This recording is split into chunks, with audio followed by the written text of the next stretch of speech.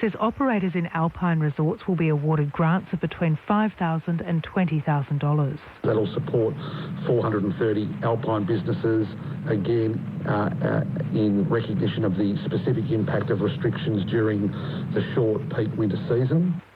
The WA Premier says living with the Delta variant of COVID-19 is not an option. David Webber reports. The Premier, Mark McGowan, was responding to New South Wales Premier Gladys Berejiklian's comments. She said that we now have to live with Delta one way or another. Mr McGowan disagrees, describing it as surrendering and totally wrong. He says the nationally agreed approach is to suppress the virus with no public transmission. We don't live with it, we don't tolerate it, we don't have it linger, we suppress it and we get rid of it. That is the Australian approach to the virus. The Premier says access to vaccinations in WA is being broadened as the situation in New South Wales worsens. New South Wales recorded 291 new cases today, the highest daily case number since the pandemic began. A 26-year-old man is facing a charge of sexually assaulting a woman at Parliament House in March 2019. ACT policing summons the man to appear before the ACT Magistrates Court in September. He'll face one charge of sexual intercourse without consent. It comes after a formal complaint was made to police in February this year, after an initial report was made in April 2019. In sport, Australia's Cassiel Russo has qualified for the semi-final of the men's 10-metre platform diving at the Tokyo Olympics. Russo qualified in 8th position. Samuel Fricker failed to progress. And Australia's Harry Garside says he hopes future boxing champions are ready to pick up the gloves after watching him win a bronze medal at the Tokyo Olympics. The 24-year-old Victorian came third in the men's lightweight category after losing his semi-final to dual world champion Cuba's Andy Cruz. Garside says he's proud of what he's achieved. Obviously, it's not the colour that us as athletes are after, but I'm grateful that I could win a medal just before the 2032 Brisbane Games, and hopefully this inspires the next generation. To the weather now, there's a strong wind warning still in place for the Central Coast, Central Gippsland Coast and East Gippsland Coast. For the state tomorrow, isolated light showers mainly on and south of the ranges. Patchy morning fog in the north and east. Showers falling as snow above 1,600 metres. A cool to mild and mostly cloudy day with moderate westerly winds. For Melbourne, tomorrow a light shower or two with a top of 15 degrees. That's the latest from ABC News. My mum gave me a kidney 13 years ago, and then 3 years ago, I was a very, very lucky recipient of a kidney and a pancreas. Wow, Julie. So now I'm not a type 1 diabetic. Jacinta Parsons. You sound so wonderfully positive. You know, now I have a 9-year-old little boy who I can run around. And once I got my mum's kidney, then I was able to have him. Jacinta Parsons. Weekdays from 12:30 on ABC Radio Melbourne. ABC Sport. AFL.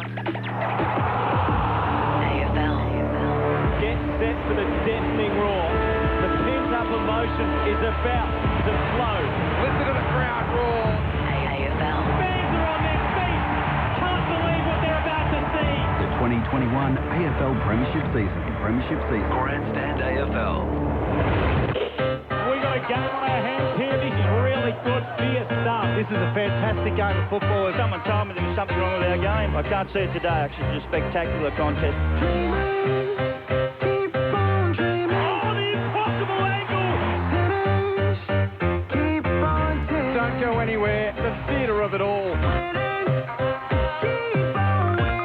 And he dribbles one through and blows a kiss to the crowd. A new day beginning. Breaks the pace, has a shot, makes no mistake. Sends it for home. It's a blind strike. Hard against the boundary. That's the glassy finish. That is sensational. Can he slot it through for the finish? Yes, he can. Right angle on the paint of 50. May have just snuffed through an incredible goal. Tries the bend off, got him, takes him to ground. Back to that Nui. Second don't argue. Cody best players. Cody match winners. Plays on man down from behind, holding the ball. Perfect tackle. It might be a game saver. Ricochets to Martin. You know the rest. A razzle dazzle has arrived. That is spectacular. It's a new day beginning. Ortberg kicks the goal. Welcome to the big time. Oh, great mark. Outside of the boot, Eddie. Oh, he has kicked it. Makes no mistake. Goes back. Straightens up towards the goal and brings it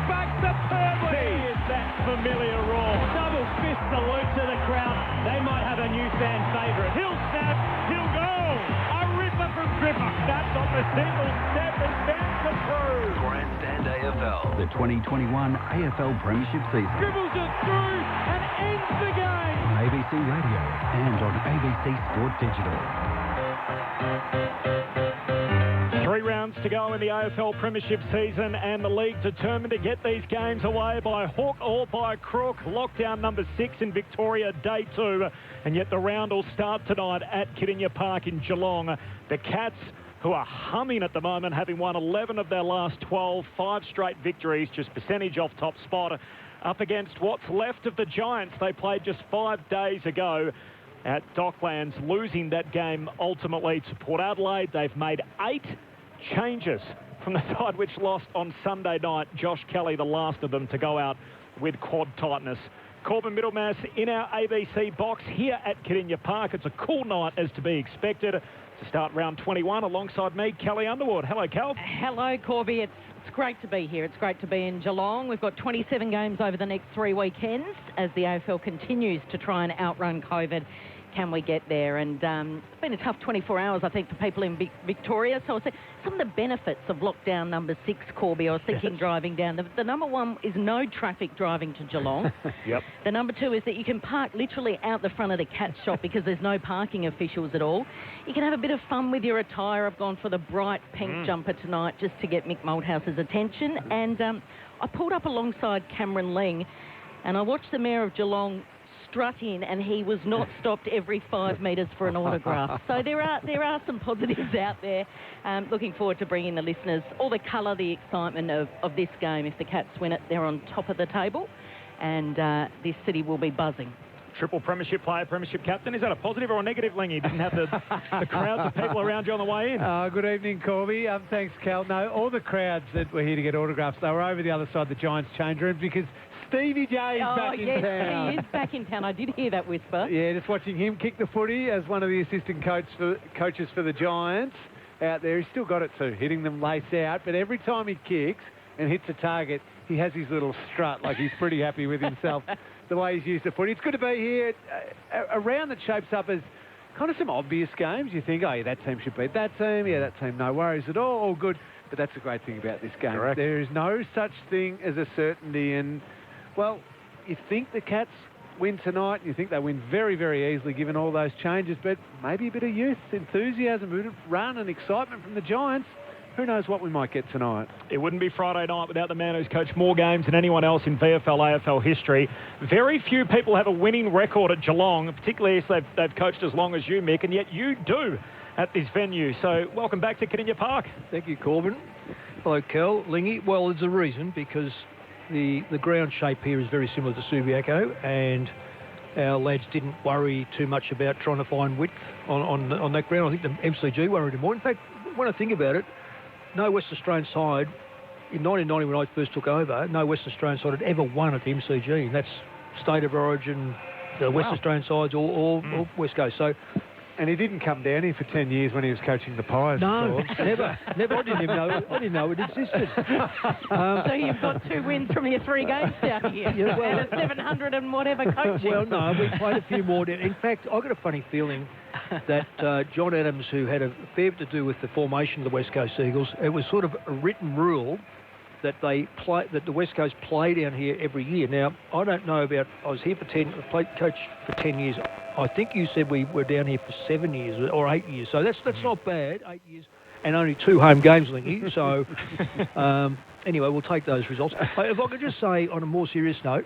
I just hope that all our listeners, we'll do our best to get this game up and running, and hopefully it's a really good game. But for all our listeners who are doing it pretty tough, and there's a lot of people out there doing it tough, for the obvious reason that we've had, this is the 6th lockdown here in Victoria. I hope that we can make it good for you guys and look after yourself. Hopefully around the corner things will pick up, but we're all with you. And we are doing this together. A lot of people are feeling the pinch, and I know that, so we're with you. Great start to the night. Mick Malthouse, Cameron Ling, Corbin Middlemass and Kelly Underwood with you. Tim Hodges to join us on the boundary throughout the night. Unfortunately, it's been a dark day in footy. For the first time in a decade, we've had a player suspended for racial vilification, with Tex Walker, the former captain of the Adelaide Football Club, to be suspended for 6 games and fined $20,000, which will be donated to an Aboriginal and Torres Strait Islander program in South Australia. The Chief Executive of the Adelaide Crows is Tim Silvers, and he's been good enough to join us tonight. Tim, firstly, thanks for your time.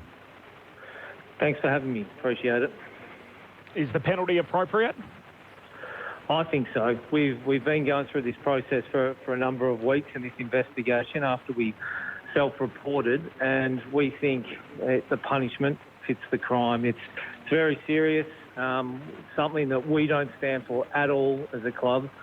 Racial vilification, we condemn that, and the situation is totally unacceptable. So we feel 6 weeks, massive fine, it's fair punishment. So what we know about the report is that someone at the club, an official, had reported it initially, and then obviously the investigation was turned over to the AFL. Are you able to talk us through, I guess, the events as to how that comes about, that an official involved in your own club initially reports this? Yeah, I can't go into too much detail. However, what I can say is that it was at a sample game a few weeks ago. We had one of our officials who overheard a remark from Taylor Walker. He came forward to the club and thought that as a person he couldn't stand for that type of commentary. We followed it through. We self-reported to the AFL Integrity Department, and then we went through a process and an investigation, and it sort of finalised yesterday with a conciliation and mediation, and the outcome was a suspension, and Taylor apologised to all those involved. The other part of it was there's going to be additional education for Taylor. Can you elaborate as to what that additional education is going to be outside of, I guess, the education the broader playing group already gets? I think what Taylor's received over sort of 13, 14 years of football is a heap of education.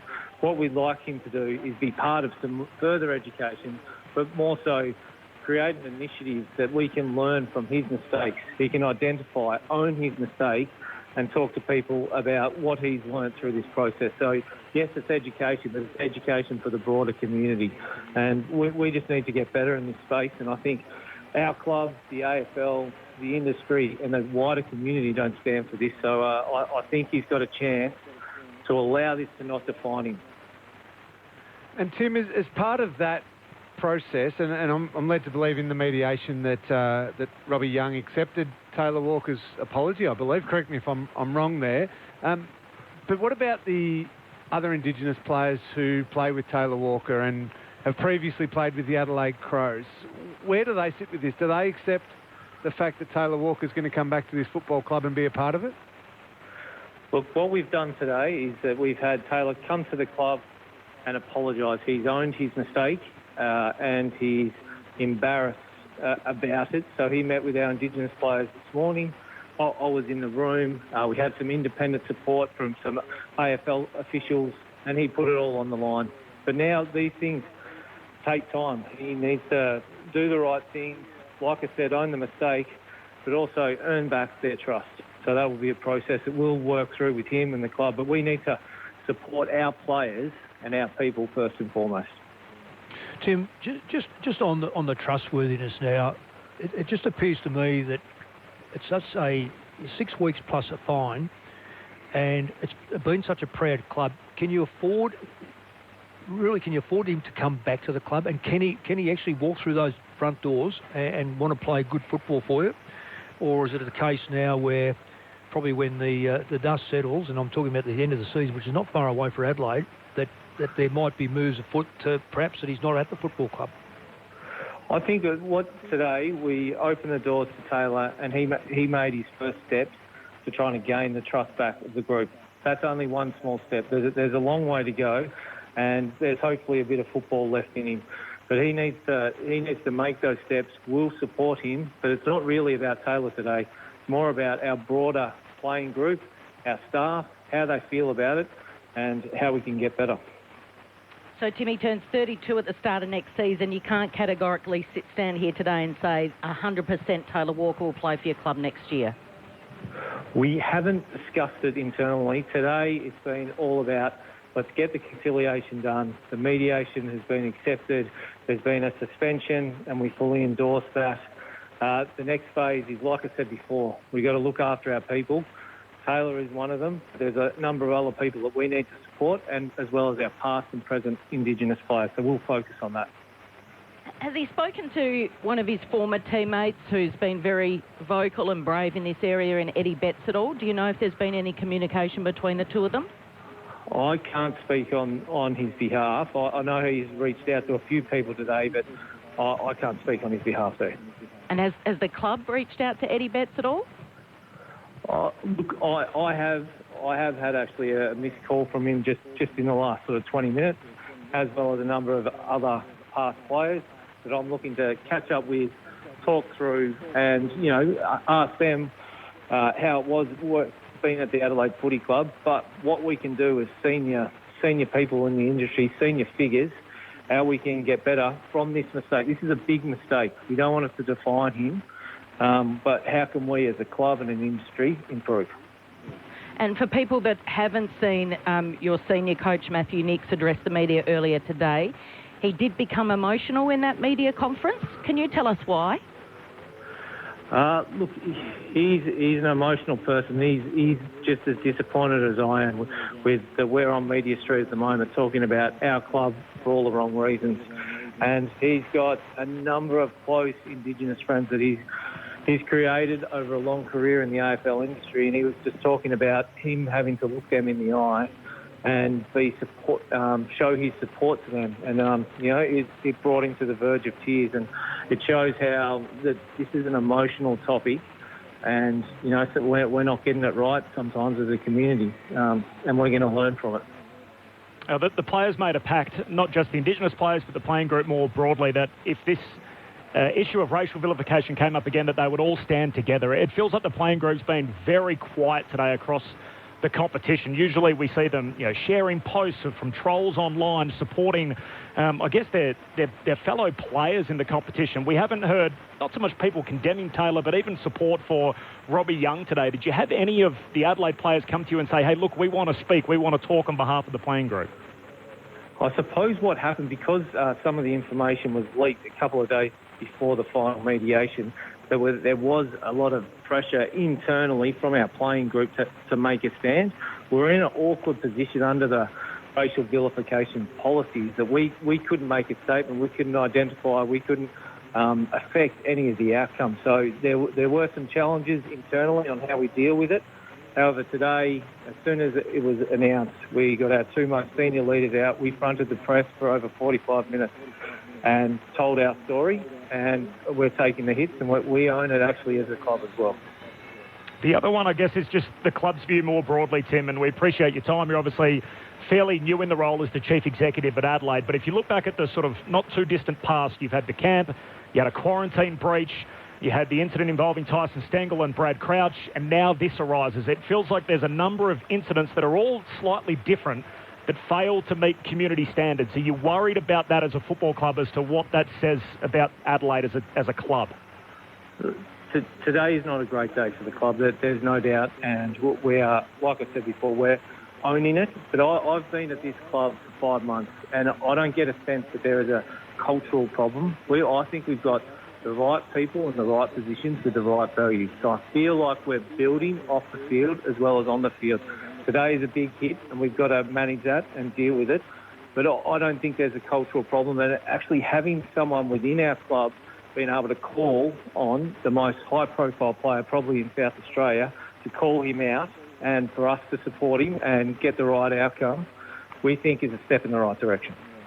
Yeah, it's a great point, Tim, and let's hope that his identity remains anonymous, because it was a very brave move. Just one final one from us.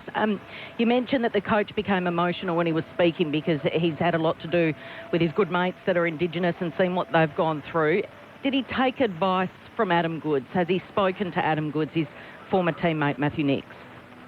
Look, I can't comment on it. What I do know is that he did live with Mickey O'Loughlin for a number of years, I think 7 years, and they are very tight friends, and he's got some long-standing relationships from Sydney and a lot of Indigenous players. So I can't speak on his behalf, but I know he has some outstanding relationships through his history in footy. Tim, thanks for taking our call. Thanks, guys. Tim Silver's the Chief Executive of the Adelaide Crows. It's not a great day for the competition, whatever way you chop it up. He is as flat as a tack. They've clearly been really affected by this, and if the coaches like that and the CEOs like that, noted the whole club itself, because it's been a very proud club. They've actually, it's funny enough, when Stephen Trigg was there and that nonsense with the salary cap, the draft, and the draft thing went through, and all of a sudden that tarnished what looked like a really well-run club. The Kurt Tippett affair, you mean? Yeah. Yep. And from there, it's just been there's just been so many. It's like a bit of Swiss cheese now. There's holes everywhere. So I think Adelaide Football Club have got a lot of mending to do, and on top of that, this. So it's a club that promised so much, being the first one from South Australia, a bit like West Coast, set such a high standard, and the public look up to it. That and you're a South Australian, Kel, so I mean... Well, yeah, I mean, I spoke to Virginia Trioli on the radio this morning, and I said I spent the first 20 years of my life there. Taylor Walker's a bigger name than the Premier. Yeah. So for that official to follow through is knowing that, you know, he could have denied it, it might not have gone anywhere. It's a really brave thing to do, and it's what more of us need to do. You hear it and you call it out. Cameron Ling, if you were Rory Sloane and you were the captain of that team, and Taylor Walker comes back in and plays round 4 next year, is that feasible? Can he do it? I don't think he does, no. Cal. I think it's such a long way back here. And I know Tim said he doesn't want this to define Taylor Walker, but it will. It already has. It sticks with him forever. He'll be known. And in 15 years' time, we'll refer back. Let's hope there's not another incident like this, but if there is, we'll refer back to this one. And Taylor Walker did this. It will define him. And to regain that trust, I mean, you can lose trust in a football club so easily just by your behaviour out at a nightclub, and you stay out a bit too late and you get a little bit tipsy and you do the wrong... Nothing really that bad. You can lose a whole heap of trust. But to do something like this, that trust has evaporated. And, I mean, I don't know how he does come back. There's no denying his talent. He's been a true footballer, but I don't think he plays in round 4 next year, Kel. Does he, Nick? I don't think that Adelaide can afford to have him in their footy club. I know that is really harsh, but this is at the end of his career. On all the things that have happened, you can't nail him for all the things that have happened. But this is a case of you've set an agenda. You've got to start to set a standard. And perhaps now, which football club is he going to go to, or does he just find limbo and he stays in limbo for, as you said, he's 32 or something. Yeah, 32. He's probably played his best football in 4 years, particularly early this year. How much good football, and that shouldn't probably come into it either. How much good football is left, but if he was a 19-year-old kid, you don't accept it. It is still so very, very wrong. But I think there's an education process. Yeah. Young people make mistakes. Yeah, and you just don't realise the power of your words at 19, when you should, but you don't. And maybe you come back and you find a way and you rebuild that trust over many, many years. But he's at the end of his career. He's been a captain of his football club. He's watched Eddie Betts shed tears. Exactly, Cal. I was blown away when I read it. I thought, that can't be true. No, there's got to be something else. He's got to have been misheard or something like that. You just wouldn't do it. So the precedent on these, Peter Everett back in 1999 copped a $20,000 fine, same financial sanction 22 years ago, and 4 games. Walker got 6 games. Justin Sherman was fined $5,000 and suspended for 4 matches for an incident in 2011. So probably just 10 years ago.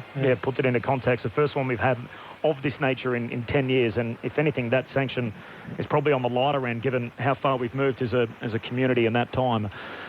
6 games, it's a $20,000 fine for Taylor Walker, and we may have seen him for the last time, certainly in an Adelaide jumper, but perhaps on an AFL field. Into the Geelong camp now ahead of the Cats and the Giants tonight. Matthew Scarlett, their champion fullback and, of course, now assistant coach, joins us. Matthew, firstly, thanks for your time on Grandstand AFL. Yeah, no worries. Good to be here. Team's been up and about for a while, so just lost 1 of your last 12. What are you anticipating tonight? Yeah, obviously, our team's in really solid form. I think a few of the young guys that we've brought in over the last couple of weeks have added to, I guess, our squad depth as well. I saw Zach Guthrie have a strong game last week, and Nathan Kruger was really solid. So we've got Holmes and Clark in our team tonight, so we're hoping for a similar bit of energy from those two tonight. Obviously, both really good runners, and hopefully they can have a good game. And Scarlo, on that point, as Zach Guthrie played probably what was no doubt his best game he's played for the Cats, was outstanding. There's a fair bit of competition for spots now. What shape does that take, obviously, tonight? You mentioned a couple of younger guys still there. But over the next couple of weeks, when do you firm up your best 22? Yeah, obviously those guys that are coming in this time of year, I guess they've sensed that if they perform quite strongly, they're a chance to stay in and be part of a really solid finals campaign. So those guys were terrific last week. Obviously down back, talk about Zach Guthrie. He's probably about probably 7th or 8th in the list of our backs. So he's been really unlucky not to be, I guess, a regular senior player over the last couple of years. So everybody saw what he could do last week.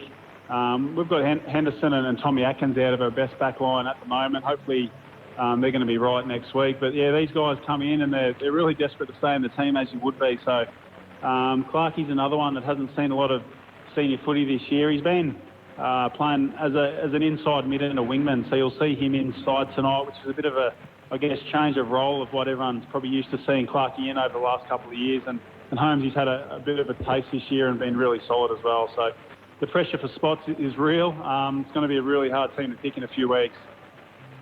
Now, Scarlo, you're not allowed to get angry at me here. You're not allowed to give me one of your little sprays. But yep.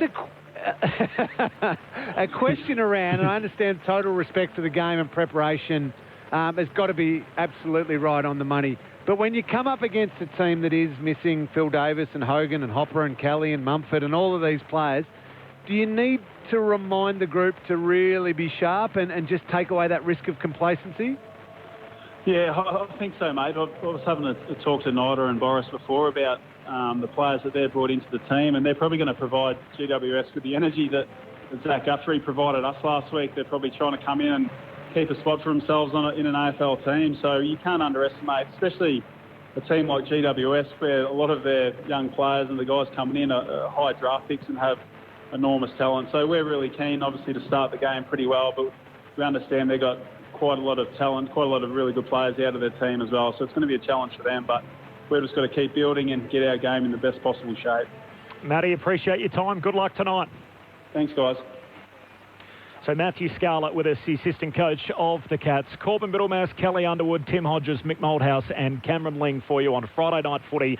The Cats and the Giants on the way, as is the Giants Chief Executive, Dave Matthews. We are one. Stay connected with ABC Radio. When you want to share your local stories and connect with your community. We are your local voice. ABC Radio. Stay connected. We are Australia. ABC Sport on Social is your sports conversation on the go. Video, player insight and analysis. This is the content you never knew you needed. Get ABC Sport wherever you scroll. ABC Sport. AFL. Grandstand AFL. Right boot from the top angle. Oh, yes. What a high quality game this is. Tremendous. It's so good to watch. Oh, it's unbelievable. It's a new day, new day, new day, beginning. Gibbons runs onto it, gathers, Harding at the boundary, time. Oh, no! That is a great goal. Paddles it to his own advantage, bangs it up into the top deck. Kick it inside forward 50. Massive point! What a mark! That's his trademark. Snap from the pocket, splits the middle. This game is going up a gear. The 2021 AFL Premiership season. He started it, he finishes it. On ABC Radio and on ABC Sport Digital. 3 rounds to go in the regular season. It's Geelong and GWS to start round 21. The Cats making the one change. Holmes is in. Isaac Smith's been injured. Has been rested, rather. The real story is to do with the injuries for the GWS Giants. There are 8 changes for the team, which sits half a game outside of the top 8. In comes Brown, Riccardi, Steen, Briggs, DeBoer, Sprouse, Shipley and Buntine. And out goes the names like Lloyd, Hopper, Reid, Tom Green, Davis, Hogan, Mumford and Josh Kelly, the last of them announced, out with a tight quad. So some big outs for the Giants 8 changes from the team that lost to Port Adelaide on Sunday night. Corbin Middlemass and Kelly Underwood in commentary, Cameron Ling and Mick Malthouse, your experts on Grandstand AFL. The Chief Executive of the Giants, Dave Matthews, is going to join us shortly as part of the build-up. Cameron Ling, they're big outs, the names for the Giants. Oh, they're huge outs. And you've got to assume that some are managed, some are injured, and Josh Kelly, the late withdrawal with quad tightness, a 5-day break, and I get all that, but just, I think maybe, given where they're positioned on the ladder, maybe the trip down here, they're just launching into a desperate bid for the last couple of games. That's not to say there's no chance tonight.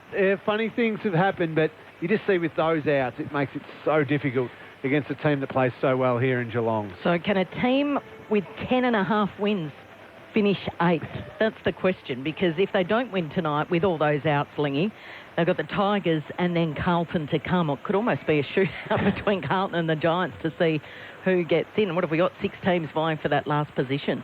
No one really wants that 8th spot, do they? No one's grabbing it and saying, even 7th spot, and saying, that's mine, I'll take it. Can you make the case for the Giants tonight, Mick? I can make a case for the draftee who's finishing, the club that finishes 9th. Obviously, everyone wants it, so he must be an absolute cracker. And I know we said this last week, but nothing's changed. Everyone's, again, all those that look like it have tumbled. It's been a long time since a side has got in under 12 wins, and they haven't lasted. They've got no hope tonight. I mean, you can bring your best side and play Geelong, who are sitting with 11 out of 12. And let me tell you, when you bring that many kids, you are going to get your backside kicked. Corbin, I reckon it's a good time to introduce the CEO of the Giants. It's a perfect backdrop on the back of Welcome, Dave. From the Chief Executive of the GWS Giants, Dave Matthews. Dave, appreciate your time. That was a very depressing introduction from Mick, sorry. Sorry, Dave, but it's a fact. It's a tough task, I agree with you. Oh, it'll make for a good broadcast if it pans out the other way, and Mick will have to try and eat his words in the last quarter, so it'll give us something to look forward to. I would love to do that because of who you've got playing for. I love some of the blokes that are playing there. Can I just jump in here? Dave, I've got to ask this question because it's something that's hounded you guys for too long, and I think there's got to be some... Every time that we look at the Giants over the last, since the inception, we look at how many players are out injured. And I know you've got some very good people. You travel no further than a tram trip down Collins Street, so I mean you can't blame travel. You clearly haven't got fragile players. Why do you think? I know you've had some investigation. Why do you think you lose so many players through injuries at the wrong time over your journey of 7 or 8 years, 10 years? Yeah, I think it's an interesting question. I mean, you clearly, in simple terms, to try to divide it in 2 halves. One is collision injuries or injuries that you just can't actually avoid, such as Cornelio's syndesmosis and Bruce does his shoulder and those sorts of things. So we've probably got our first 6, 7 starting midfield out due to those sorts of things. And then you obviously examine the load and the training load and shorter games and shorter breaks and other things in the last couple of years. But no, it has been an ongoing examination internally, as you'd expect, Mick, because it's you need to have you want to have your best players out there. I think injuries across the competition right now, maybe particularly in the last couple of years, have been a real issue. This week is more difficult than most. Everybody's got to go through a period where you have your 5-day break, and this is our turn. It just happens to be Geelong at Geelong. Josh Kelly probably would have got up if it's a Sunday game, but it is what it is. So, no, you're right. I think it's one that we just continue to examine, but there is an element of luck to a lot of those injuries, and there is an element, I think, where, as I've heard you say before, the game is very, very hard to play. The wear and tear on the players over such a long season with a long pre-season, and then the variables of the game itself. Yeah, we seem to have suffered on the wrong end of the stick. Dave, just another couple. Mumford, he seems to be a player, which is quite remarkable. When he's in the side, I picked GWS because he is simply one of the greatest contesters that you'd see, and I've been in football for a long, long time. He might not be the best or most fashionable ruckman, but he is unbelievable. The other one is Kelly. Seems to be always just those little soft injuries seem to keep him out. What do you think about next year? Do you see both those playing for the Giants? Yeah, if I took them both individually, firstly, Mumford's probably been the best recruit we've ever had at the Giants. Yep. Unbelievable player, and I think, I know Heath Shaw's a favourite of yours, Mick, and when we missed out on the opportunity to get Franklin, credit to Gubby Allen and in particular for moving really quickly to basically spend the money we'd set aside for Franklin on Mumford and then Heath Shaw and also at the time Josh Hunt. Right. And you might remember, we bought those three players in and we beat the Swans in round one the year after. Mumford's been unbelievable. He's an incredible warrior.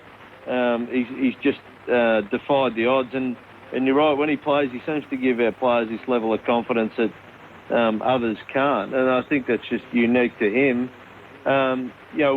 We've been amazed by what he's been able to deliver this year. And it's against the backdrop of Jason McCartney, I thought, did a great job in trade period to get Braden Pruce, and unfortunately, Braden hasn't been able to play at all, which is really difficult because he's been the understudy to Goldstein and then also Gawn, and he looks like he looked like he was really ready to take the next step, and we still think he will. It's obviously been delayed. In terms of him next year, Shane, I think that's a decision that the guys will make towards the end of the year, obviously, but I would imagine he didn't anticipate playing that much football this year. Josh, look, I think, he's a midfielder that's had to cope with, I guess a lot of the injuries we've had. He's had to step up when players have been out, and that might have affected, his own resilience and other things, but, we expect him to be a long-term player, obviously. Right. Dave, we're getting close to the bounce. Just a couple of sharp ones. Did the players get a chance to reunite with their families today? Yeah, they did. It was really unfortunate. It was 14 days in Brisbane. They flew straight into a lockdown in Melbourne, so they've had no luck, but at least they're able to reunite, which is a good thing. And I guess, what's the process from here? So wherever you go, will the families come with you? Is that the idea? Well, I don't think we'll go too far. I think we're... there was an idea that the game against Richmond next week might be played in Darwin, but the lockdown in Victoria will prevent that. So I think our game against Richmond and then against Carlton, they'll be both played in Melbourne. So I think we'll be based in Victoria till the conclusion. Dave, I was speaking to a few people at Clubland this week, and they've made the point that this year is more challenging than hub life last year. So you've gone 6 weeks without seeing the family, the players. You're on this 5-day break, last game of last round, first game of this round. Changes to the fixtures, players pulled out before games. You've had players in ISO. Is it harder than last year? And at this time last year, if someone had said that 2021 would be harder, would you have believed them? No, I actually wouldn't have, Kelly. And I think in relative terms, what we've confronted and the Swans have, it has been harder than last year in the sense that, I think we've probably borne the brunt of it compared to a lot of other clubs. But, our players and staff are also conscious of the fact that there's a lot of communities and families out there doing a lot harder than AFL staff and players as well. So in Sydney right now, particularly in Western Sydney, our heartland, there's major issues. So health issues, employment issues, the ability to connect with family and friends. There's all sorts of issues that the Australian community is facing that you just wish, across the board we weren't. To have Melbourne, Brisbane and Sydney in lockdown, this time 2 or 3 months ago, you were hoping that would not possibly be the case. So football is a secondary consideration to all of that. But in saying that, if you're saying, where do we sit relative to what everyone else is going through, it's been difficult. Dave, obviously the balance with the GWS Giants is on field, play the best football, but also off the field as you try and grow the club and the game and everything in Western Sydney and big parts of Sydney. There's a name who is now available who would probably satisfy both of those, given his outstanding coaching record, but also how big a name he is and the greatest coach of the modern era. Alistair Clarkson, Mick do you try and have a conversation? Do you try and have a conversation with Clarko and entice him up to GWS? Oh, it's not something that we're considering at all at the moment, Ling. I think our biggest issue right now in terms of growing the game in Sydney and our, a second home in Canberra is just being able to play games there. So just to your first point, we've given up 5 home games again this year. Last year we didn't play a home game in Canberra. This year we've played 2 out of 3. We finished the year having to give away 4 home games in Sydney. So from a marketing point of view, that's not a consideration at all in terms of, there's no magic bullet in growing the game here. We've just got to continue to be able to play games at home. But, right now we're just 3 games to go. We'll focus on what's in front of us. Should we just plough on? That's the AFL's obviously mantra, what they're trying to do. But what point does it become that the competition becomes compromised too much, Dave? Not at the moment, I don't think. I think, if we'd faced the circumstance a few weeks ago, Kelly, where, say, half of the Swans and Giants players had been at that Wallabies game, I don't know why anyone watches rugby, but they did. If half the 2 sides had been there, you'd probably start to wonder whether the game in itself, that particular contest, was compromised. But I think the AFL's done an unbelievable job. As you were saying a minute ago, you were hoping, and we were all hoping, we weren't going to confront these circumstances we have. And they've become probably worse than anyone really anticipated. It's really frustrating. And, I think at the moment, I'm proud of the way our players and staff have handled all this. They've been very resilient. They understand that there's people worse off, and they're just doing what they can. Dave, just last one. Do you anticipate Leon Cameron will be your coach round 1 next year? He's contracted next year, so that's what you'd expect. I mean, as I said, we've got 3 games to go. We're still in the hunt. There's no reason that we need to get drawn into speculation that would destabilise what we're trying to achieve. As I think you said in the introduction, I mean, for some weird reason, there's a number of teams looking for the 8th spot who don't seem to want to seize it. We still want to if we can, so let's just see how it plays out.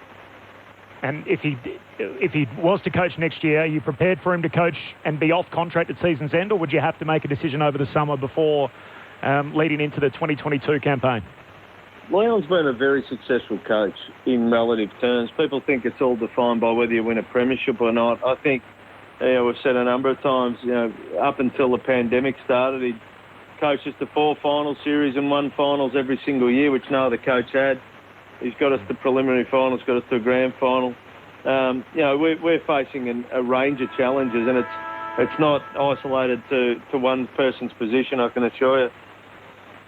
I'm not... Yeah. All right, Dave. Appreciate your time. Thanks for joining us. Thank you.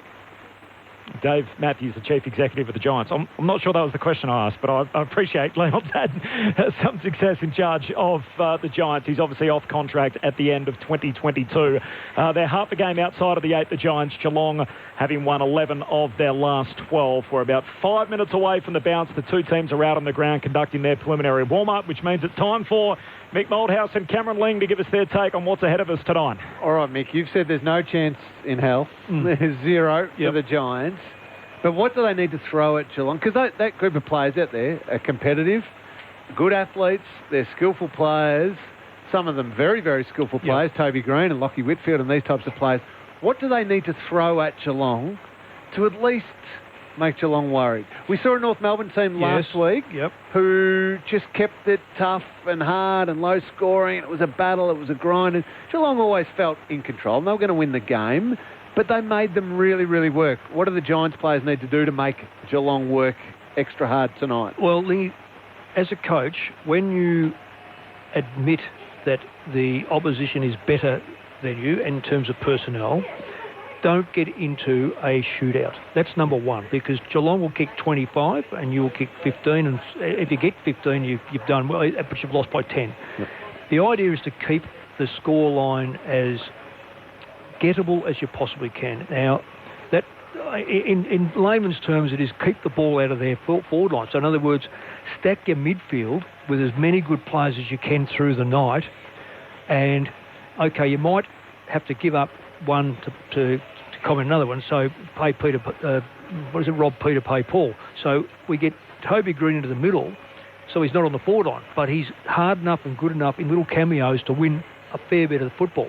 Yes, he can't kick it to himself when he's in the foot, but then when you've got Toby not in the middle, load your midfield up with the best you can again to see whether you can get the ball into a Toby Green or or anyone in the forward line, quite frankly. There's still a little bit of quality in that midfield, though. Well, there is. Toby Green, if you said he plays that, Lockie Whitfield, Callum Ward, Tim Taranto, Matty DeBall can go in there and do a role. Well, he can only play that way. Yeah. He's got to play that role.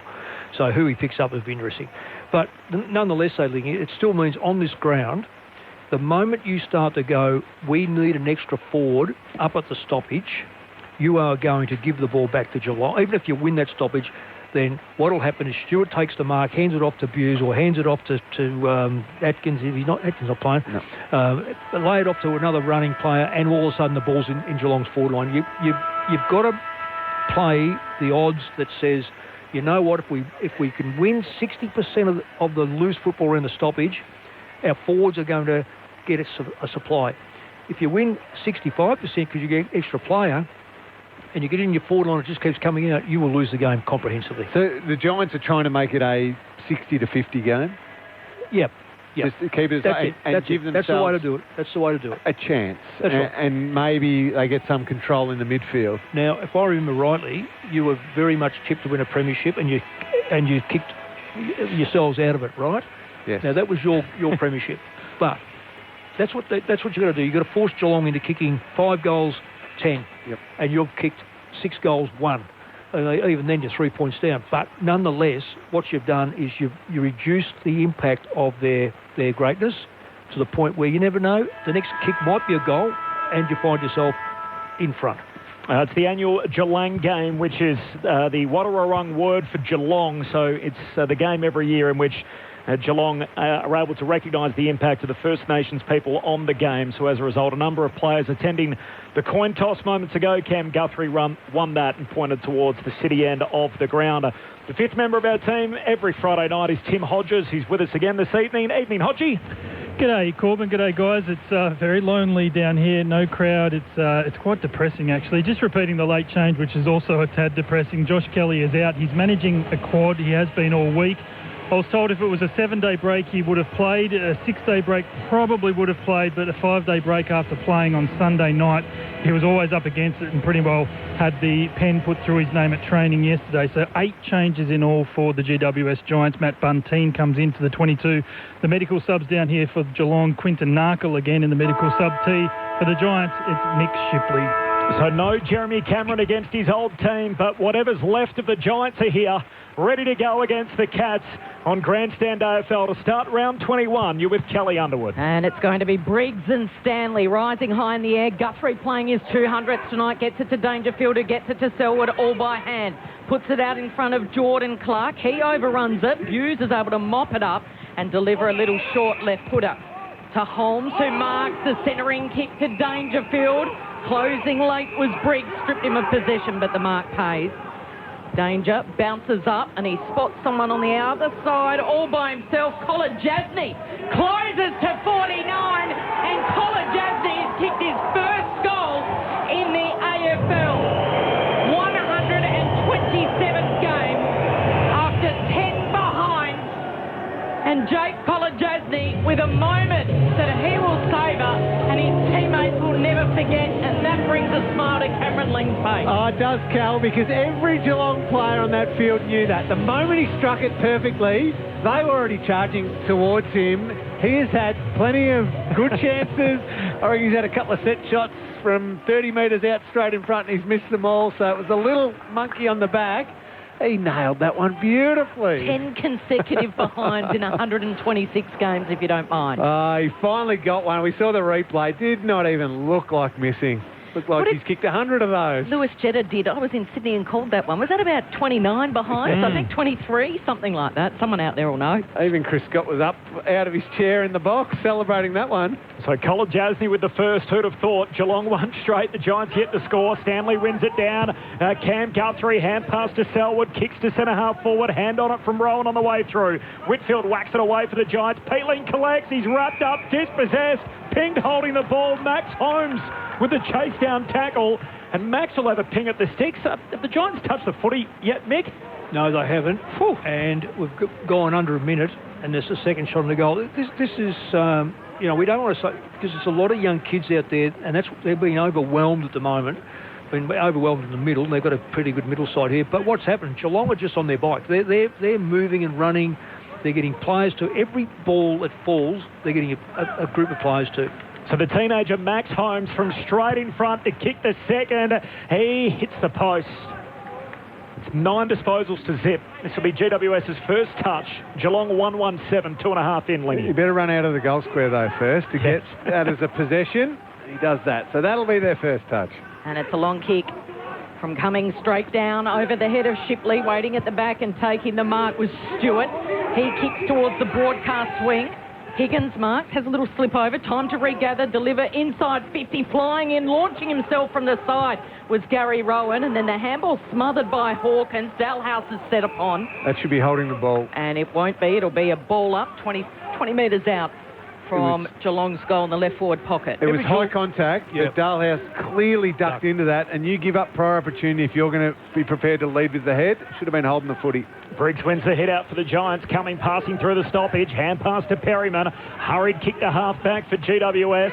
Hand on it from Kolajasny. Spills down to Toby Green, though. Hand pass over his shoulder for the Giants. Straight to Stewart. High half forward. Hand pass out wide to Clark, to Henry. Great tackle. Daniels got him. Dispossessed. Toby Green hands it away to Taranto at half back. Taranto really doesn't have anyone to kick to. He said saw a long lead from the player number 46 for the Giants, Callum Brown. He started in the goal square at the Barwon River end, and he was a long way away from that kick. So chopping it off is the Cats, and it's Henry that sends them to half forward. Strong mark in the pack. That's Stanley. Stanley's just going to poke it into the pocket. It was a well-weighted pass, and on the end of it is the silky, classy Higgins, and he'll need all his class from this really tidy Shangle, 25 metres out, but he's a step or two outside of the boundary line. Geelong are just on the move all the time, and they anticipate their teammate getting it, so therefore they're in a really offensive position, whereas the Giants are really on their heels, hoping that their teammate gets it. So that's the total difference at the moment. Confidence versus no confidence. Sean Higgins will need 33 years of experience with this set shot. It's going to test him. He's tight in that left forward pocket, and he's pushed it right across the face. Missed everything out of bounds on the full. 4 goals, 11 in his 13 games in the hoops, his third club in 2021. We were discussing just before the bounce what the Giants have to throw at Geelong, but when you're at the better team, Geelong have started exactly how you should. Crush a young team's spirits early. Give them no confidence. Attack them around the footy. Use the ball well. Dominate possession and just take the game away from them. Haynes kicks out a defensive 50. Straight down the middle and straight to Henry. Yeah, well, he just missed the target by 5 metres. It was a terrible kick.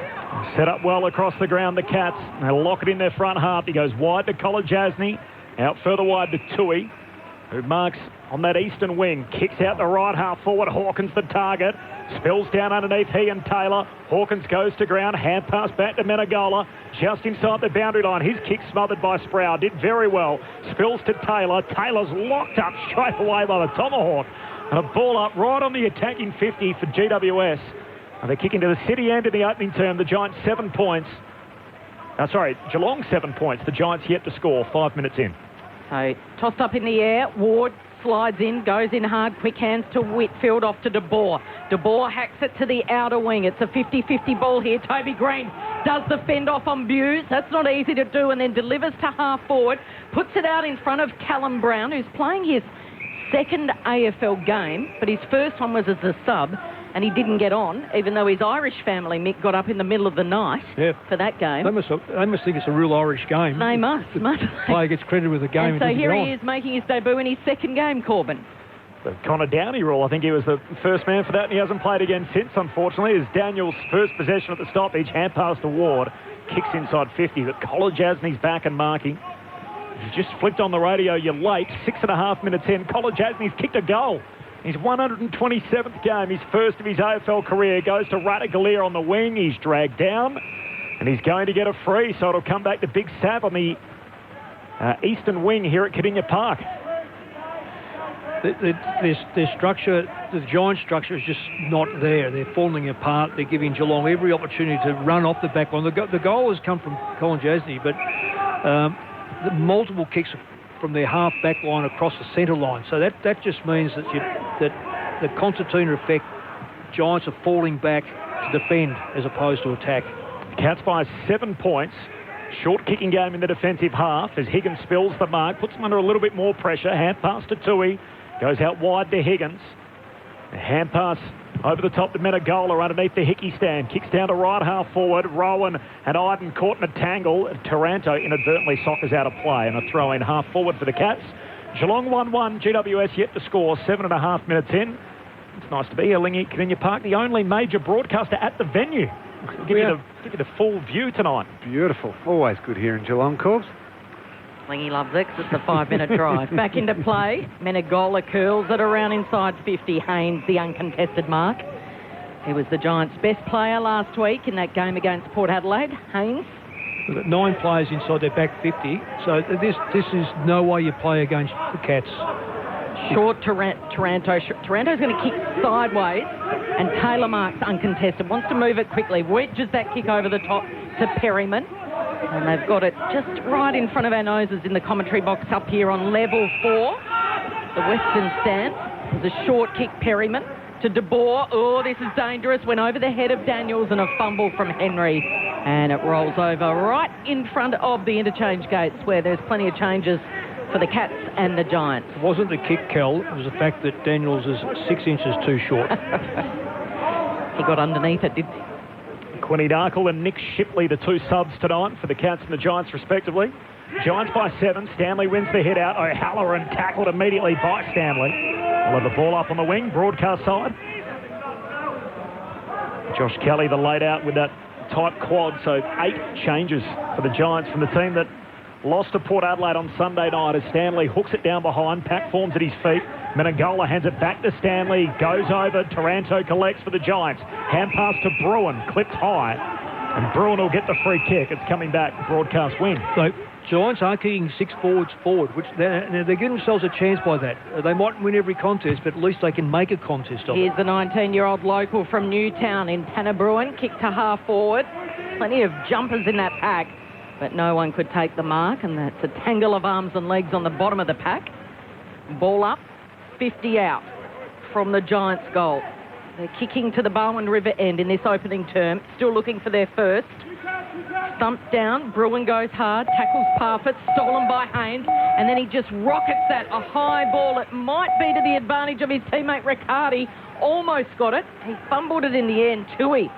Great attack at the footy. Cleans up, mops up to Colin Jasney, spins his way out of trouble. So too does Zach Guthrie.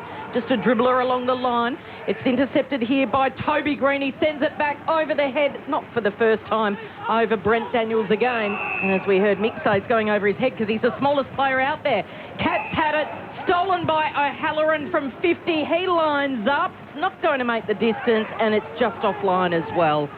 And O'Halloran with the steal.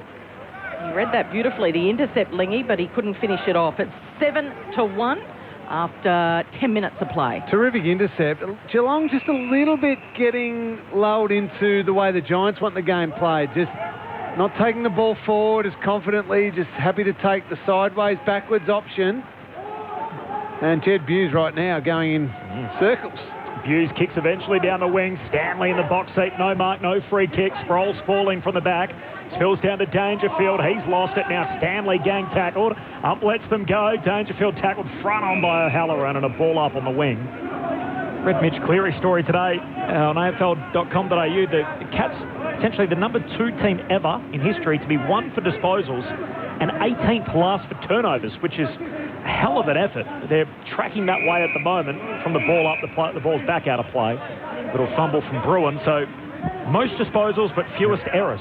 It certainly describes the way they play. They want to keep control of it. When in doubt, they are prepared to just take the little short kick, get the mark, stop the game, and then reassess their options. Cats by 6. Stanley down to Selwood. Hurried kick forward. Out to meet it is Steen, trying to keep it in front of him, close to the boundary line. Kicks.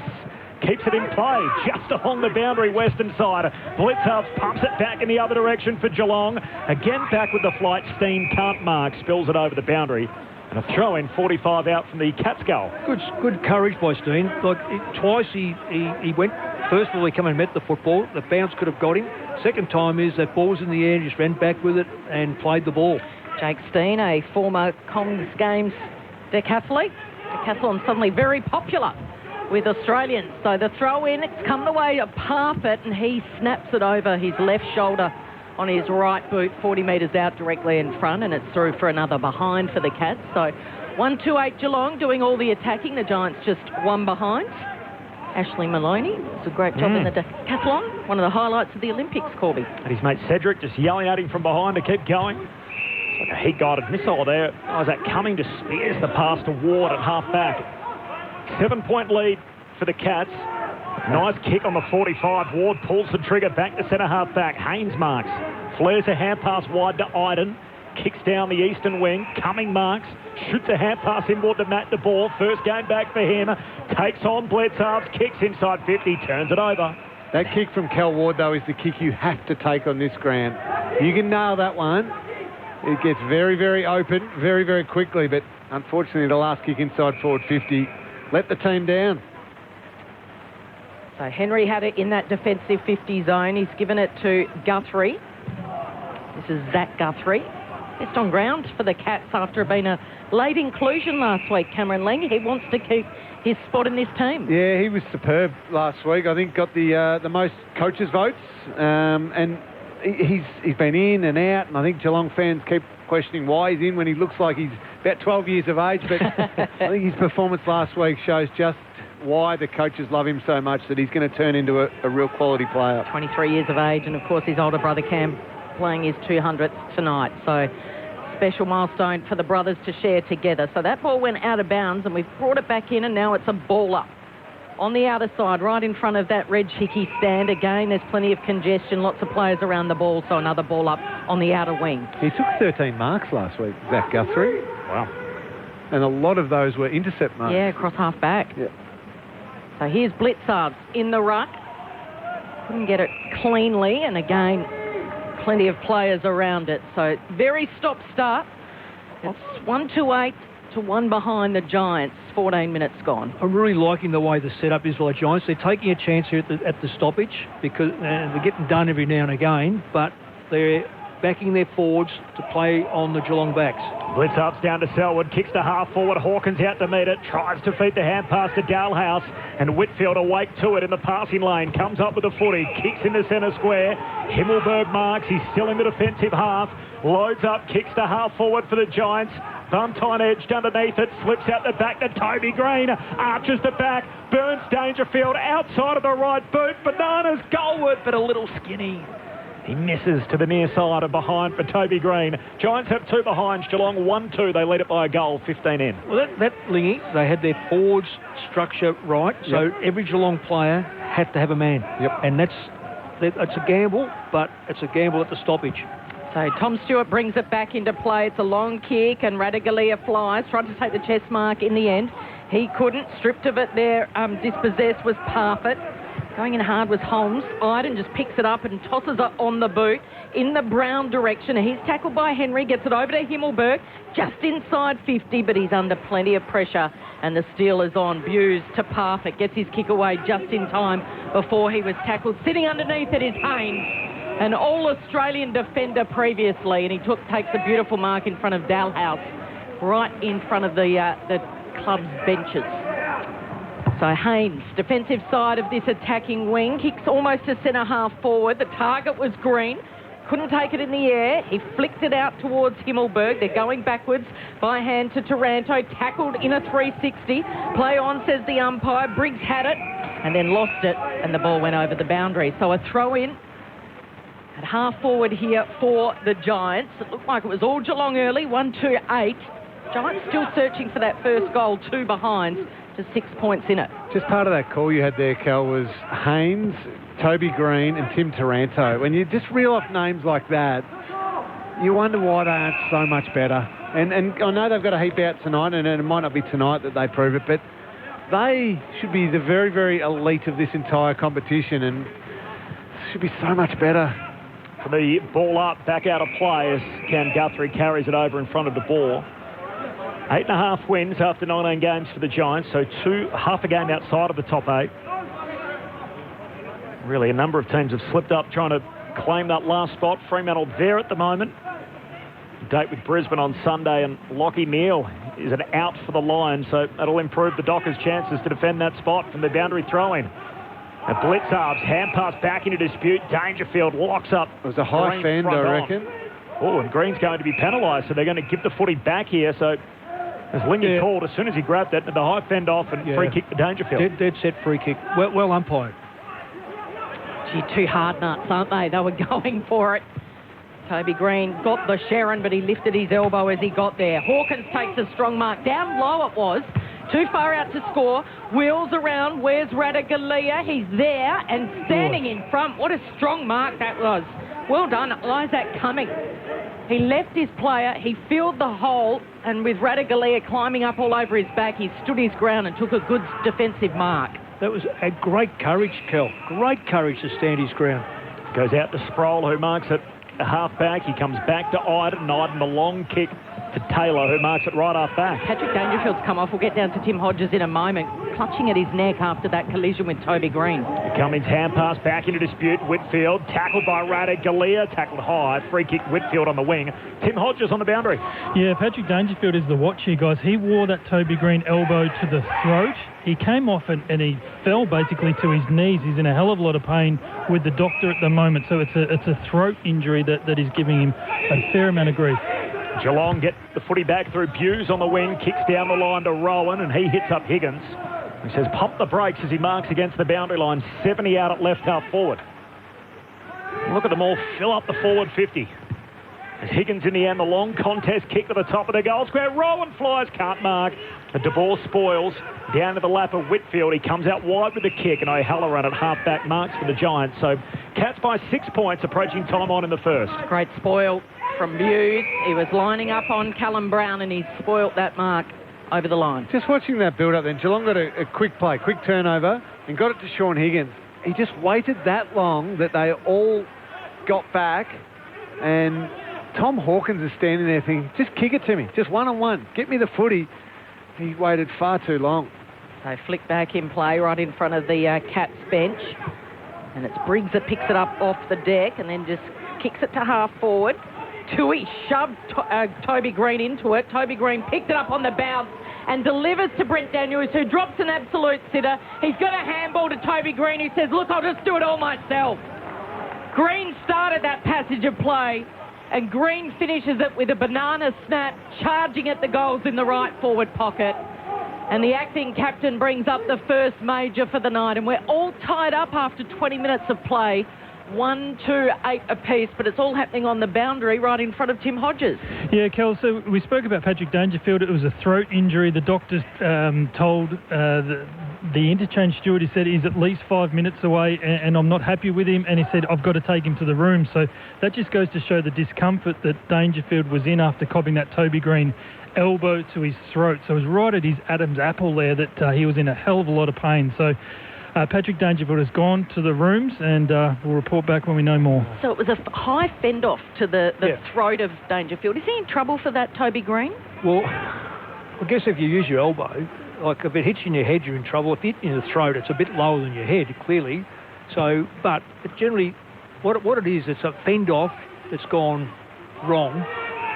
I've got to say he's my favourite player, Toby Green. I felt uncomfortable asking the question because it's Toby Green. Is that why I'm asking the question? Well, maybe they'll look at it, surely, Lingy. They'll look at it. It's just, what other option did he have? Is he okay to protect himself and try and fend and it just slipped high? Or did he look and see and know exactly what he was doing? That's the question. I'd need to see another replay to know the answer. Giants get the centre break. Coming up with it for the Cats, Kruger against the boundary line. He's tackled out of play, so a throw in. 70 out from the Giants' goal. Yeah, I'm reckon you're right when it happens in play, but if you deliberately see a play coming and put your arm up, I think you suffer the consequences. But if it's in general play and you're trying to ward him off, I think you say play on. 22 minutes into the opening term, scores level. De Boer tries to sneak a kick forward. It's smothered. Ricochets to O'Halloran, backs his way out of the pack, hands it to Whitfield, kicks inside 50. Buntine can't get there. Will he get a free? Yep. He will. He had his jumper tug taken to ground. It'll go against Stewart. And Matt Buntine, the late inclusion for Josh Kelly, will shoot from 45 out straight in front. Yeah, well, credit to them. Credit to the Giants. They've made a contest everywhere. And what I think, in my case, what I've loved about it is they've evened up the ground to make sure that they've backed their mids, and then they've got the ball in and made Geelong have to operate one-on-one. And that's been a distinct difference to what they normally do. So the 27-year-old, an inaugural Giant, first game since round 11, and all of a sudden he's put them in front. Time on in the opening term after a slow start. GWS have settled the better. They're in front. 2-2-14. Geelong 1-2-8. It's the Giants by 6 points. Time on opening term. Mick Malthouse, Cameron Ling. They're getting reward for being brave with their setup. You're right, Mick. They're not having an extra number at the stoppage because they're worried about Geelong dominant. They're prepared to keep their forwards at home, which allows their midfield space to move the ball. What they've also done, and I think Geelong's done this to themselves a little bit, is when Geelong have won the ball back off the Giants in their back half, they've just been happy to a little bit of chip sideways, not being really brave and decisive with their ball movement forward to worry the Giants. So now the Giants players are starting to feel good about themselves. Thinking, okay, what we're doing is working. I've got a bit of confidence. Let's take these guys on. So it's fueling this young Giants team. Also, Lingy, the stats early were at 21 or 25 to about 3. Now it's almost even. So Giants by 6 points. We'll get down to Tim Hodges in a moment for an update on Dangerfield as Guthrie, that's Cam Guthrie, just toe poke soccers it inside 50. Taylor picks it up, handballs over to the top. This puts Ash under pressure. Coming in was Taranto, and then Ash applies a tackle on Guthrie. Somehow they keep it in play here, the Giants. Briggs going to give it back to O'Halloran. He faked one way, beautiful sidestep on the outer wing, and then he delivers to Perryman. Takes off, in fact, it's Bruin rather. Taylor Bruin sends it into the pocket. Harry Himmelberg, beautiful use of the body in a one-on-one contest. Wheels around after taking the one-hander with the right arm and runs into an open goal square. And they've got 3 in a row, the Giants. 3-2-20. Geelong 1-2-8. And the Cats kicked their first goal at the 37-second mark. And we thought, this is going to be a long night, Mick Malthouse and Cameron Ling. And since then, it's been all orange. It has been, Cal. And I love the fact, even then, they were aggressive with their ball movement. Lead up, hit up, take the mark, bang, go straight away. Quick movements. Yep. I get, the secret also, Lingy, as we've said before, any side that wants to take their time and move that ball into Geelong, into their forward line, with the way the Cats set up, it's almost like you're hitting a brick wall. But if you move it through quickly, and that's what's happened with all the goals, the 3 goals they've come through pace of ball movement. Yep. But the other thing is, too, contested ball is now swung in favour of the Giants, only marginally, but it came from nowhere to be now a better contested. 3 in a row for the Giants. A high fend-off from Toby Green on Patrick Dangerfield means he's down in the room, so more on that throughout. Back in the middle, Parfitt locked up. We'll have a ball up. Tim Hodges is on the boundary. Hodgie. Corbin, just an interesting one here. The Cats medical staff have actually asked the AFL medico, who sits at every game in the middle between the 2 benches, to actually go down into the rooms to check on Dangerfield. So, I'll bring you more, but this is not a good result for Dangerfield with that throat injury. So just recapping, Toby Green trying to fend off, got his elbow up straight into the throat of Patrick Dangerfield, who's been off since. The Giants from the middle of the ground come in, kicks inside the forward 50, spills down to Callum Brown, gets boot to ball, trickles a goal, and they've got 4 in a row. Is there an upset brewing tonight at Kardinia Park? 4 straight for the Giants. After falling behind in the opening minute of the game, we've now travelled 26 in the opening term, and it's GWS, or whatever's left of the Giants, 4-2-26. Geelong 1-2-8, an 18-point lead for the G-Men. When was it Geelong a couple of weeks ago, Lingy, were trailing badly, and I think Chris Scott went nuts, and they come out and they kicked the next 12 goals or whatever it was. What game was that? It was just recently anyway, so I wouldn't say that this game's dead and buried. Right now, you're going to say with 3 minutes to go, at the 10-minute mark of general time, it was 1-1. So that time sense has really seen... Oh, it's been dominant from the Giants from that point onwards, and they're being prepared to be brave, and they're using it quick, and those Geelong defenders right now are well and truly on the back foot. We got a clash Friday night footy on Grandstand AFL. Stanley just pumps about 20 metres, running onto it with the bounce and hacking it inside 50 is Parfitt. Well done by Iden. Gets it down to Ash. It comes back to O'Halloran. Quick hands again on the outer wing. Taranto's involved. Back to Halloran. Thumps it with his green boots. Awkward pick up there for Brown. He had to get down low and he couldn't control it. And then seeing it over the boundary line is Brent Daniels with the tackle on the Cats player. Right in front of the Reg Hickey stand. Empty stand tonight. No fans in for this one.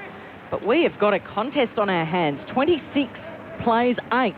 Giants have rattled off the last 4 consecutive goals at the 27-minute mark of the opening term. I think that was the Essendon game, Mick, you were referring to just quickly. Yeah, it was. 4-1. Kel, just on that call there, Sen, I just need Narkle something to get a bit of a massage down on the ground. So Tim you might have a look at that, Tim. You probably get an idea what's going on.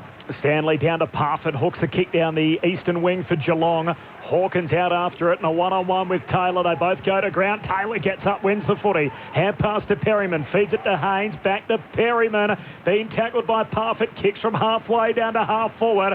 Good mark. And Sproul comes up with it for GWS, takes the mark between wing and half forward. Looks inside the forward 50. Himmelberg the target, Cats with the numbers at the drop. And Henry bangs it back out of the defensive arc. Sproul again involved. Knocks it to ground. Perryman keeps it alive. Chips inside 50. Over Taranto's head. Henry out to meet it. Got a hand pass. Eventually went to himself. Hands it back out wide to Higgins, who can kick off half-back for Geelong. He goes long down the line. They fly in from all angles. It's knocked down by Dalhouse. Quick hands, Stanley. Parfitt involved. And now Clark. Into the centre square it goes. It's a one-on-one contest. Iden and Rowan. Rowan does well. He collects it, but then he's spun around in a 360 by O'Halloran, who came in to help out Iden. Fires the handball out to Clark. Clark from 55 sees the goal square open. He sends it that way and getting on the end of it here. Oh, no. Did he? Oh, he dropped that. He did in the end as Brad Close, number 45 for the Cats. I think I've seen a set shot a snap like that before, Cameron Lee. Oh, I think he dropped that, the ball, missed his boot, and then I reckon it's hit a boot off the ground. So he's tackled by Haynes. Yeah, I reckon... that's Haynes' boot. So is it a goal or not? They have made a meal of this, the Cats. Jordan Clark went for goal. I reckon and that's Brad the point. Close has swept in, and he's got it on the edge of the goal square, a metre out. And the pressure put behind by Haynes means that when he kicks the ball... comes off the GWS defender last before crossing the goal line. Wow. What a goal-saving tackle by Nick Haynes. That's inspirational stuff. Brilliant, Nick Haynes. Yeah. And you cannot believe that they mucked that up, the Cats. So 4-2-26, the Giants. And Geelong just sleepwalking through this opening term, 1-3-9. Let's get down to Tim Hodges. The paperwork has been requested. The medical sub is going to be made here. Patrick Dangerfield's going to be out of the game, which is horrible for him, but this is horrible for Toby Green as well. You would think this ramps up the pressure on him at the match review panel if Dangerfield is now out of the game. So the interchange steward, guys, he's just rushed out to hold the 1 minute board sign up, but he's got the interchange, the medical substitution paperwork in his hand, about to hand it over. And Dangerfield's going to be out of this game. Most unusual incident. So Toby Green trying to fend off, got the elbow into the throat of Patrick Dangerfield. And you know what's happened now. Kick inside the forward 50. Green fighting out for it with Collar Jasny in the goal square. Green keeps it alive in the pocket. Hooks the kick to the top of the goal square. But first there is Holmes getting back for Geelong. Hand pass to Dalhouse. Goes back to Higgins in the back pocket. Set upon. Tackled by 2 Giants. Footy comes out. Snap goalward. bounces across the face, and in the end it rolls through for a minor score. So just add 1 to the board off the boot of Riccardi. So the GWS move to 4-3-27, 1-3-9 Geelong. That's a 18-point advantage for the Giants. It's a name we're used to here in Lingy on this ground. His first game here, Jake Riccardi at AFL level. His namesake Peter, 103 games here for the Cats. Oh, the Rolls Royce we used to call him. When he got onto his left foot, he was silky. So Zach Tui with the kick-in duties. It ricochets here back to Buse, and then back to Zach Guthrie. Goes along down the line. Parfitt needs to outmark his opponent in Ash. He can't. Ash picks it up and holding the ball because of the pressure by Parfitt. Good little one-on-one duel between those two. Parfitt doesn't want to muck around with it. He gets it, kicks it to half forward. Unkind bounce for Gary Rowan. Iden keeps it just in play. 50-50 ball, a big one to be won here. And Jack Steen got there first, and he has tackled over the line. It'll be a boundary throw in half forward for Geelong. Nearly 32 minutes gone in this opening term. The Giants lead at 27-9. Twirling ball back in play. Radaglia. Taranto. And the siren sounds, and it's met with silence here at Kardinia Park. And let me tell you, if there was a full house, it would be silence as well, because the Giants are going to take a handy lead into this first break. 4-3-27, Geelong 1-3-9. Colin Jasny kicked the first goal of this game after 37 seconds. It was his first goal in the AFL in his 127th game, and you thought, oh, this game's got a bit of a smell about it. And then the next 4 goals all went to the Giants, to Toby Green, Buntine, Himmelberg and Callum Brown, playing his first game, or his second AFL game. So plenty happening on the scoreboard, but there's plenty happening down on the bench. And with the latest, it involves Tim Hodges, 2 of the biggest names in the game. Tell us what happened. Well, you guys can see out in the Geelong forward line there, Quinton Narkle has taken his jumper off. He's put his sub T-shirt on, but he's now into this game because the paperwork has been lodged. So Patrick Dangerfield, who was copped in the throat by that Toby Green elbow, came off the ground. He slumped to his knees. He was struggling to get any air in. And then he was trying to take some water on, and he couldn't take any water on as well. So there's clearly something to that, the Adam's apple, to his throat, that he was unbelievably uncomfortable. The doctor then took him to the rooms, and a matter of moments later, the AFL medical officer who attends every game was also asked to go to the room. So this must be significant enough, and we hope Dangerfield's okay. He might be taken to hospital as well for scans, perhaps. I don't think it's anything there for a concussion to look at, guys. So this is clearly just an issue with his throat, bad enough that he's now going to be subbed out of this game, and Quinton Narkle will come in. But then, and we stress, we hope Dangerfield's okay, but on the flip side is if he's not returning to this field, then that's going to put an enormous amount of pressure. And we know Michael Christian and the match review panel weights a lot of their findings on whether players are injured, and if Dangerfield doesn't come back, then that's going to hurt Toby Green, you would think. Timmy, only if they deem it deliberate. I mean, you're going to get injuries all the time. Can I just go back a year or so ago? I reckon Eddie Curnow caught one in the throat and missed. He missed a lot. He missed probably 6 weeks, I reckon. Yep. Or he might have missed the rest of the season. Yeah, he did, the rest of the season. So, you can get a very nasty injury from the throat or around the voice box. I remember talking to Eddie months later down on the coast, and he could talk, but he had to really get his thrust his voice out there. So it's not a pleasant injury when you cop one through. It damaged his larynx. Yeah. I've had the same myself playing, so I know what it's like. But we've got to be very careful about with the Toby Green thing, because okay, you might cop an elbow, but if it's we'd like to see it again. But if it's the forearms out and that misses its target, the next point of contact is going to be the elbow, and so that doesn't make it deliberate. But I mean, if it's pointed elbow, well, you've got to suffer the consequences. No doubt. And if you're Patrick Dangerfield on the flip side, you've got a right to expect to be able to go and tackle a player without copping an elbow in the throat. Yeah, and there's been plenty of high contacts with hands into the throat and or forearms, and they are deemed as a free kick, and so they should be. But we've seen, I mean, when you talk about the forearms and the elbows, how many have we seen this year? Buddy Franklin was the last one, where they throw them around behind and they've all got off. They've all got fines. But So this is front on. Yeah. This is front on to see if we can stop the play from being tackled. So there is a real deliberate act of ensuring the play is kept away from him. Dusty Martin, we all know the old thrust out, that sort of stuff. So I'd be very careful. I'd love to see the game before you start making inferences that he could be reported out of it. More from Mick Malthouse and Cameron Ling coming up. It's the Giants who lead at quarter time, 4-3-27 over Geelong, 1-3-9, an 18-point lead for the G-Men, having fallen behind in the opening minute.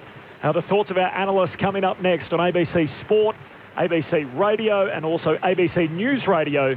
This is Grandstand AFL. Hi. Hello. We're from the police. We're from McCallum Real Estate. Yep, sorry, that. Come home to Rosehaven one last time. What? Sorry, just a bit excited. It's like a panic attack, but with joy. Attack. Luke McGregor and Celia Piccola are back for the final season. Exactly. What? Couldn't decide whether to say bingo or exactly. Oh, right. Of Rosehaven, Wednesday 9 p.m. on ABC TV and streaming on iView. The 2021 AFL Premiership season on ABC Radio and on ABC Sport Digital. Danger bounces up and he spots someone on the other side all by himself. Colin Jasny closes to 49 and Colin Jasny has kicked his first goal in the AFL. Tui shoved Toby Green into it. Toby Green picked it up on the bounce and delivers to Brent Daniels, who drops an absolute sitter. He's got a handball to Toby Green, who says, look, I'll just do it all myself. Green started that passage of play, and Green finishes it with a banana snap. The ball tries to sneak a kick forward, it's smothered. Ricochets to O'Halloran, backs his way out of the pack, hands it to Whitfield, kicks inside 50. Buntine can't get there. Will he get a free? He will. So the 27-year-old, an inaugural Giant, first game since round 11, and all of a sudden he's put them in front. Taylor Bruin sends it into the pocket. Harry Himmelberg, beautiful use of the body in a one-on-one contest, wheels around after taking the one-hander with the right arm and runs into an open goal square. Cumming kicks inside the forward 50, spills down to Callum Brown, gets boot to ball, trickles a goal, and they've got 4 in a row. The 2021 AFL Premiership season on ABC Radio and on ABC Sport Digital. Is there an upset brewing? Quarter time at Cardinia Park, Giants by 18. The demographics of the two lists are fascinating tonight. So 8 changes for the Giants. Players 22 years of age or younger. Geelong have just 4. GWS have 13 in tonight. Players under 50 games. GWS have 13. Geelong just 5. And the 30-year-olds, Geelong have 8 of them. And GWS just the 1. Well, they're going to need to be stung in the tail after that quarter because the Giants took it right up to them, Corbs. They were very impressive. Terrific around the contest, really brave with their setups, and their ball use was outstanding, and major worries for the Cats. Dangerfield subbed out, Narkle into the game, second quarter action underway, an 18-point lead for GWS, and there is Narkle in the middle, there's a free kick, non-controlling umpires penalised him for a hold, so it's going Taranto's way, hand pass to Daniels, off to the City and the Giants in the second term, Green again crashes the pack, bangs body, spills down to Brown, hand pass off his backside out towards Ward, gives it to Perryman, kicks inside 50, they got it again. Mark Tankin left half forward, and it looks like Sproul is going to go back and have a set shot here, 45-degree angle, he'll kick from just inside 50. Well, brilliant contest again by the man we've been talking a lot about this game, Toby Green. Went long and high to him, just launched at the footy, brought it to ground, and then they scrapped away. They've been really good at getting onto the loose ground ball, the Giants, and a nice little bit of composure inside forward 50 by Perryman. Zach Sproul in just his 8th game. Haven't seen him since round 18 against the Swans. 45-degree angle to make it 5 in a row. His set shot has the height. It swings back beautifully. 5 straight for the Giants. What a turn-up. 70 seconds into the second term, Chris Scott looks on with a blank look across the ground. GWS 5-3, Geelong 1-3. A 24-point lead for the Giants before Mick Malthouse and Cameron Ling. Tim Hodges on the boundary. Just an official word from the Geelong media department for you, Corbin. It is officially a throat injury. Why Patrick Dangerfield is out of this game, they don't know the extent of it, and I think there's a chance he will be heading to hospital just to have a checked on by doctors. So it is a throat injury why he's been subbed out of this game. I suppose that's precautionary as well. You suspect that coming into finals, you want to make sure the player is as good as you possibly can. Don't leave him out there. I mean, they're not a pleasant injury, particularly if you can't get your breath. So I guess there's a little bit to play out in this one. Well, the Giants are standing up, this young, under siege defence, and they've got the centre break again through Ward, their former captain, sends it out wide. Strong mark in a one-on-one. And the mark is De Boer ahead of Buse, the two number 24s. He flicks it out wide, and then the strong kick comes inside 50. Buntine shrugs the tackle, kicks the rubber kick towards goal, but it was offline. Never really gave that a chance. Buntine with his snap. Starting up forward, he's already kicked one of the 5 goals for the Giants. Well, Geelong have not touched the footy this quarter yet. So not even, I don't know if it was strong words from Chris Scott at quarter time or whatever the message was. It hasn't sunk in because the Giants still completely all over them. Margin is 25 points. Giants lead. And then a goal, a long kick out to half-back. There's a free here. Briggs over the shoulder of Stanley. So Stanley gets the free, goes out wide to Narkle, the sub, who has a fumble. On for Dangerfield, kicks down the wing, reaches Tui on the hop, hand pass out wide to Selwood, kicks to half forward. Hawkins leaves it behind. Steen can't take the mark, spills to Taylor, hand pass towards the boundary line. Hawkins went without it. Now Cumming just walks it out of play. That's deliberate. Umpire all over him, Matt Stevic, and a free kick for Luke Dalhouse, left half forward. He's still 55 metres out against the fence. Eastern side under the Hickey stand. Pokes the pass into the forward 50, and Hawkins out to meet it, doubling back on the lead. Takes the mark, 45 out, still hard up against the boundary, Mick, left half forward. I was going to say about the Giants. The Giants have done everything what Lingy said. The movement is so quick. Geelong's movement has slowed, and look, that's a good slow one when you can find a target like that. But in general speak, across the ground, the Giants are prepared to take that little hand pass and break the line, and that's what's kept them in, or not kept them in the game, but got them in front. Momentum totally against them. 5 straight for the Giants. Now a set shot for Tom Hawkins. They need a special from him. His kick is offline across the face, and he misses. You were strong in the pre-game as well, Mick. You just let me know at any time if you want to just sort of walk a few of those comments back. Not yet. Not yet? No, I've seen Geelong come back from a lot worse than this. Giants by 23, 4.5 played in the second term. But it's encouraging for the Giants. So, but it's whether you can maintain it. You mentioned yourself with all those young players, not only youth, but also the number of games. You've got to sustain it for 120 minutes against the Cats, and that'll be the test. Whitfield with the kick in for the Giants from the Barwon River end. He set it out near the Reg Hickey stand, and Sproul rose high but couldn't take the mark, and so now it's a ball up. Plenty congestion around this ball. Half forward for the Giants. Stanley reaches up over the top of Briggs. The umpire that wasn't closest has spotted something, and it's a free kick going to Selwood. Didn't spot it because it was in and under, as Joel Selwood's frees usually are. He kicks inside 50 here for the Cats, it was.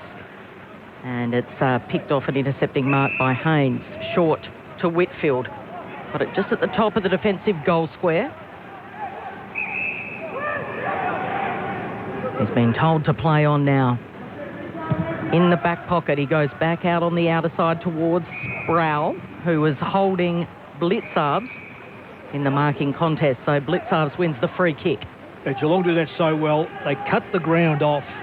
And that... Oh, it's going to be 50. That was sloppy. Brent Daniels running through. Straight through the mark. Yeah. He was following his player, Jed Buse, wasn't he, Lingy? And he went straight through the mark, and it's going to take Blitzarves well within range. And it was strange, too, because he was so far away.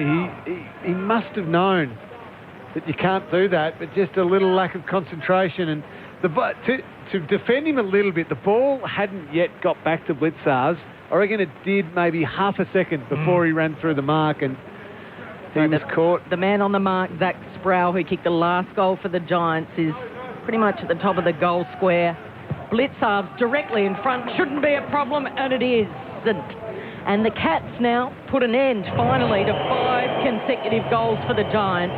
They've got their second on the board early stages of this second term. 2-4-16. GWS 5-3-33 with the lead. Yeah, you can, what little bits and pieces, just those professional things, like that's 50 metres, very harsh, it shouldn't be. Certainly the free kick was there. There's no question about the 50 metres. I think that's far too harsh. But nonetheless, you pay a penalty for lack of concentration. Lingy, it's just starting to rain a little bit. I've never seen Geelong really lose when this comes down, because they are able to control the ball with their bigger bodies, and it doesn't matter if the game gets slowed down a bit. I agree, except I know that I'd always want to be the team in front when the rain comes. Yeah, but it's only second quarter. If this was third quarter, you'd start to say, OK, you've got to earn it, but it's a long way to go. Stanley wins the hit out back in the middle. Cam Guthrie shares it with Parfitt. Back to Guthrie, gives it to brother Zach. He's wrapped up, dispossessed. Cats going backward. Kolodjasny had it, lost it. Spills to Himmelberg, spun around, pinged, holding the ball. Nice tackle, Cam Guthrie. And the All-Australian in his 200th game wins possession back at centre-half back for the Cats. Goes short to Stanley. So 8 minutes into the second term, Giants by 17 points, having led by as many as 24. Comes out wide to Kruger in his second game, the South Australian, short to Kolodjasny. The goal kicker so far, Kolodjasny and Blitzer, which is a little unusual for the Cats' first two. And he goes short to Menegola, who marks right on halfway in front of the bench. Looks up, delivers long down the line. Hawkins was presenting. In the end, he had to leap from behind. Ward, quick hands. It was too hot for his teammates, and in the end, Ward had to smother Max Holmes. Attempted handball over the boundary line, so it'll be boundary throw-in. It's amazing you can hear the train here tonight. A couple of times it goes farther down the back to sort of indicate that no one's here. It's right there, just out the back of the ground. And see something still working in Victoria. Horsfield's flicked back in, and it was Stanley straight down to Parfitt. Kick to the top of the goal square, bouncing ball. Sam Taylor leaps up with both hands, volleyball style, and slapped it down to O'Halloran, who gets it to Haynes. Messy passage of play here for the Giants, and they cough it up.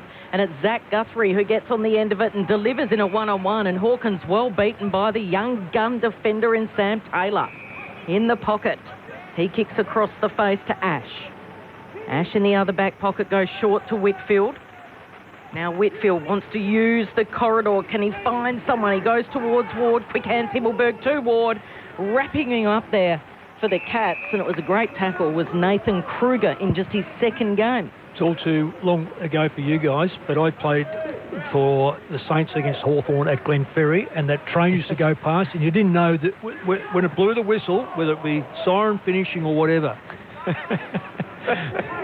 Ball up back in the middle, and we'll have another stoppage at the feet of the ruckman. It was 100 years ago too, Kel. Yeah, I was wondering what year it was. Thank you. Well, it probably was 19-something. Beautiful suburban ground. The ball up, the Giants win it at the stoppage. Whitfield's hand pass ended up with Rowan. He's then tackled, dispossessed, spills to Parfitt, chucks it on the boot, kicks inside the forward 50. Oh, the Giants let it bounce. Unkind for Steen, whacked away by Taylor. Steen still chasing after it. Here's Peatling, collects for GWS. Oh, to the middle, Ward and Kruger, they bang bodies. Coming from the other direction, spills down to Holmes. He kicks to centre half forward, ends up with Hawkins, goes wide to Clark. Clark will be paid the mark. 60 out at left half forward. An 18-point lead for the Giants. And Clark coming across the ground to Kruger. And the lefty marks. Centre half forward, 60 out. By my count, I think he's the only lefty in the team today for Geelong, with Isaac Smith going out. They haven't had a heap over the years. Wrap around hand pass to Cam Guthrie. Heads wide with his kick to Higgins, who takes the mark against the boundary line, 55 out. He'll go back to Cam Guthrie, still 70 out, right half forward, with the forward 50 very much filling up. So what are his options here? Nothing. Backwards, sideways to Kolodjasny on the broadcast wing, and short to Henry. Holmes, rather, it is. Only a long hair in this Cats lineup. He goes short. Gets it off to Dalhouse. Closing late was Toby Green. Gets the kick away, and it's a disappointing one. And once again, Sam Taylor, the number 15 for the Giants, is able to rise high, mark uncontested. Another intercept mark. Yeah, he sure really rates him. Really thinks he's going to be a very good player. Playing his 49th game tonight, the 22-year-old from country WA. So the kick has ricocheted back to Zach Tui, and this time he sends it in the Hawkins direction. And Tom Hawkins had to get up right up high and takes a chest mark, only 25, 30 metres out on a tightish angle. Had to beat a couple of Orange players in the air, Lingy. To get them going, Geelong, that's what they have to do. Create some turnovers in their half of the ground. And once they do get that turnover, be prepared to get it in quick, because the previous 3 or 4 entries for Geelong have had a real nothingness to them. And that's credit to the Giants, the way they've slowed them up, forced them just to go sideways and really stagnant. That's what Geelong need to do to get their scoreboard ticking over. This is for goal number 650 in his career. There's been so many highlights in this magnificent career, and that kick is perfection. So back-to-back goals for the Cats, and they're dragging themselves back into this contest. Geelong 3-4-22, trail the Giants 5-4-34 halfway through the second term. Effectively dominated so far in the last 5 or 6 minutes. It's 9-3 inside 50. It's a fair indicator. And that ball, when it's been in Geelong's borderline, has actually stayed in there. And when it's come out, Giants haven't been able to get the ball like they did in the first term, being able to get through that wing and then into their forward line, which was a 6-man forward line. They've kept their 6 forward, but the penalty you pay if you don't stop the ball at the stoppage, then you pay a penalty, and the Cats are just starting to get on top. And back-to-back goals, as Cal mentioned, so 12 points the Giants lead, having had it out by 24 points. Sproul doing the ruck work, down to Ward, hand pass to Bruin, under pressure, gives it back to Zach Sproul, kicks across the ground. Selwood gets his hand on it, taps it back into dispute, and we'll have a ball up as Blitzarves lays a heavy tackle on Cal Ward. A ball up alongside the centre circles, 5-4 to 3-4. Dangerfield subbed out of the game in the opening term with a throat injury. From the ball up, Ward sockers to centre half forward. Out to meet it, Henry for the Cats. Hand pass to Narkle. Across the back flank, he kicks wide. The dual All-Australian Tom Stewart takes the mark. So more ball in hand. Winning the territory battle in the last 10 minutes or so and winning on the scoreboard, the Cats. Last 2 of the game. They still trail by 12 after the early damage by GWS as Colin Jasny hits up Buse. He goes long to half forward and coming across Steen finds the safety of the boundary line. Out of play, half forward for the Cats. Tim Hodges on the boundary. They're already subbed out. Patrick Dangerfield. There's another big name that looks a little sore down there. Yeah, Gary Rowan, Kel, is dealing with a corky, looks like right in the backside to the buttock, and he's in a bit of pain and just... I think this cold weather would not be helping that getting going. He's trying to get into a jog around the boundary, speaking in front of him right now with the physio and the doctor, trying to get back out there into the game. So another foray forward here for the Cats. Blitzarves gave it off to Jordan Clark, and his short kick finds the skipper in Selwood, marks just inside 50. Just the last couple of little passages of play there. A little bit of run from the Cats. Jed Buse was prepared to take it on, then Jordan Clark run from behind, get a handball received. Clearly the message coming from Chris Scott when they're on their bench is we need to start getting some movement in our game instead of just that really slow, nothing ball use. And that's what's getting the ball living in their half of the ground this quarter. Joel Selwood's going to go from home from the tightest angle across the face and just off hands and through for a behind. So 23 Geelong, the Giants 34. They lead it by 11 points after the Giants led by 18 at quarter time. The challenge for the Giants now is with the ball living there, they've still got to be brave. Keep taking the game on like they were in the first quarter. Now's a chance to go for them. Haynes marks the kick out. Hand pass to O'Halloran against the boundary line eastern side. Long kick down the wing. Riccardi flies. Bounces straight off the bonds of Zach Guthrie and out of play. So a throw in right on halfway. Well, that's different. That's getting the ball out of the back line. Now it's on the wing, whereas a lot of sides, they stop, prop and try to get it through. They don't move it out of the back line and the Cats just mop up. So there are very good positive signs by the Giants, even though they're not winning a lot of this stoppage stuff at the moment. Blitzarves wins the head out down to Bruin, has one-armed pinned and tackled, taken to ground by Parfitt. Ball up on the outer wing under the red Hickey stand where those 3 premiership flags fly, Lingy. It's the Giants here by 11 points, 16 played second term. And they've got it here thanks to a quick handball from De Boer to Ward, who kicks across the midfield. It'll sit out here in front of Taranto. He's got it across half forward, but Buse was able to wrap him up. Taranto loses possession of the ball. Swooping on it is Georgia Clark. And Jordan Clark, Colin Jasny, and now Max Holmes. Great pressure by Buse, who started this. Holmes off to Menegola. Through the centre square he goes. It's a bouncing ball at centre half forward. Haynes meets it on the bounce. A little give and go with Ward. Haynes' delivery now is perfect to Sproul. 2 kicks out from home. Sproul wheels around, bombs it long, looking for Green. Green's going to have to do a lot of work here. He's got to beat about 3 cats. It's punched in the air and then Green collects it. He's set upon, tackled. Coming in with Taranto, offers a bit of support, picks it up, snaps it, and he has snapped a goal, Tim Taranto. So the Giants might be depleted, but they won't be denied. This is gutsy stuff. 6-4-40, they lead Geelong. 3-5-23, 17 gone in the second. Just rewind about 40 seconds there. The pressure that was put on Sam Menegola was brilliant, and I apologise to whoever it was, the Giants player. I didn't quite pick it up, but his chase from behind just affected the kick enough. Jake Riccardi, thank you, Corbs, and it forced the turnover. Nick Haynes cuts it off.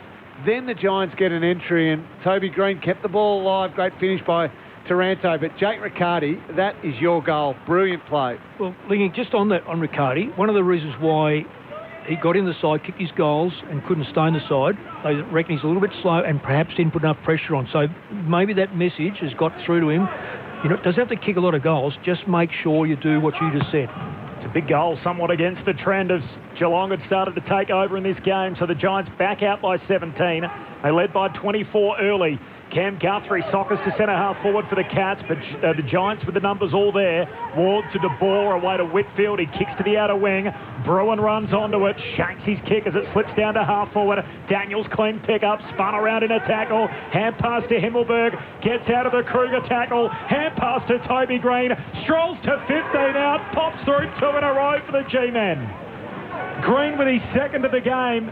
And the Giants all of a sudden have it back out to a 23-point buffer after it looked as if the Cats had really started to settle early in the second term. We've now travelled 19, quarter number 2. Giants 8-5-52. Geelong a 3-5-23. In fact, the score was gone 1 too early there, so it's a 23-point lead for the Giants. 7-4, Geelong a 3-5. Cameron Ling, Mick Malthouse. Well, just look at this quarter, Mick. When you've got a young team and you're up against it, you want your very best players, your experienced players, leaders to stand up. Leading possession winners for the Giants this quarter, Cal Ward, Lockie Whitfield, Nick Haynes, Tim Taranto. Their very best, and Toby Green, of course, finishing with the goal. And the contest, the previous goal. Yeah, the very best players are standing up right now. Downstairs, Tim Hodges. I'm not sure if you saw Gary Rowan run on the ground there, Kel. Looked like you getting into a jog. He does not look at all. Kel, you've copped a clip there. He doesn't look. He doesn't look at all healthy out there. There was reluctance for him to go back on with. I think it is a corky, but he is back out there. Tim Hodges, I will challenge you to a jog any day. I would have used me as the example there, Hodgie, the way I move at the moment. No, it's all fair. It's all fair. So the Cats now have got possession. This is Clark looking to build. Hawkins marks on the end of a long lead. He's got it across half forward. It was a risky kick into Selwood, who marks in front of Ward. Ward really made Selwood earn that. And then Selwood pokes the delivery to Cam Guthrie right on the arc. So Guthrie, he'd have to kick at 55. He doesn't back himself in. He waits for the lead. It was good, patient work. And Close came charging out with those long sleeves on and the 45 on the back, and he's taken a mark about a metre closer and about 2 metres wider. So it's a tough one for him. Yeah, difficult shots. A lot of Geelong shots at goal tonight have been from difficult parts of the ground. The Giants' defence is working well. Close is going to back himself in, sends it on its way, sends it out to the right, and it's another minor score. So Geelong 3-6-24. Trailing the Giants 7-4-46. That lead was as much as 25 points the Giants led early stages of the second quarter. Just look at Cam Guthrie, who is a superstar, and I watched his work to try to make space for Hawkins by blocking Hawkins' direct opponent legally, might be just off the ball. That's what makes great sides, is the sacrifice you do around the ground for your teammates. Coming, Peatling, Perryman, and now Bruin, the short kicking game in the defensive arc. Now the long kick from one back flank to the other. Coming, Taylor rather takes the mark. Hand pass away to Iden. He gives off the hand pass, and Peatling was taken high in the Buse tackle. that rain has stopped, and it's interesting, the runners are going again. They've run very well, the Giants. They lead by 22. Peatling down to half forward. Briggs gets in front. There's a free kick. He thought he was getting it. It's going the other way, and Kruger had his jumper tugged, so Nathan Kruger to get the free at halfback. Been on the list a couple of years. Made his debut last week against North Melbourne down in Hobart. Inside the defensive arc here. No one really stands the mark, so he plays on. A long kick very wide in the Rowan direction. Makes contact with Taylor, and in the end, Cummings pretty happy to see it out. Right in front of the benches. Giants by 22. As many minutes travelled here in the second term. Patrick Dangerfield subbed out of the game in the opening term. A high fend off from Toby Green. The elbow hitting the throat of Dangerfield. Ramifications on the injury front and for the MRO. So boundary throw in. Briggs won it in the air. Radigalia gets it at ground level. He's tackled by Briggs. It spills clear. O'Halloran and Taranto. Taranto across half-back. He's got Daniels. They're running in waves. Loops the handball over the top. And he gave it to Peatling, who goes back to Haynes, the more experienced player. Steadies, delivers, looking for Brent Daniels. Goes over his head again. Somehow, though, they emerge with it. They've got loose players everywhere. Taranto flicks it wide. Perryman, now the delivery inside 50. Brown rises, takes a strong mark up over Henry, who wore him like a glove. And Callum Brown playing his first minutes of AFL, the Irishman. He's kicked one tonight, but this will really take his best kick. He's well outside the boundary, and he'll have to kick it from right on 50. Callum Brown instead goes to the top of the goal square. Himmelberg rises high. Where's Toby Green in this situation? Instead, it's Perryman that's tackled to the ground. It'll be a ball up. Tim Hodges? No, Toby Green's on the bench. Sorry, that was him yelling. Look, I love how invested Toby Green is. He was the loudest one talking, yelling out from the bench to the players there how to set up. Secondary stoppage. Just on that entrance coming in, Geelong players couldn't peel off because Giants had 6 forwards. Riccardi down to Himmelberg, flicked the handball right over his head, just about to Taranto. Got a tackle. He handballs. Daniels now right up against the boundary, kicks over his head. Narkle marks. A defensive mark in that back pocket for the sub, who's in for Dangerfield. Hits up Menegola, who marks in the defensive 50. Quinny Narkle is off contract as well. There'll be a few clubs, I'm sure, pretty interested in Narkle in the off-season, Lingy. Oh, he's been excellent. Every game he's played, he's been outstanding, and he just keeps finding his way out of the team. Long kick out of the defensive 50. Zach Guthrie underneath it, and Brown just arriving late. Or should I say, more often than not, finding himself as the sub. Yeah, 6th time so far this season for Quinton Narkle tonight. So played 15 games, 6 of them as the sub. As Zach Guthrie takes the free, short to Buse. He kicks short to Selwood. Right on halfway, eastern wing under the Hickey stand, short to Menegola. The Cats wearing their Indigenous jumpers tonight, designed by Karina Eccles. And the long sleeve jumper, as good as a jumper as there is in the game, with the artwork all the way down the sleeve, as the kick from Menegola out to half forward. Radigalia can't collect, and Perryman happy to help him out of play with the footy. And a boundary throw in left half forward for Geelong. And again, the Giants force Geelong to a 45 to 60 metres out from goal type entry or kick into their forward line, and really wide. They've just defended it so well so far in this game. Margin is 22 points. The Giants lead, heading to half-time. The boundary throw in inside 50 for the Cats, and it goes back over. Perryman's tackled again, so we'll reset and go again. Another boundary throwing, edging, creeping closer to the Cats' goal. Radigalia, he's got to get in the game. At the moment, I think he said 1-on-1. A big man should be doing more, far more. He's got the pace, he's got the athleticism. Hawkins has been reasonably well held, so he needs to step up now, particularly if Rowan's a bit sore. Yep, Hawkins has gone the one goal, the last goal for the Cats. He's got the match up with the young gun defender from the Giants, Sam Taylor.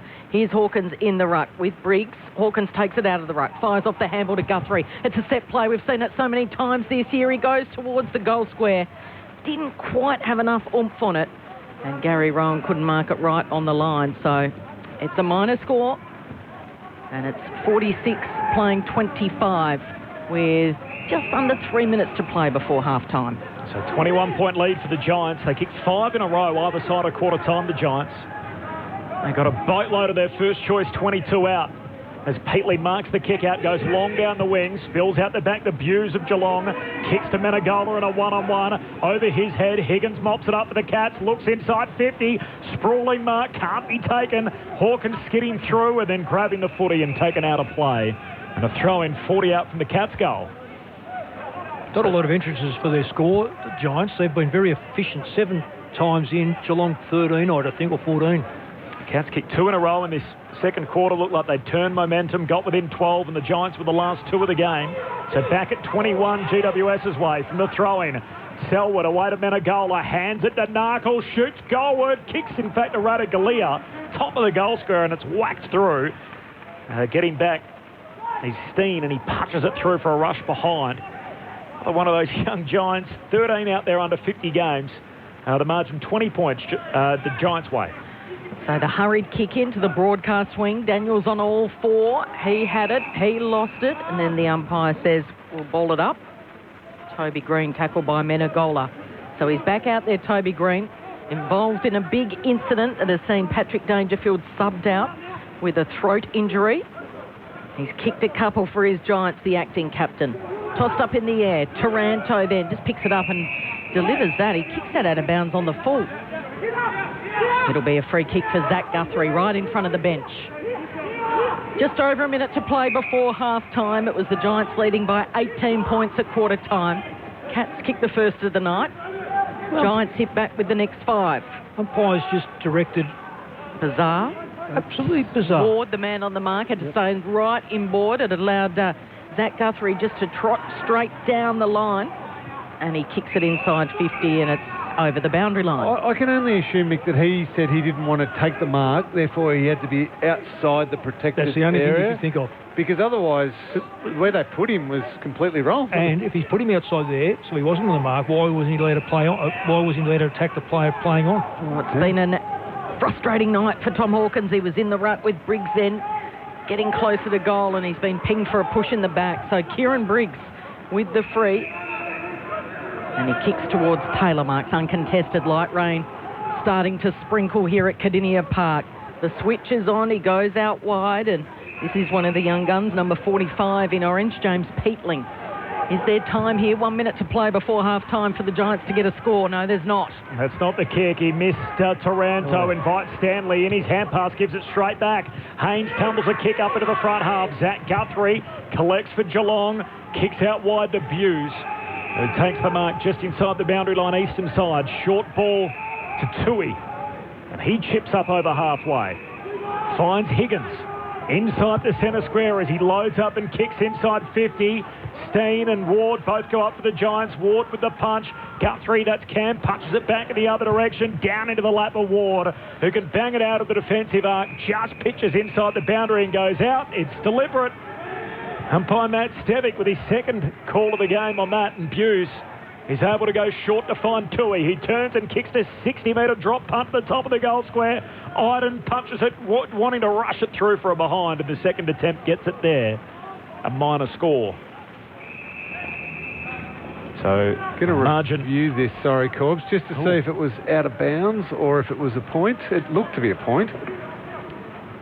So the ruling here is a behind. Are they worried about the behind post here, Lingy? I think they must be. I reckon the goal umpire just got caught behind a big group of players and had no vision on it, so he's just double-checking. Oh, got close to the point post. It might have flicked it. It's a Rory and Reservoir off the SMS as well. The game high margin out to 25. I think I was saying 24 before. Looking at these angles, we can see a gap between the ball and the behind post at all times. Decision on the scoreboard. So it'll be behind. Rushed through by Connor Iden. So Geelong are 3 goals, 8-26. GWS 7-4-46, 20-point margin. In fact, with the behind going on, Geelong moved to 3-9. So it's 19 points the Giants' way.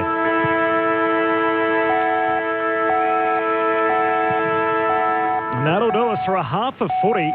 And who'd have thought GWS coming in with all the changes, Hopper, Tom Green, Davis, Hogan, Mumford, Kelly, all out on top of the injury list, which already includes the likes of Steve Cornelio.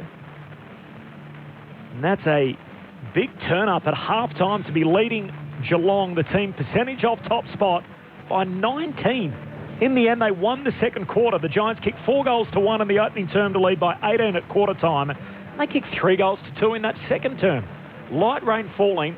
It's half-time at Cardinia Park, and GWS a 7-4-46, Geelong 3-9-27. A 19-point lead for the Giants.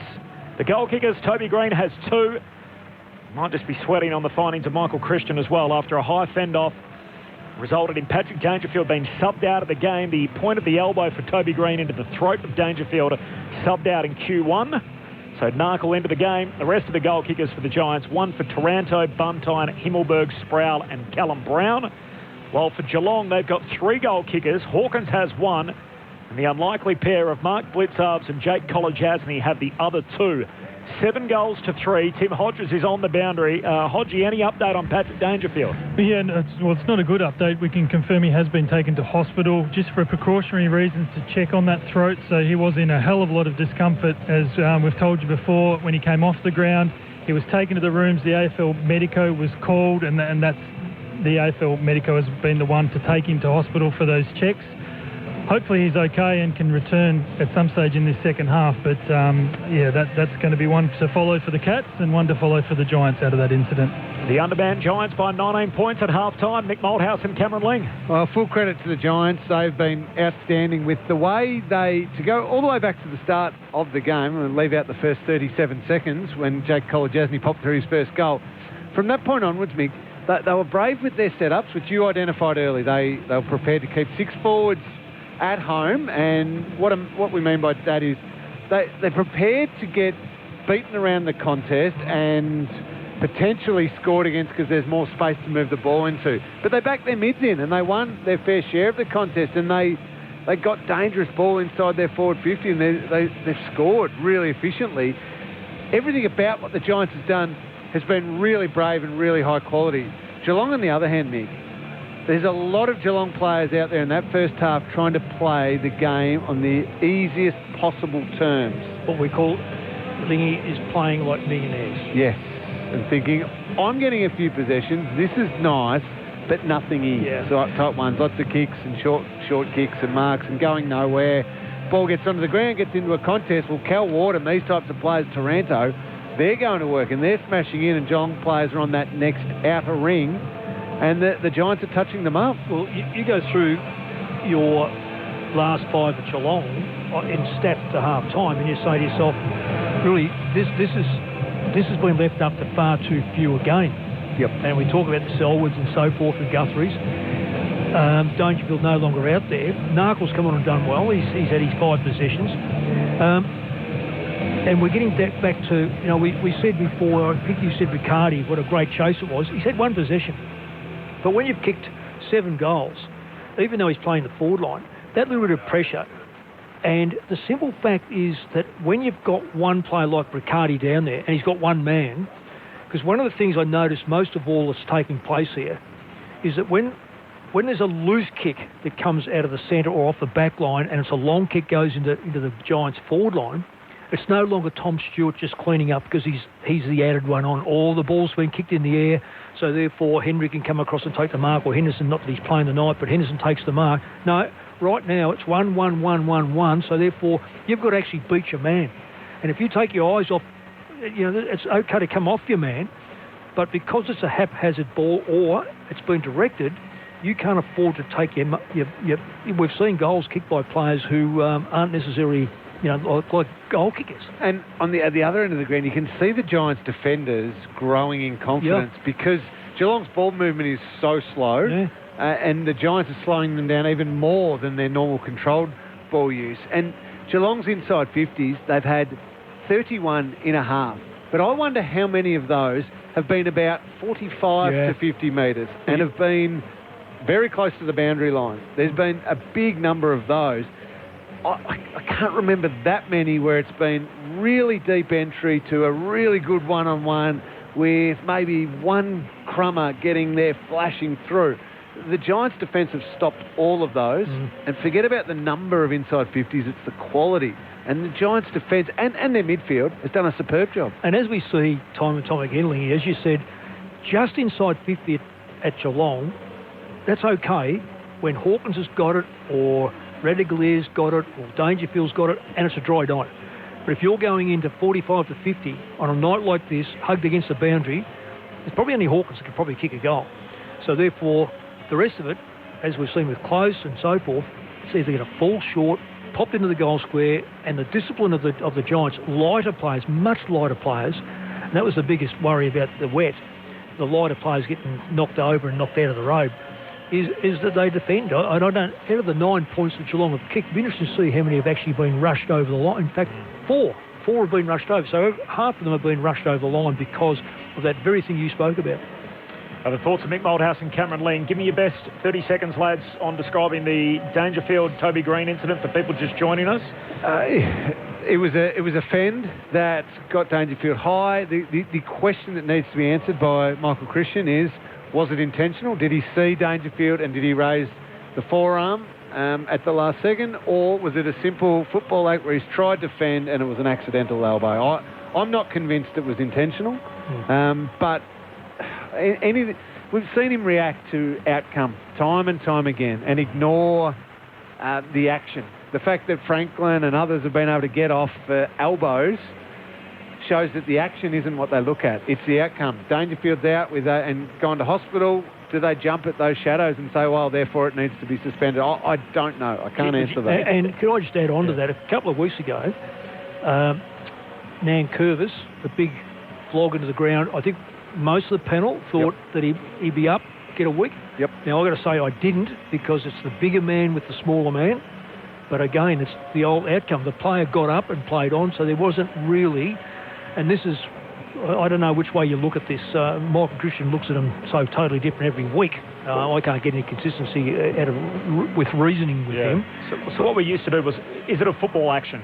Did you think that the green response is an appropriate action on the footy field? Yeah, but so the thing is it his hand first or his hand out as a ward-off that misses its target? It's high. We all know it's high. It misses its target, and then there's only one thing that's going to hit you after that, and that's a forearm come elbow. Because you straighten it out. That's a natural action of the player. Yeah, we can't rave and get excited about the dusty fend-off and say that it's not a fend-off is not a footy action. You've got to be allowed to fend off and try and break that tackle. Does he fend and it's an accident? Does he see Dangerfield and does he raise the forearm into his neck and throat?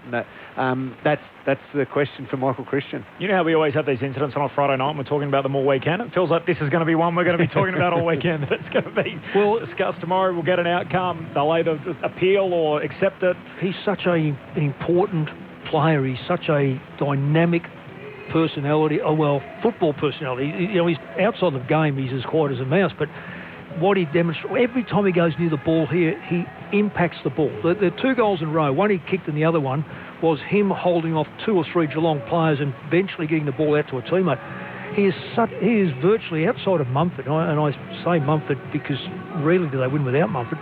But Green's another one. Because he's so dynamic and he can go into the middle, this could be their season all in one by Monday night. And if they get over the line here, and I don't know if they will, because I've seen Geelong too often come back from this deficit. This will place them in a pretty good position for the rest of the year. A thought to Mick Malthouse, they'll be in the 8 tonight if the Giants can hold on to their 19-point lead here. So at half-time, the Giants 7-4 lead Geelong 3-9. The latest news headlines and shortly an Olympic update with Ned Hall. Let's see what's happening in the ABC newsroom. I'm Rachel Hayter with the latest from the ABC newsroom. The Prime Minister says the government won't be making COVID vaccines mandatory in workplaces beyond those already announced. Vaccines will be compulsory for aged care staff from September, while quarantine workers in some states are already required to be vaccinated. In New South Wales, the southwest government area of Canterbury-Bankstown has become the epicentre of the state's outbreak, accounting for a quarter of today's 291 cases. Mayor Carl Ashford says the area's 77 infections indicate some people are not following the rules. A $400 million support package has been announced for Victorian businesses affected by the lockdown. Payments of $2,800 will be made to around 100,000 eligible businesses. And the UN World Food Programme is warning it may not have enough funding to help the millions of people in Myanmar facing food insecurity over the next 6 months. It says it needs $115 million to help fight hunger in the country, which is also battling its worst wave of COVID infections. ABC News. Lucy Steffen, you won a gold medal this morning. Congratulations. Thank you very much. There's a lot of emotions and, yeah, still quite speechless, as you can probably hear. Raf Epstein. We had a chat, I think it was April, and you said you just wanted to have a normal Olympics. How normal does it feel? Obviously, it would have been incredible to have my family and my partner and my loved ones around, but 4 medals in an hour is pretty incredible. I don't think I could wish for much more. Raf Epstein, weekdays from 3:30 on ABC Radio Melbourne. The 2021 AFL Premiership season on ABC Radio and on ABC Sport Digital. Zach Sproul in just his 8th game, 45-degree angle to make it 5 in a row. His set shot has the height. It swings back beautifully. 5 straight for the Giants. Just an official word from the Geelong Media Department for you, Corbin. It is officially a throat injury. Why Patrick Dangerfield is out of this game. Sproul, who was holding Blitzarves in the marking contest. So Blitzarves wins the free kick. Oh, it's going to be 50. That was sloppy. Brent Daniels running through. Straight through the mark. Blitzarves directly in front. Shouldn't be a problem, and it is. So the kick has ricocheted back to Zach Tui, and this time he sends it in the Hawkins direction and takes a chest mark. There's been so many highlights in this magnificent career, and that kick is perfection. So back-to-back goals for the Cats. Green collects it. He's set upon, tackled. Coming in with Taranto, offers a bit of support, picks it up, snaps it, and he has snapped a goal, Tim Taranto. Daniels clean pick-up, spun around in a tackle, hand pass to Himmelberg, gets out of the Kruger tackle, hand pass to Toby Green, strolls to 15 out, pops through 2 in a row for the G-men. The 2021 AFL Premiership season on ABC Radio and on ABC Sport Digital. Sounds there of the second term. So GWS kicked 3 goals to 2 in that quarter after it looked at one point that the Cats were going to take over and work their way back into the game. And as a result, it's GWS by 19 at the half, having led by as many as 25, and they're doing it all without a boatload of their first choice 22. Second half action not far away, but first let's see what's happening at the Olympics. Keeping across everything in Tokyo is Ned Hall. G'day, Ned. Hey, Corby. Yes, a bit going on this evening as well. Not too far away from the athletics programme getting underway tonight, which will start with the men's heat in the 4x400 metre relay. But then it's the women's javelin final starting tonight with 3 Australians throwing. Casey Lee Barber, Mackenzie Little and Catherine Mitchell are all in action. That should start at around 10 to 10 Australian Eastern time. We've also got the men's 5,000 metres final, the women's 400 metres final, and then it's the women's 1,500 metres final as well, with Lyndon Hall and Jessica Hull both competing for Australia. The night will be rounded off by the women's and the men's 4x100 metre relay finals. Of course, no USA team in the men's 4x100 metre relay final after they absolutely butchered their qualifying and didn't get through to the next stage. What we've already seen this evening is a great performance from Jemima Montag in the women's 20-kilometre walk. She finished 6th there, the best by an Australian in that event since Jane Saville picked up bronze in Athens in 2004. It's a good performance from her. No luck on the track tonight in the women's Madison final. Georgia Baker and Annette Edmondson finishing in 6th place there. Great Britain took out the gold there, which means they've now moved ahead of Australia on the overall medal tally. They've just picked up gold too in the modern pentathlon. Marina Carrier finishing some way down in the run this evening. Earlier on today, the golf going well for Hannah Green. She's up to a joint 3rd after her 3rd round, a 4 under par 67, 5 shots off the overall leader Nelly Corder. She's 10 under par for the tournament. Minjee Lee is tied for 34th at the moment, though some way back. She's only 1 under par. Out on the water, the women's kayak 4 and the men's kayak 4, they're both through to their semi-finals after finishing 5th and 2nd in their races respectively.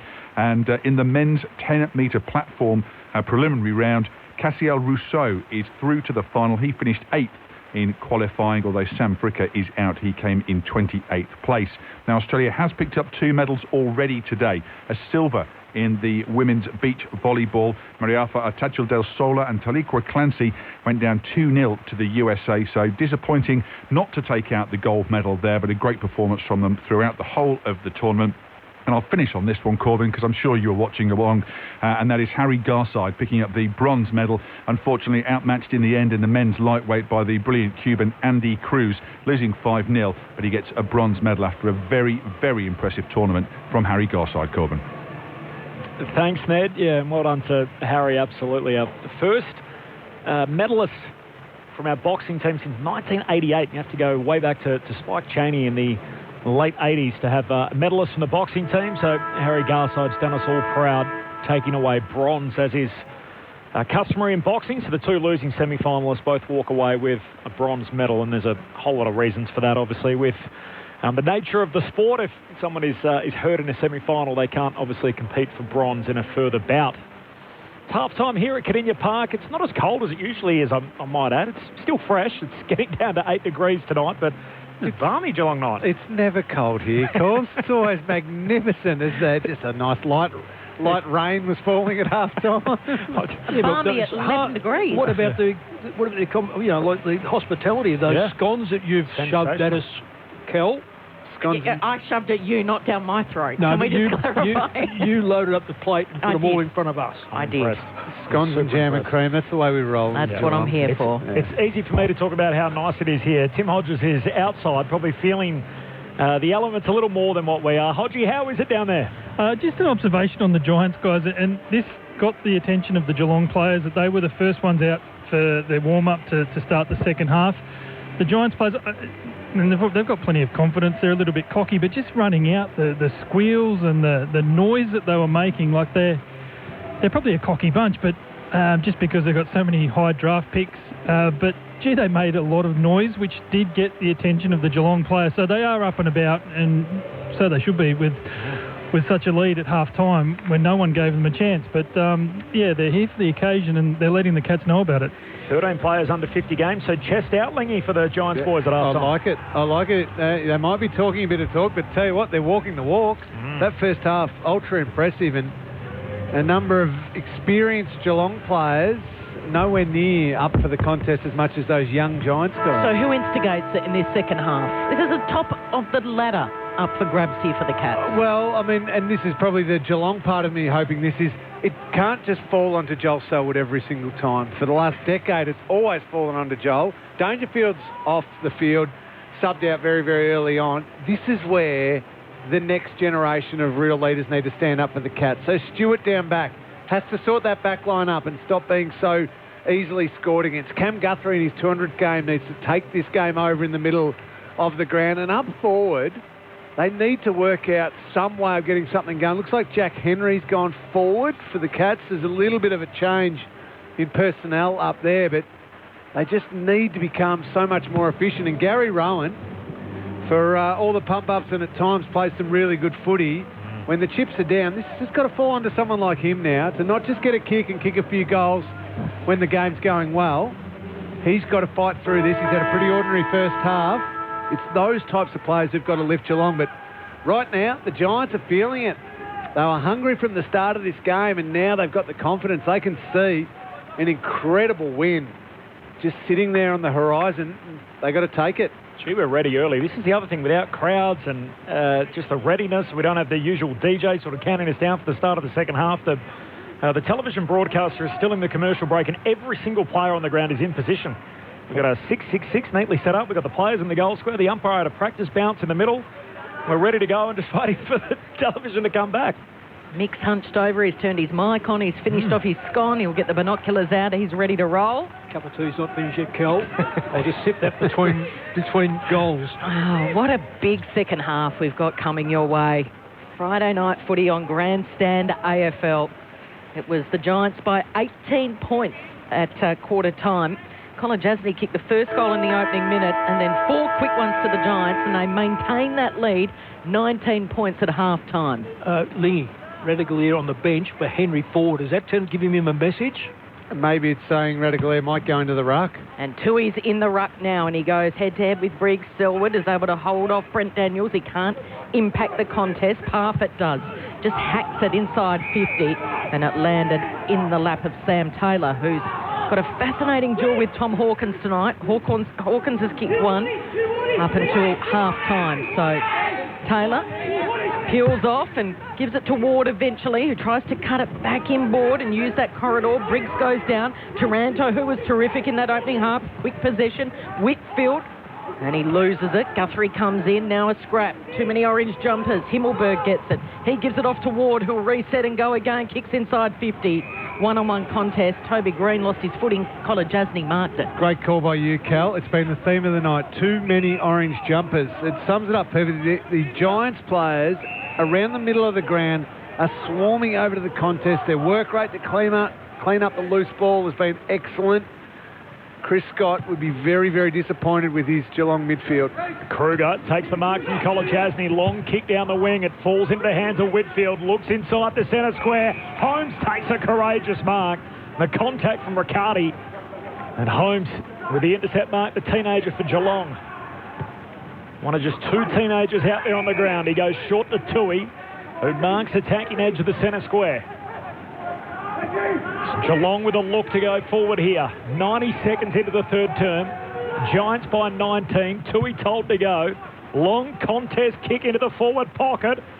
Hand on the way through from Clark. Spills down though back into dispute. And we'll have a pack forming around Steen and Close, and as a result a ball up 20 metres out from the Cats goal. They're kicking to the Ablett Terrace end in this third quarter. Dearly love the opening goal here, just to give them a bit of energy. Whitfield reads it best off hands. Handball to Taylor. Taylor's long kick out near the boundary, and he gets what he wanted in the end, which is a boundary throwing well outside that defensive arc. Trying to get their forward line reorganised, the Giants, which is a good sign, and it keeps Geelong honest. But again, now it rests with the stoppage to see who can clear it. Briggs and Stanley, a shallow boundary throw in. A little toe poke in the congestion. It falls the way of coming. Underground handball looking for Briggs, instead rather De Boer, and it went over the boundary line. So they'll reset again. Anything particularly unique, Lingy, about the two ends here at Geelong? No, you're talking about advantage? Yeah, or just kicking either way. No, not since these new stands have been built on this side of the ground. A lot more protection from that, what is usually that southwesterly wind. Boundary throw in. Ward was effective. A high kick. Sproul gets involved. Still they go again. This kick now on the outer wing. And Stewart, who Cameron Ling says needs to lift with an intercepting mark. He kicks it inboard to Zach Guthrie, right on the edge of the centre circle. The 23-year-old Zach Guthrie. You know, he's closest to the goals now at the Barwon River end. He's going to just load up and kick the centre half forward, and backing back Sam Taylor. Strong intercept mark, centre half back for the G-man. Yeah, he's been really impressive all day. So Taylor kicks into the man on the mark, touched by Hawkins on the way through, falls into the lap of Whitfield, trying to wrong foot Parfitt onto his left, goes short to Daniels, takes the mark, plays on, hands it out wide, back to Whitfield, runs up over halfway, has a bounce, closes to 70 out, kicks inside 50, Himmelberg arriving late in front of Brown and takes the mark for the Giants. Whitfield is he's an incredible player, Whitfield. He's just that skinny and he's got great courage, but his execution of his knowledge of the kick that he wants to do is just outstanding. And the art form that Stevie J just popularised beautifully, hooking around the body. He's going to go with the J curve as he snaps goalward. It's low and flat and he misses to the near side of behind. Giants by 20.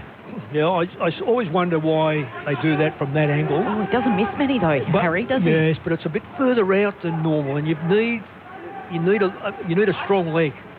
The Hawkins type, they'll get those. So Stewart on the kick-in duties towards the Haynes direction. He launched, couldn't take the finger tipper in the end, and Cats with the numbers. Henry back to Tui. Tui kicks long down the line. It'll drop centre wing. Dalhouse came in hard, was Taylor. Oh, and he's been crunched by Selwood. And there might be a bit of afters here. Taylor had his eyes on the ball, head over it, and Selwood came in with the hip and shoulder and collected him high. It's interesting, that one. Taylor so impressive. He's been holding Hawkins and he's taking on Selwood. He kicks to 50, squirting out the handball to Ward, who kicks into the forward pocket. Strong mark again by Stewart, who's lifting. And Sproul was outnumbered in the contest. Easy pickings for Tom Stewart in the end.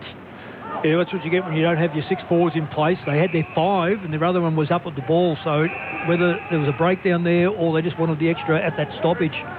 So that's what you get found out. Short to Kolajasny, and he goes out wide to Menegola. Again, no movement from the Cats. Terrific full ground defence from the Giants, and just force a long nothing kick, and Haynes will get a free kick here. He's been terrific tonight, Nick Haynes, but it's that Giants defence across the ground. Just he's forcing Geelong to have zero ball movement at the moment. So Haynes between wing and half forward, kicks a very high ball inside the forward 50. Punch comes from Kruger at the back, spills down to Clark, slick hand pass to Narkle, tried to fend off, tackle dispossessed. Clark, his hand pass ends up with Toby Gray, picks it up, snaps and kicks his third. And GWS get the first of the second half. They pick up where they left off. GWS 8-5-53, Geelong 3-9-27. And it's out to 24 points the Giants, or 26 points the Giants' way. Lingy, what you just said about the Giants is what Geelong do to this ground. Normally. Normally. They've learnt very quickly to cut off the supply. Well, after what we thought was going to be either a rev up from Chris Scott at halftime or a restructure about how they were going to play and the way they were going to attack this, to come out in this third quarter, the Giants smashing Geelong at the contest 13-6 to start this quarter. And then when the Geelong do win the ball back, beautifully set up, perfectly set up to force no ball movement at all from the Cats. Then they get the entry to a dangerous part of the ground and their brilliant Toby Green finish. I love him or hate him, Lingy. He is a leader and they are following their leader at the moment. This is a game-high 26-point lead for the Giants. Out of the centre, Ward with his eyes for the footy. He's tackled by Clark. Talk about leaders. Cal Ward, his attack on the footy tonight has been unbelievable. He's wound the clock back. So Radaglia in the ruck. He's given it straight down to Daniels. Draws the Cats player. Gives it off to Bruin. And Bruin's delivery inside 50 goes over the head of Stewart. Stewart putting his body on the line. He's trying to toughen them up down there and lift these defenders. But it's come out to Brown. And Brown has snapped his second goal. Callum Brown, the Irishman from County Derry, who's playing his first minutes tonight in his second AFL game, given he was the sub the first time round, has kicked 2, and it's 59-27. The alarm bells are sounding, Lingy. Where's the emergency button around here? Surely you know where it is. Well, if you ever get into a discussion with someone and they say, I know all this stuff about footy being a mental game and being played above the shoulders, all that's a load of rubbish. Well, just show them this game. The Giants have come here with an approach of hard, ruthless, take the game on, desperation, everything you want from a team. Geelong have come here with the mindset of, let's win this game in the easiest possible way. And right now, because of both of those mindsets, the Giants are showing the Cats up completely. They are destroying them in this third term. So a margin now of 32 points, 2 goals to none to start this third quarter. It's a new game high. Radaglia in the middle. Down though to Taranto. Hand pass to Ward. He's crushed in the Guthrie tackle. Pinged holding the ball. You can't do that. Terrible to see. You cannot do that. Ward falling to ground. Guthrie lays the tackle and he gets the free and now calls him to play on. Guthrie not happy. Hand pass to Buse. Kicks inside 50. Menegola flies, no mark. Spills to Ash. Hand pass to Whitfield. Gives it to Bruin. He's tackled. Hump says play on. Half forward for the Cats. Pack forms around Parfitt and the ball up. You might say why we say that's never a free kick against Ward. He follows the ball. He chases the ball. He puts his head over the ball. He picks the ball up and he's nailed. So bad decision by the umpire. Giants by 32. Big moment of the game here. Sproul grabs it out of the ruck. Kicks into the centre square. Held without it. Toby Green gets the free. Panic. He's kicked 3 so far, Toby. And here we are, 9.5 minutes into the third term. It's at 32 points the Giants' way. Green goes to the outer wing. O'Halloran needs a kind bounce, didn't get one. Clark tackles him immediately. And we'll have a ball up just inside the boundary line, eastern side. GWS by 32. They've got 10 players under 25 games. Geelong have just 2. Where's the spark coming from, Lingy? Who's going to lift them?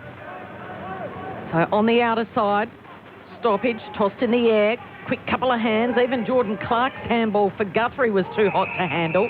He overcooked it, and it's another boundary throw-in. They're dominating the second ruck. Redeglier has got a very small opponent, and he's dominating. Brow, yep. But they're not taking full toll at ground level. Here they go again, and Redeglier front position straight to Guthrie, who's set upon by two hard nuts in orange, Coward and Taranto. And that's all you can do, is to actually watch what Redeglier is going to do and get to where he's going to hit the ball, because you've got no hope with Sproul. He's just too small. So Redeglier flicks it down Ward. Got a kick away before he was tackled. Punched down by Daniels right on 50. Now the Cats. Narkle's kick was a little bit too casual. Great smother by the Giants. They're in with a chance here. Gives it off to Taranto. He quick snap across the face. Missed everything. What a moment. Tanner Bruin, what playing game number 9, just bodylined the ball against his Geelong opponent. The Geelong opponent went with one arm, Quinton Narkle.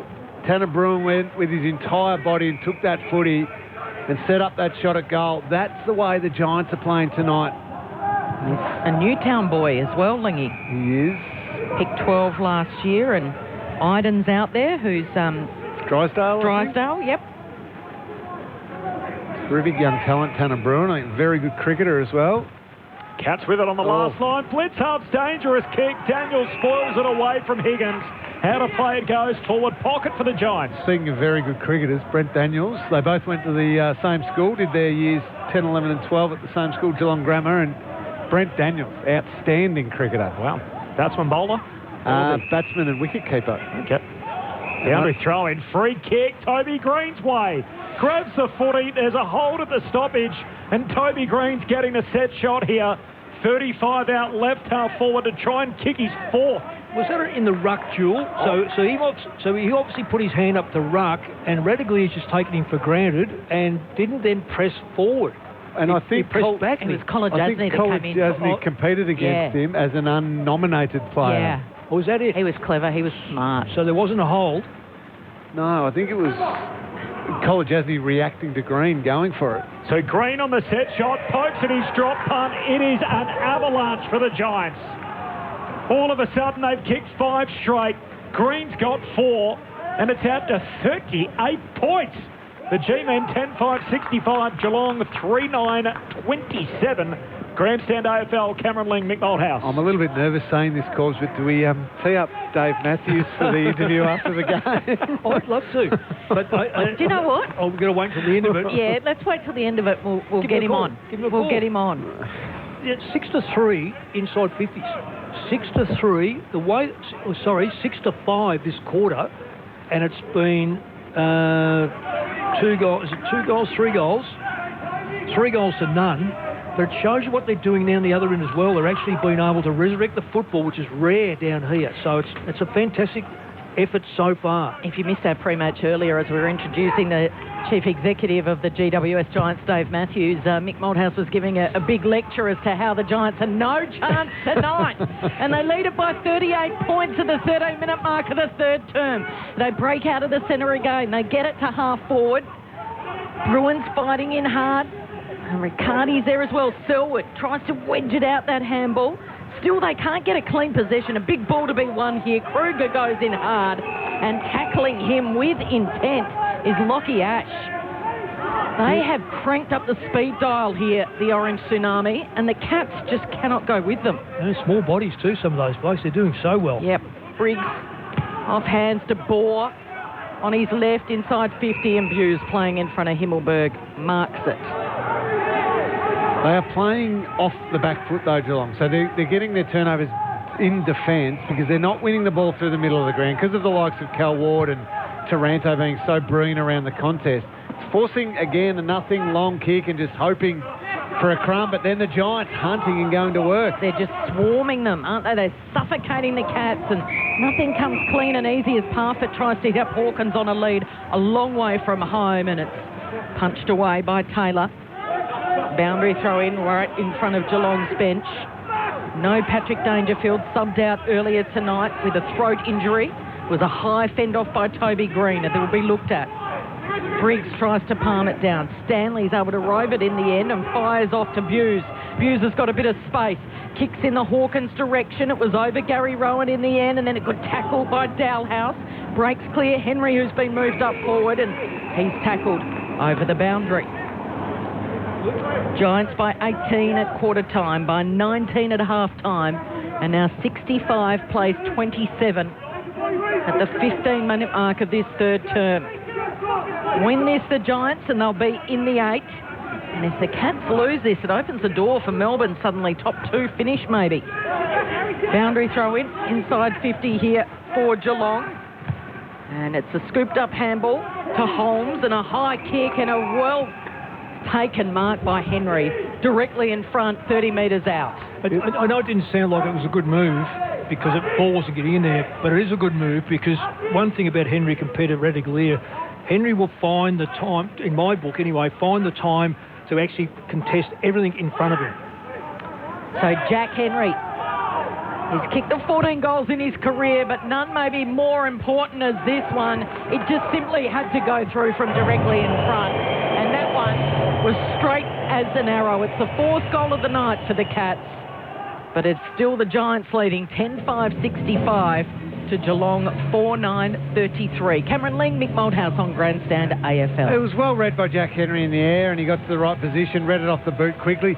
It came from a nothing, just a mongrel kick forward. So it's still no fluency in Geelong's ball movement, and that's part because of them and not being prepared to take some risks, but also completely because of the Giants' terrific work around the ground and around with their setup.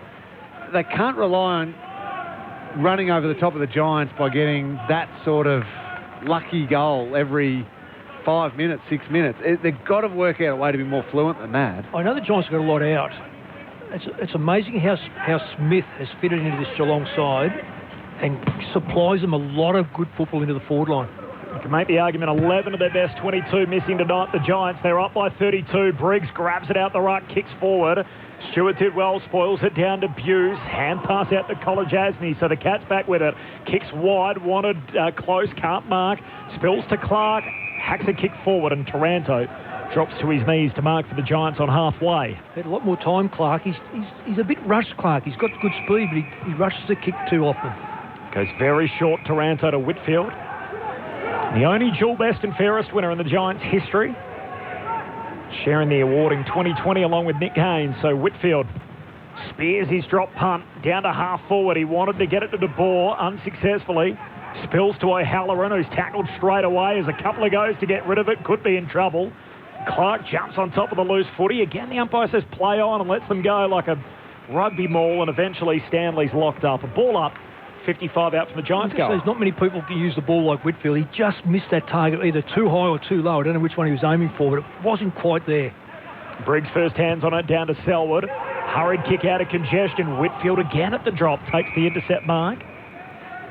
Whitfield just forward of the wing under the Hickey stand. Luke Dalhouse very sore away from this kick from Whitfield, limping to go see the docs. Long contest kick inside 50. Stanley punches it away and a boundary throw-in. 30 out from the Giants goal. Tim Hodges is on the boundary. Well, you see Luke Dalhouse, as Lingy just said, limping off the ground. The physio, if you look about 50 metres away from him, the physio's out with Gary Rowan. He's been out with him for about a minute. So they're walking wounded at the moment, the Cats. Boundary throw in. Perryman tries to keep it in play. He's pushed as he gets his kick away. It goes out of bounds on the full.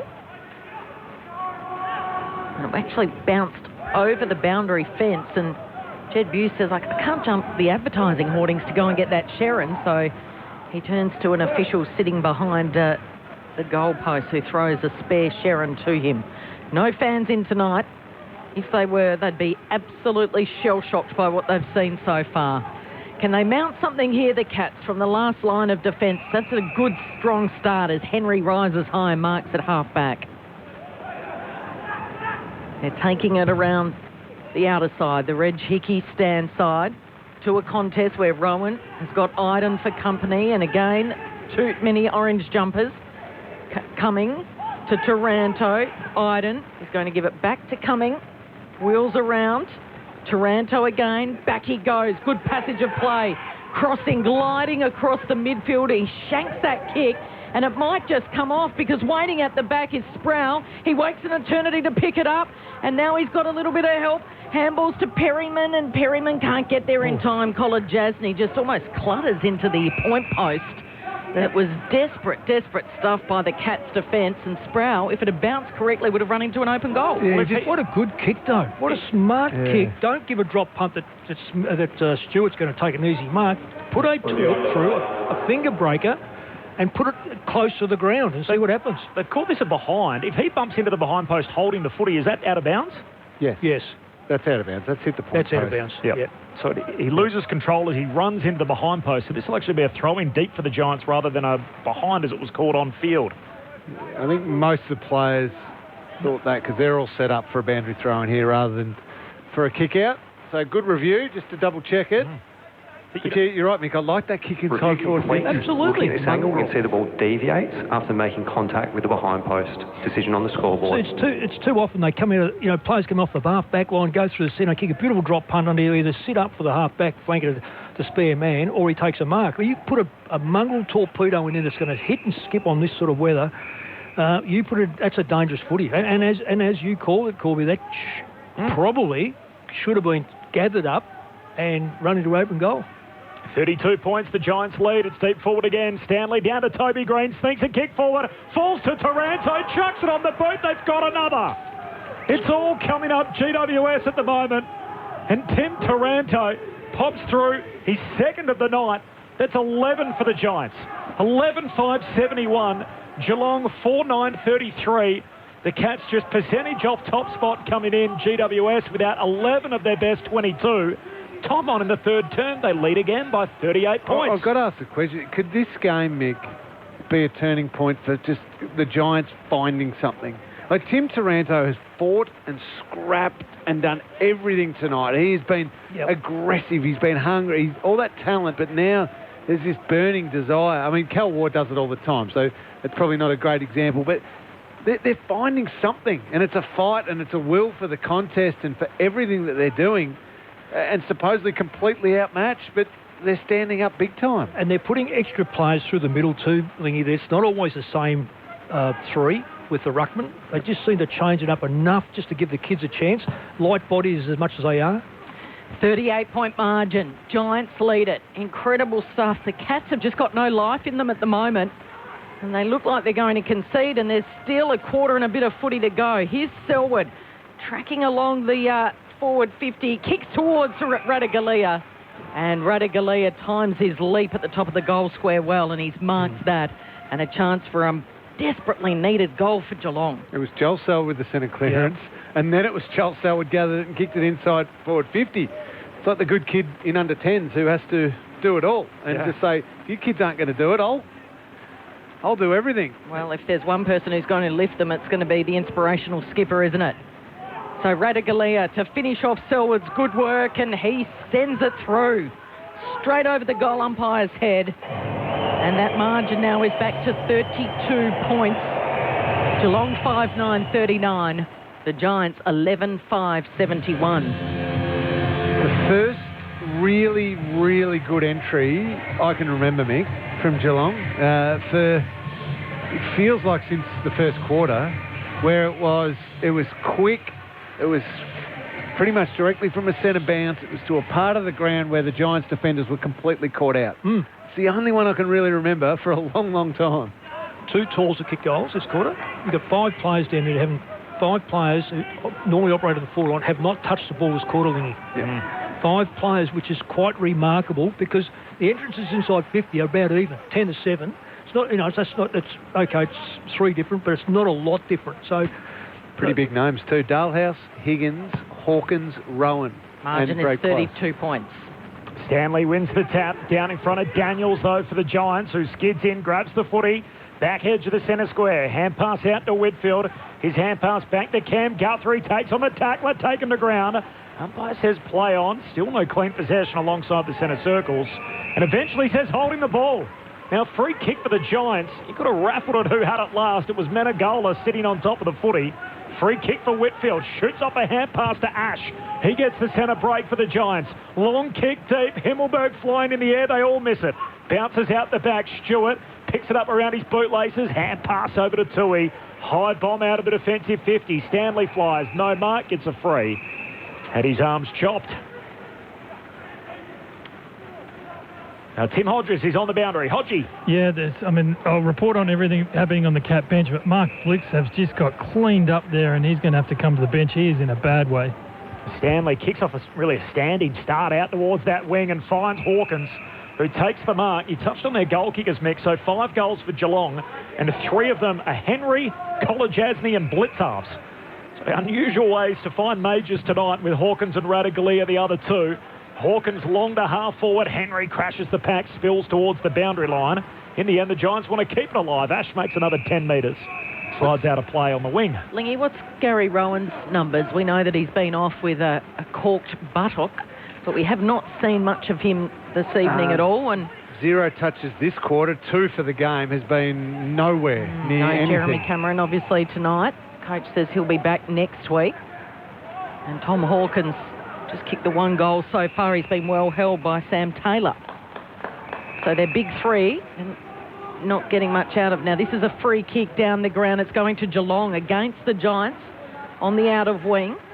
So Sproul thought he had it. He's had to give it to Stanley. It was off the ball, didn't catch what it was for, but Stanley kicked straight down the line and getting plenty of air, and that leap was coming. He couldn't bring down what would have been a wonderful mark, and they find the boundary.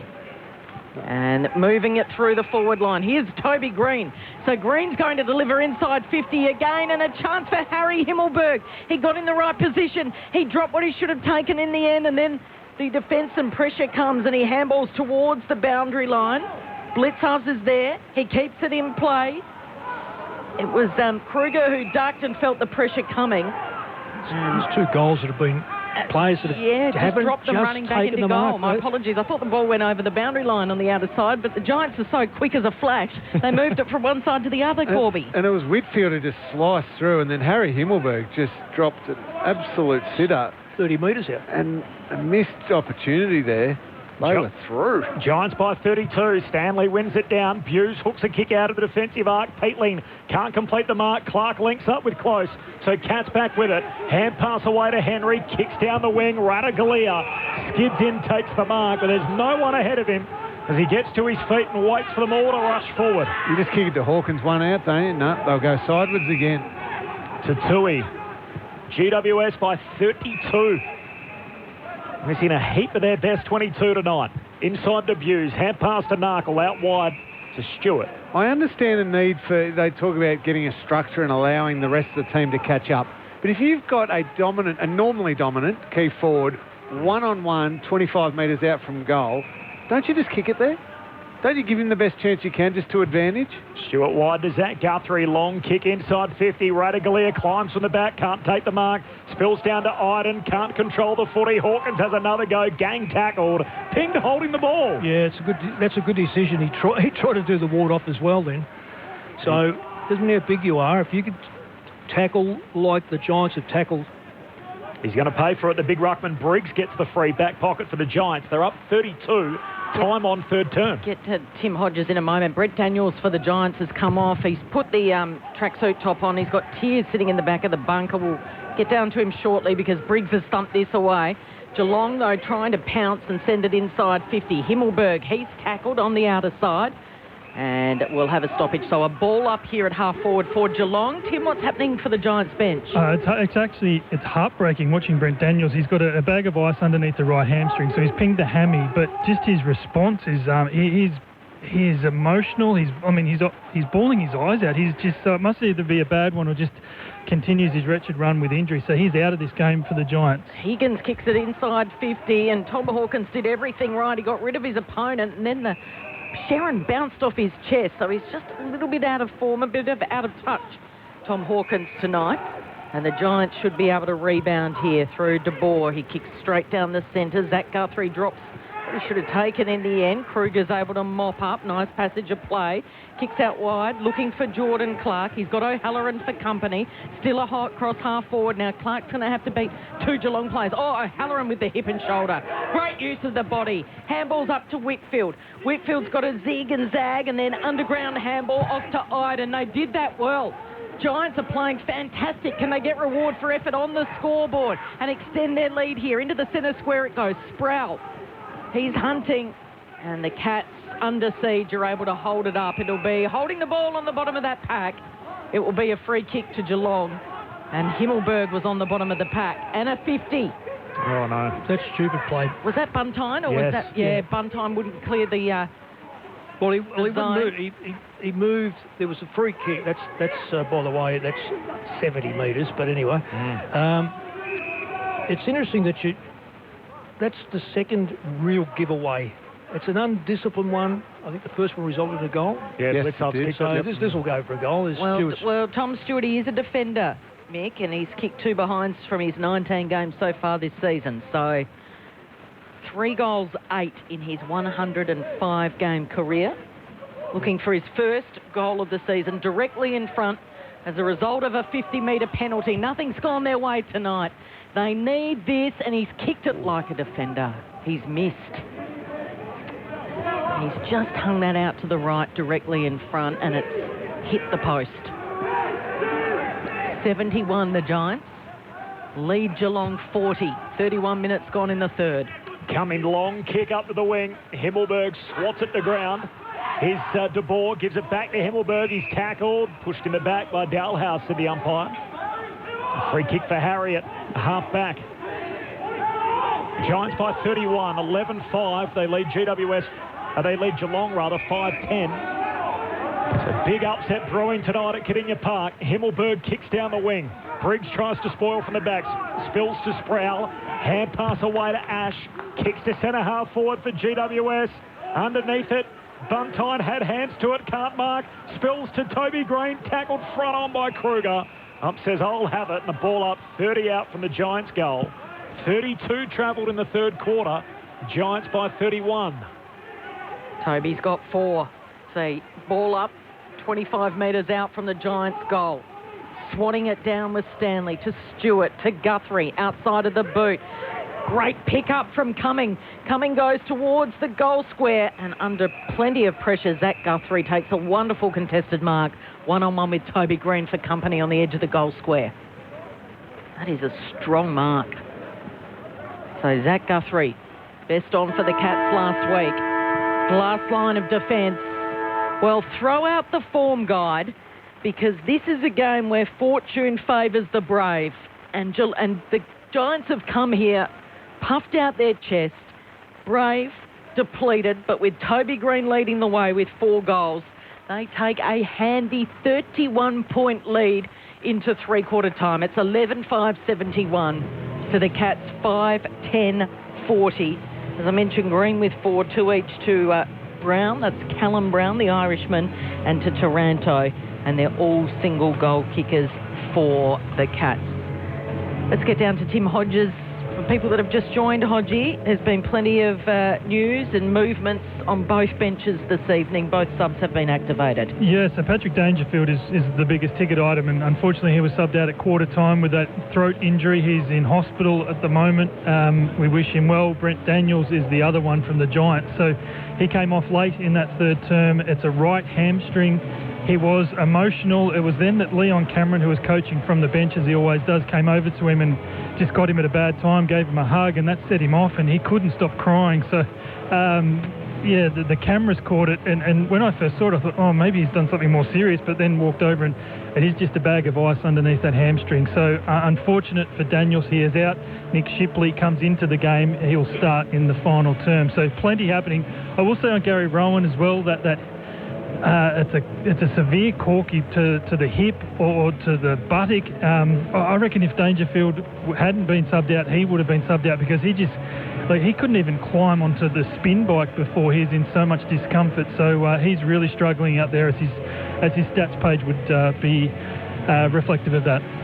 Shipley playing this his 4th game this year, all of them as the sub, so comes in for Daniels. He's played only 13 of a possible 19 games, so interrupted again with a soft tissue injury. Thanks for all that, Hodgie. The Giants by 31 points. More from Mick Moldhouse and Cameron Ling coming up on ABC Radio, ABC News Radio and Sport Digital. This is Grandstand AFL. I wouldn't, kill women or kids. Just crazy guys. So you know who it was? Yes, I know.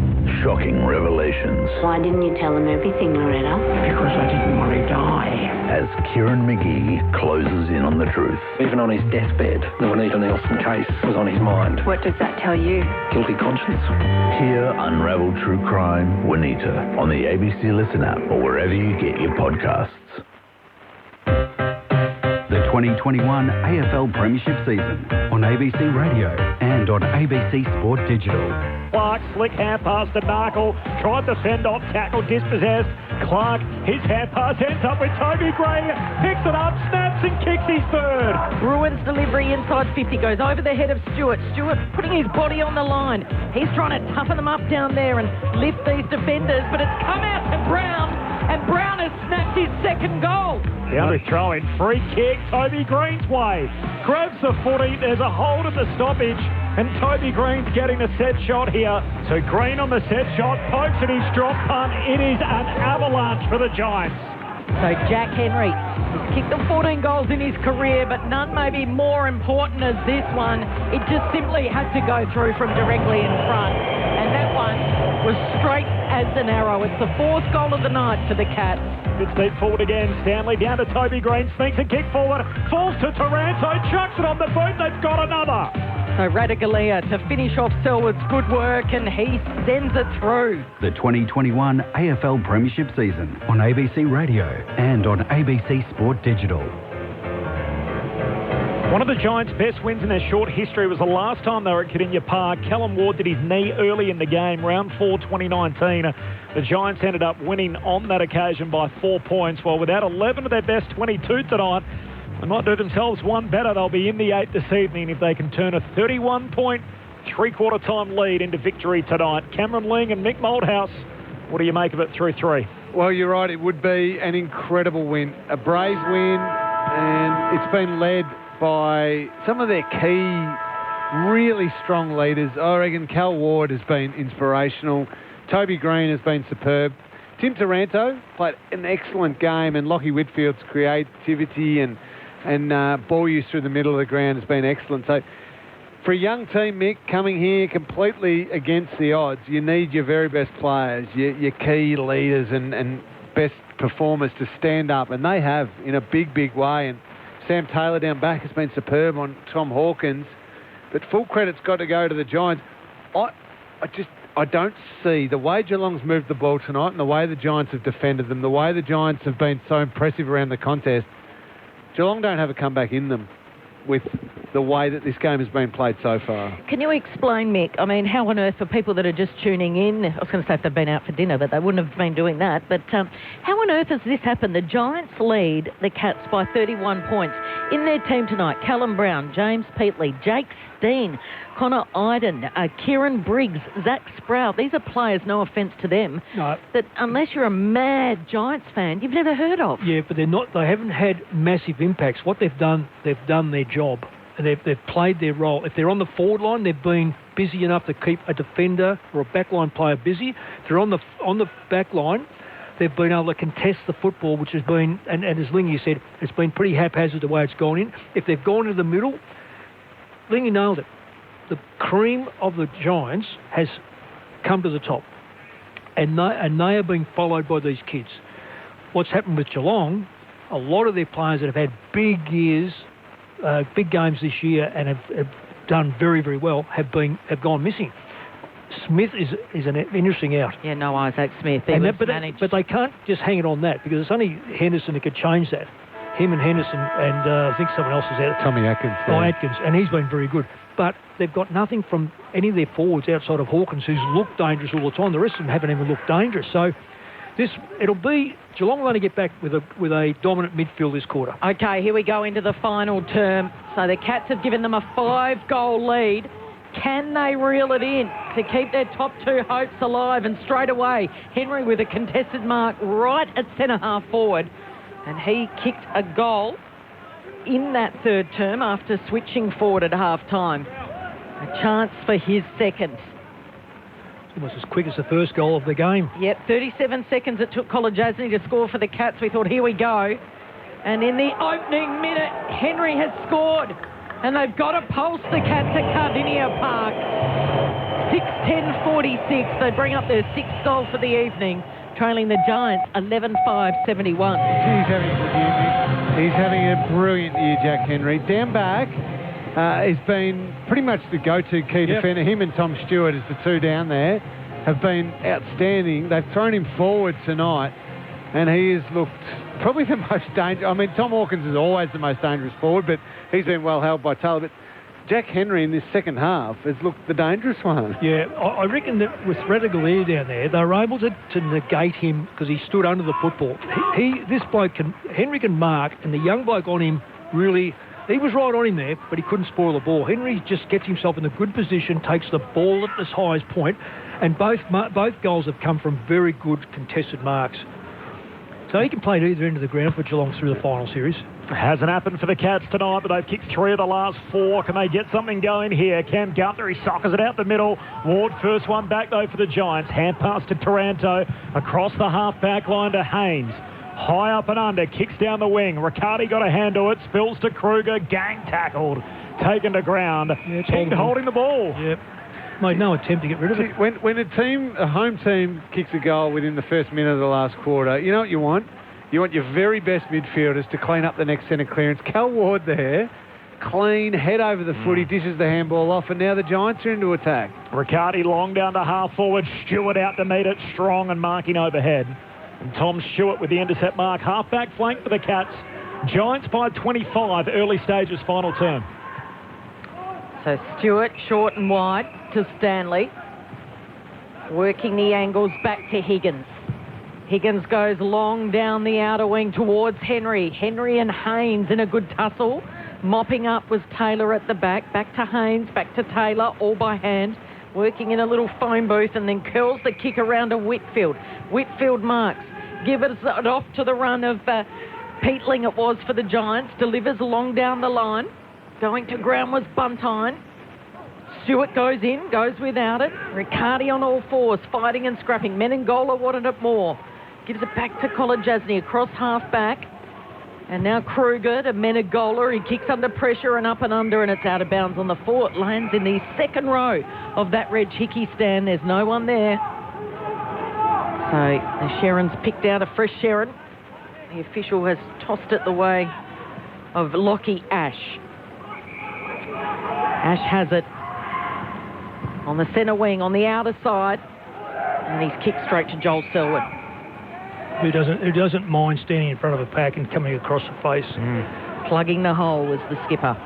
So Selwood looks into the corridor. Kolodjasny all alone takes the mark, and he goes.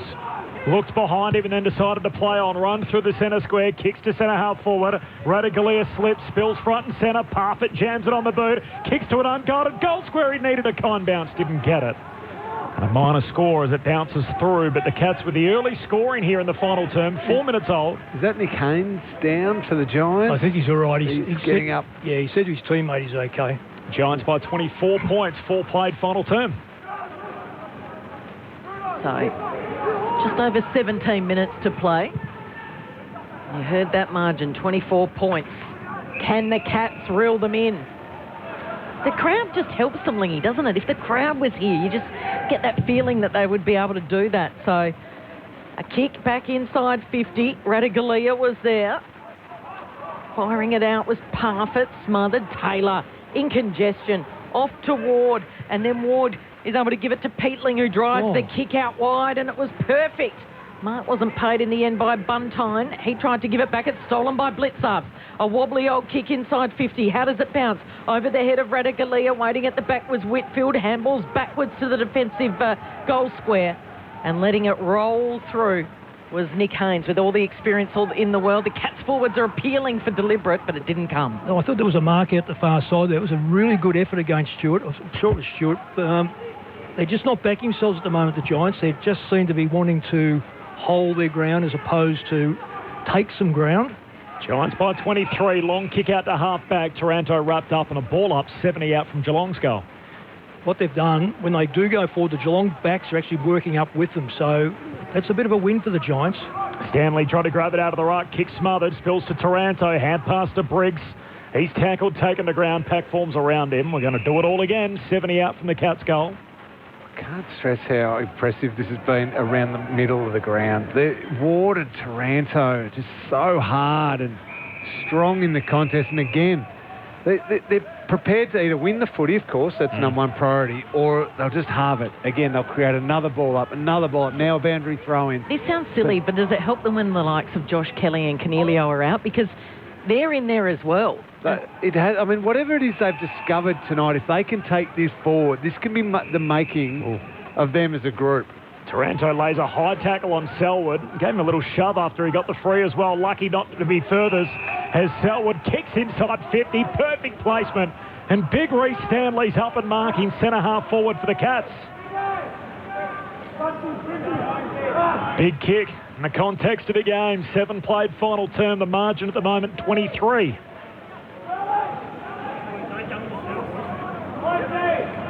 So Geelong haven't been this close since the 19-minute mark of the second term. We're now 7 minutes into the last. And that's if Reece Stanley can kick this. He's right in front on the drop punt. Stanley's set shot is right. And in the end, he's lucky to score a behind. Cats down 22. Greater Western Sydney lead at 7 played final term. Oh, it's going to be a nervous 20 minutes of play here for Giants fans. The Giants CEO, Dave Matthews, who would be watching on. Yeah, 7 inside 50s to none. That's what I mean about tightening up. That's when you've got 10 runs to make, Lingy, with a couple of overs to spare. You know all about the cricket stuff. So Riccardi goes down the line. The fend-off was good by Kruger. And he takes off. The left-footer delivers long. Radicalea climbed up the back of Taylor. Taylor got a hand in there. And now a handball out wide. Getting involved a lot in this last quarter is Peatling, the small defender for the Giants. And the delivery from Ash was good to Sprout. So he's got it on the outer wing. Wants to move it quickly. He spots a player all by himself just inside, right on 50 in fact. And that player's Riccardi. And he marks uncontested. Oh, hang on, the umpire's blown his whistle. Something behind play. Blood rule for Nick Haynes, I think it is, Cal. Yeah, let's get down to Tim Hodges, who's on the boundary for us tonight. He's the only one in the grandstand this evening. Tim, what are you seeing? Yes, it's a bloody mouth for Nick Haynes. That's why he's coming off. So that's why the hold-up is here. I think everyone nervously looked around and think, what's happened here? Is there a free kick? But it's just a blood rule. We're the only code that's kept that up, unless it's really flowing. And he's about 3 kicks behind the play, and his teammates got it and just outside 50, and he wants to go fast. Let them keep playing, and if they're worried about it getting to somewhere near him, then stop it. Like they had 2 clear players. Yeah. 2v1. It's just no sense whatsoever. So Riccardi's been handed the Sharon. He's got it 55 out, right up against the boundary. They're going to fly at the top of the goal square. No one marks it. It comes the way of Buse. He gives it to Selwood. Bounces it out of the danger zone. Iden was there. Ward, quick hands back to Iden, and now Whitfield. Fakes one way. Delivers over the top of the head of Callum Ward in the end. But he rides the bump. He gives it off to Bruin for the snap, and it's going to be marked right on the last line of defence by Tom Stewart. Callum Ward nearly created another goal for his team, just through sheer willpower. What a warrior. They've gone in a couple of times over here not scoring. I reckon that's the danger now. They're starting to find space. So Giants need to just regather, hold their breath, because at the moment... Giants by 22. Buse kicks down the boundary line to Stanley. Marks in front of the benches. Kicks along to Hawkins and a one-on-one. And Taylor wins it again as he whacks it out of play with the spoil. A throwing 30 out from the Cats goal. Tim Hodges on the boundary. Corbin, Mick actually referenced this when Nick Haynes went down. He said, I'm not sure why he's staying down for so long. I think he might have been looking for a couple of teeth. I think he might have lost a couple here. For the boundary throw-in. Taylor again attacks the footy. Picks it up, tackled, held up, ball up. Been brilliant, Sam Taylor. 70 out from the Cats goal. Ball up at half forward. Hawkins gets rid of Sprout. Tackled, dispossessed. They wanted holding the ball. They won't get it. Gee, Bruin was sort of holding his hand as he backs away from that stoppage. Long kick forward for the Cats.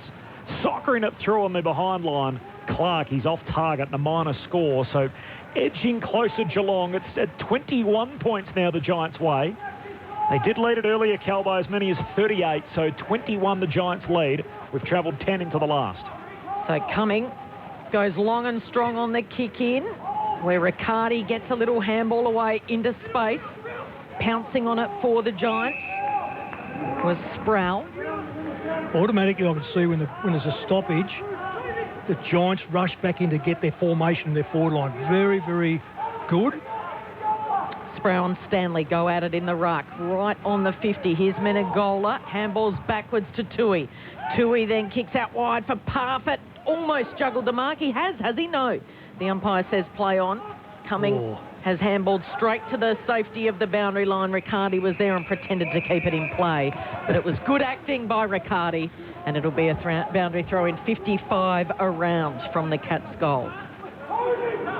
Radagalia's in the goal square. In the ruck is Stanley. Stanley flicks it over his head where Menegola's waiting for it and then kicks it towards Radagalia, and leaving his man Hawkins was Sam Taylor, and Taylor fills the hole and takes the mark. He'd just about have to be up there as best on ground, Sam Taylor. He's been incredible in his matchup on Hawkins. They've been raving about him for a couple of years now, and obviously just had a lot of bad luck and had that terrible infection it was last year. Yeah, but they've been just so excited about what he's going to become. Across the goal face to Iden, kicks out to Himmelberg at half-back. He goes long to Green at a one-on-one. Zach Guthrie does well. Spoils it to Stewart, kicks along the boundary line, and a good mark. Stanley's had some good moments in his last quarter, marks in front of Himmelberg. Cuts back inside, the wider corridor to Menegola.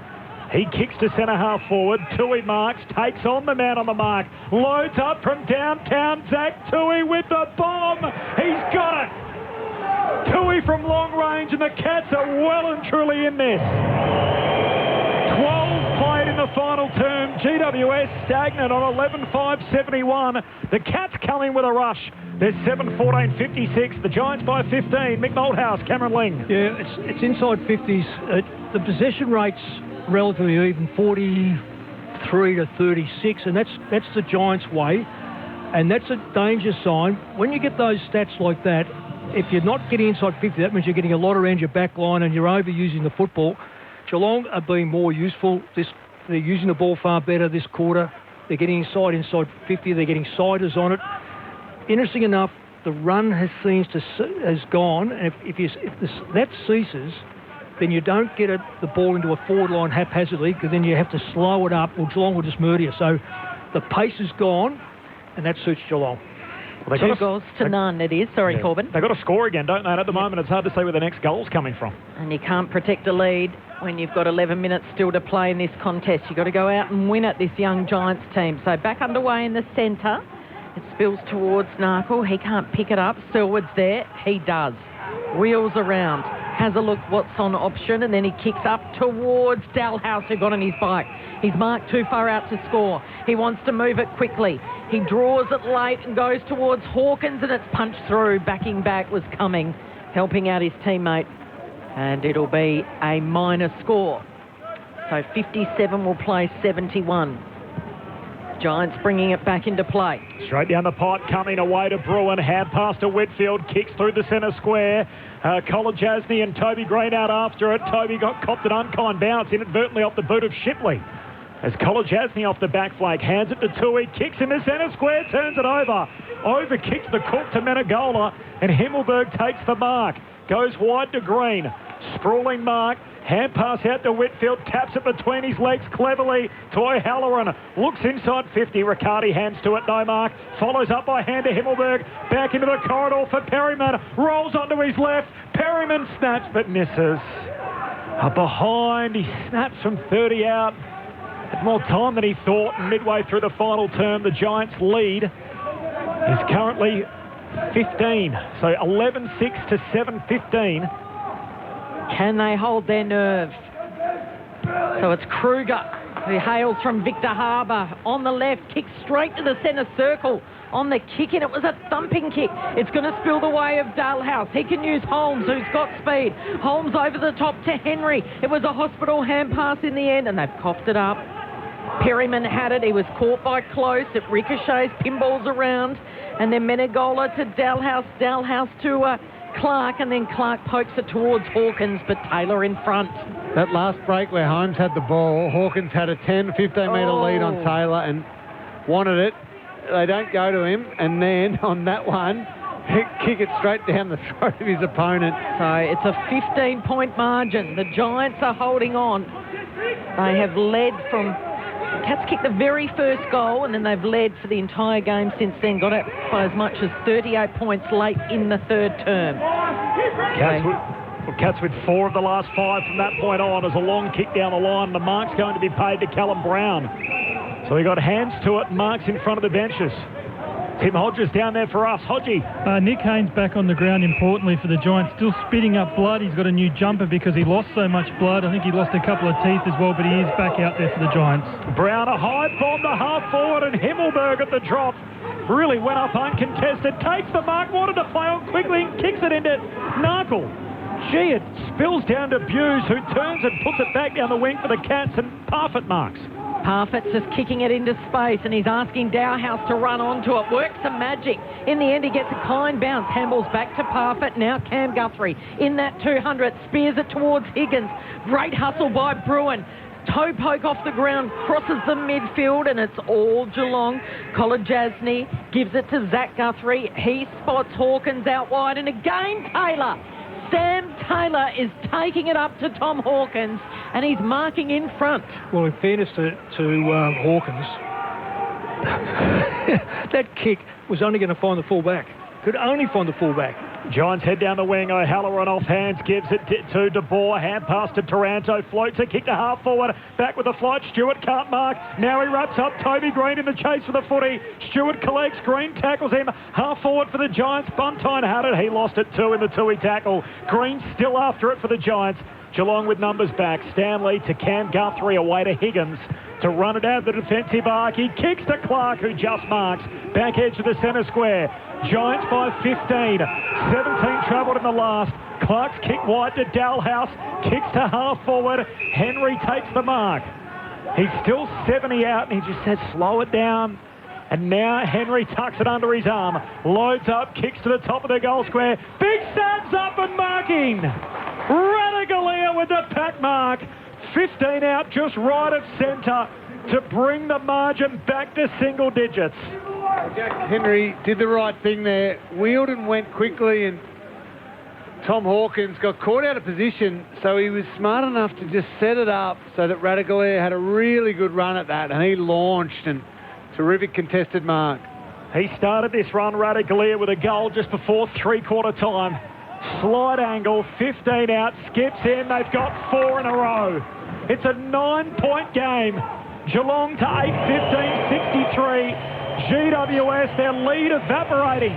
They're 11-6-72. 19 played, final term, the Giants by 9. Well, I don't think they have to panic about this, Slingy. I know there's heaps of time left. There's easy enough time for about 4 or 5 scores. What has happened is Geelong are starting to... One is that they're moving the ball quicker. You can easily see the younger players of Giants have slowed down. Not only slowed down, they look really tired. But it's the stoppage work. I've just got to look at it. There it is, 6-1. Whereas right through the match it's been even. So that clearance rate now, those players around the football, it's up to them again to step up. Now if they step up, they'll get the ball in the forward line, they'll score. They've got enough scoring power down there, even though it's not named outside of green. But they're getting slaughtered now at the stoppages. So it's 9-point lead here to the Giants. Can they hold their nerve? It's Guthrie that's at Blitzards rather that's taking it out of the centre. Popping up is Max Holm. He kicks to the top of the goal square. Tracking back is coming. He's played a good game for the Giants. Oh no, what's he done? He's kicked it straight to Jordan Clark, and Jordan Clark is 20 metres out on a 45-degree angle. What was he thinking? Well, that's just very poor play from a young player who just panicked. A rush of blood. And Clark has shanked it out on the full. So the tension in these youngsters is just rising, and they are tensing up out there. You can feel it, Lingy. That's what the scoreboard does to you, Cal. You're right, coming. It was just a complete shank to Clark, and then Clark didn't even take his time and compose himself to have the shot. Long ball for the Giants out to half back. Here's Riccardi through a number of bodies. Got a hand pass to Taranto. Lifts it into the path of Bruin. Slips out of one tackle. Links up with Ward. Giants with the numbers on the wing. Hand pass to Himmelberg. Moves it on to DeVore. Kicks to half forward. And Brown out. Shipley rather out to meet it. Takes the mark. Turns. Shanks his kick into the pocket. Toby Green races after it. And he and Kolodjasny see it out. A boundary throw in, 30 out from the Giants goal. That's another moment, isn't it? Shipley, he gets that over the top to Toby Green. It's an open goal. So 3 times they've had opportunities. That's why the kids sit, look, there's a difference in class. And there it was, you see. Shipley was rather sheepish as he walked past Toby Green. Perryman now from the boundary throw in. He kicks to the top of the goal square. Bruin from Newtown in Geelong. From in the goal square. Has slotted it through, and it's a much-needed goal for the visitors. And a bit of breathing space now. It's a 15-point margin after the Cats rattled off 4 in a row. Well, that's a stoppage, and it's a quick kick in, and it's having 1v1 to keep Geelong honest. And that's what's happened most of the night. Outside of that 15 minutes of Geelong dominance this quarter, that's what took place. It just if the Giants can steady at what they do best, which is the stoppages, and have one-on-one in the forward line, doesn't matter how good Stewart is and how good this, that's what ends up happening. So Tanner Bruin with just his 4th AFL goal, playing his 9th game today. That would be his most important and special, given he grew up just around the corner. So 63 plays 78. The Giants with the lead with 5 nervous minutes for you, Lingy, to go. He did grow up around the corner. Went to St Joey's as well originally, Cal, before he went to Geelong Grammar. Got to give that one a mention, the old school. Giants only teenager out there with a critical goal in the final term. Cats out the middle here. Higgins to Cam Guthrie. Hand pass away to their team. Holmes on the run. He shoots but misses. Out to the right or behind. Given there's no crowd here, are we allowed to say to Cameron he can maybe cheer or, give us a bit of atmosphere in this final 5 minutes? He's punching me on the arm every time they kick it off. Luckily it's only been 8 times. Oh, this is tense. Friday night footy, as good as it gets on Grandstand AFL. Briggs rises high from the kick-in, can't take the mark. And then it's Ash giving it back to Haynes, and Haynes with a high ball. Toby Green's got to beat a couple here. He's out of position. Blitzhubs does well, just dabs it down to Stewart. Stewart then goes long. Big fly was Ratugolea from behind. Umpire says no. It bounced on the ground before it ended up landing in his lap. Narkles giving it straight to Taranto. Taranto to Cumming. Cumming just bombs it to the broadcast wing where Stewart and Toby Green engage in a battle, and Toby Green wins a free kick. Interesting, isn't it? Green, you call that Green free kick against Stewart, is probably one of the best backs in the competition. That was just a case of 2 blokes. I don't know if there's a great free kick there, but nonetheless, Green takes front position all the time. Hodgie on the boundary. This is big news, Cal. Zach Tui came off. He's done a left hamstring. So with only a couple of weeks until finals, this has been a devastating night for the Cats off the field. Yeah, no Dangerfield. He's in hospital, an injury to his throat as Green goes long. Waiting at the back was Briggs. Now, who can get on their bike? Here's Harry. Kind bounce. Wheels around on the right, and they might just have it, the Giants.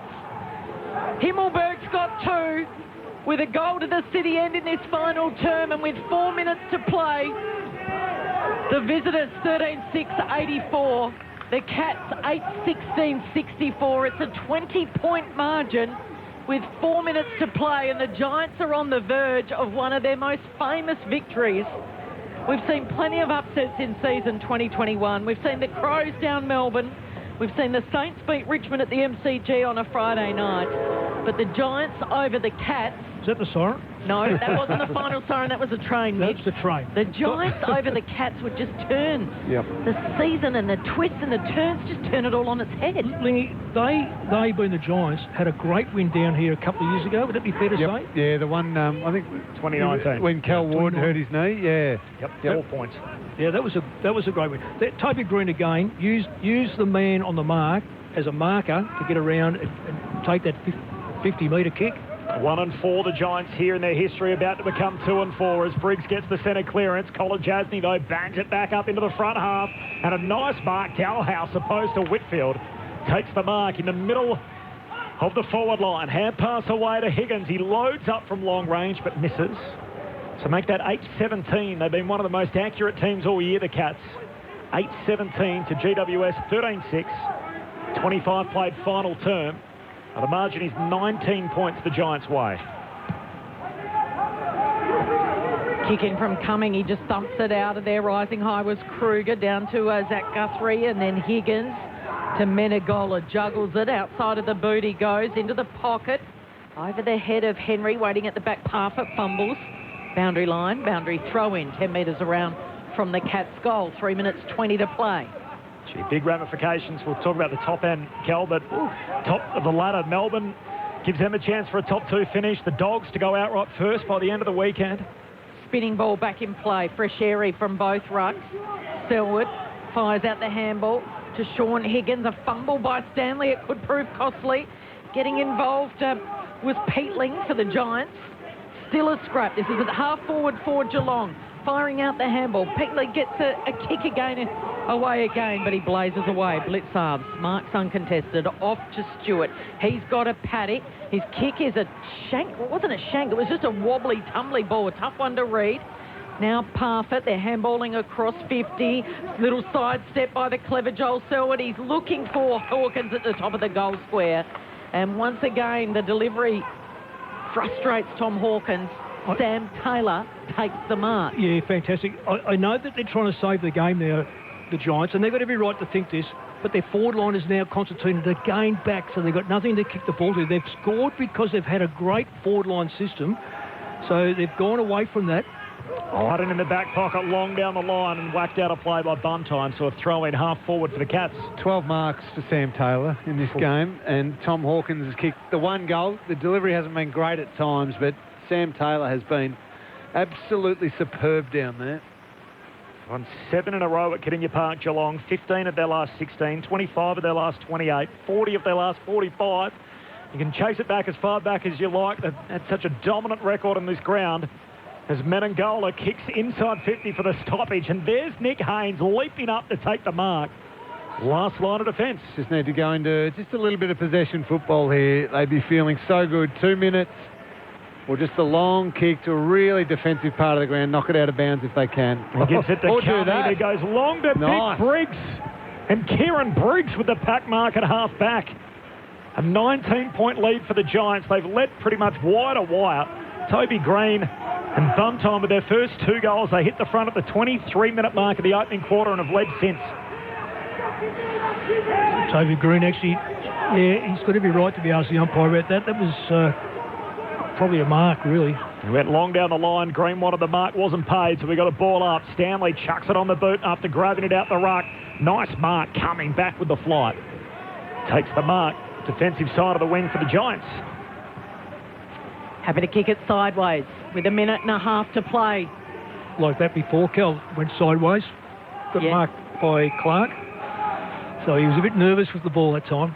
So they are going to enjoy this one. Having a look up in the coach's box where Craig Lambert was, and looked like there's someone on FaceTime. Was it Stevie J? Stevie J was in the box. I don't know who was that was on FaceTime. No, but they're celebrating already, the Giants, and why wouldn't you? Because this is a memorable victory. In their 10 years or so in the competition, this has been absolutely extraordinary. Parfitt, still some time to play. Fakes one way and then delivers. And Iden almost juggled the mark up over the back of Close. Gives it to O'Halloran. O'Halloran then short to De Boer, who was really made to work for it. And he marks in front of Blitzarves. Cam Guthrie was meant to be celebrating his 200 in style here tonight, but it's not going to be. Cats fans watching and listening around the nation. None in here this evening. As the kick goes down the line, here's Green, eyes only for the footy. He lost it. It comes to Ash. Ash goes short, and there it is. There's a big, big sound that's echoing throughout the entire competition. The Giants have shocked the Cats at Kardinia Park. They've done the unthinkable into the top 8, and they got finals bound teams shaking in their boots. Down from the west of the town, it's the sound of the mighty Giants. Feel the ground is shaking, the other teams are quaking in their boots before the Giants. We take the longest strides and the highest leaps. We're stronger than the rest. We're the greater Western Sydney Giants. We're the biggest and the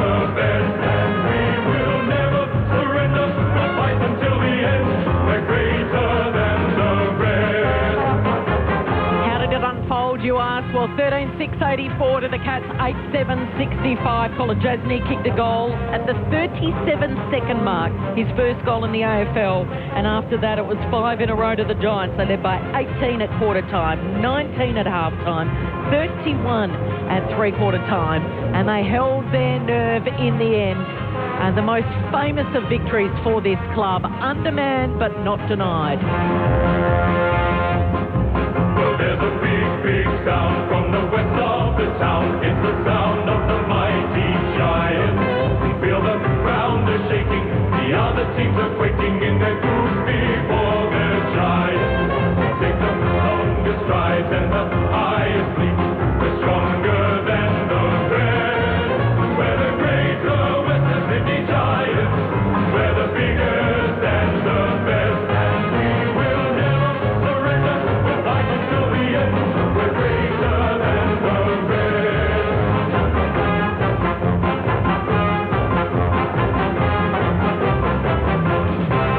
Toby Green finished with 4 majors, and he'll be looked at by the MRO for a controversial fend-off that was a high elbow to the throat of Patrick Dangerfield. He was subbed out in that opening term, and he's headed off to hospital. 2 each for Callum Brown, playing his first proper minutes for this club. 2 to Taranto, who was brilliant, while for the Cats, 2 to Radigalia, 2 to Henry, and Tom Hawkins with just 1 goal kicked for the night.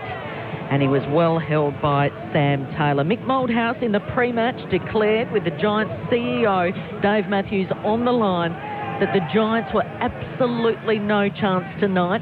Surely they've taken that snippet of audio. They've wheeled it around in the Giants room over the other side of the ground. They've played it to the players before they ran out, because this, Mick, came out of nowhere. Well, can I also say that Dave did say, yes, Mick, it would be very, very difficult. So I will stand by that the young players played their role. And I've got to say, Leon Cameron, as much as he gets criticised, and I'll also say this, that... Just sorry to interrupt. The whole squad is, or a lot of the other squad members out on the ground. It's been a big day for the Giants. They've been separated from their families for a long period of time. Their families have cleared the 2 weeks of hard quarantine in Queensland, arrived in Melbourne earlier today. They've been reunited, and what a win. So no Lloyd, Hopper, Reid, Green, Davis, Hogan, Mumford, Kelly, Canelio, Hill, all missing from this lineup. So that is one hell of a victory. So 11 of their best 22 out. Yeah, I dispute that there's 11 of their best, because there's a few there that I would say... You wouldn't have? Well, looking at some of the players tonight, that's who they should stick with. There's a few things that have come out of it.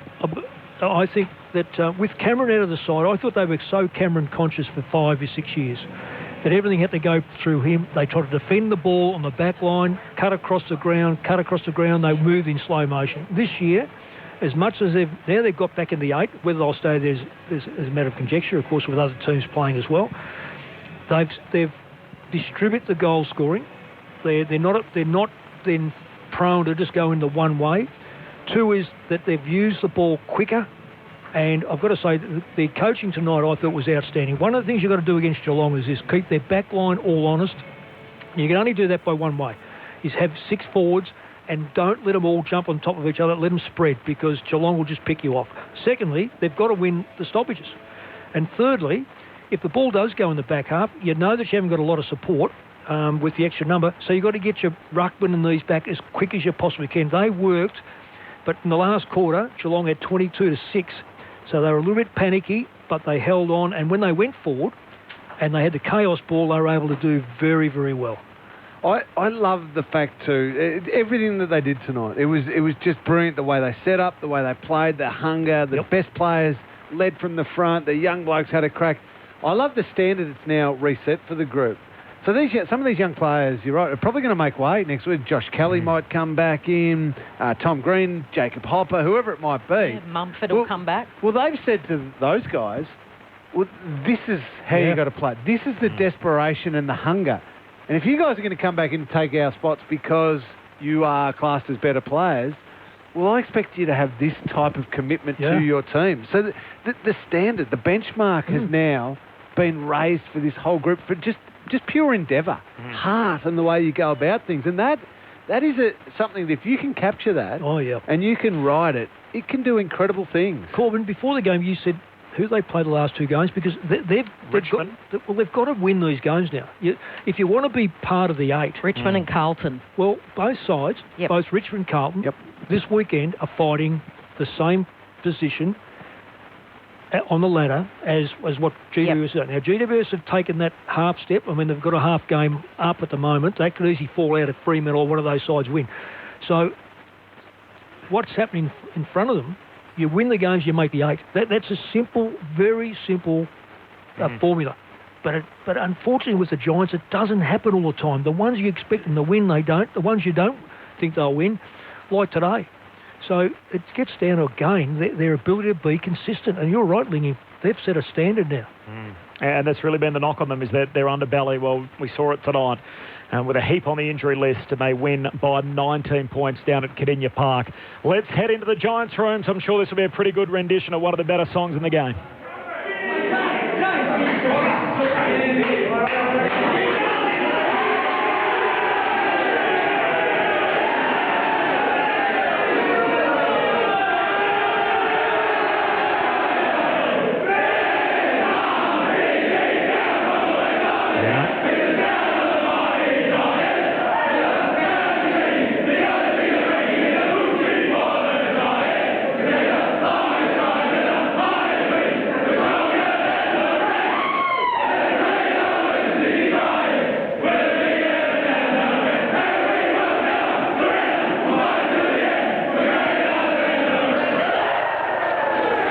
So the flag favourites on their own decks. In just the 7th time in their last 55 games they lose here at Cardinia Park. We'll get to Tim Taranto for some reaction in just a moment, and also hopefully check in with the Giants. But first, our own Tim Hodges is downstairs. Hodgie, a dramatic night on the injury front.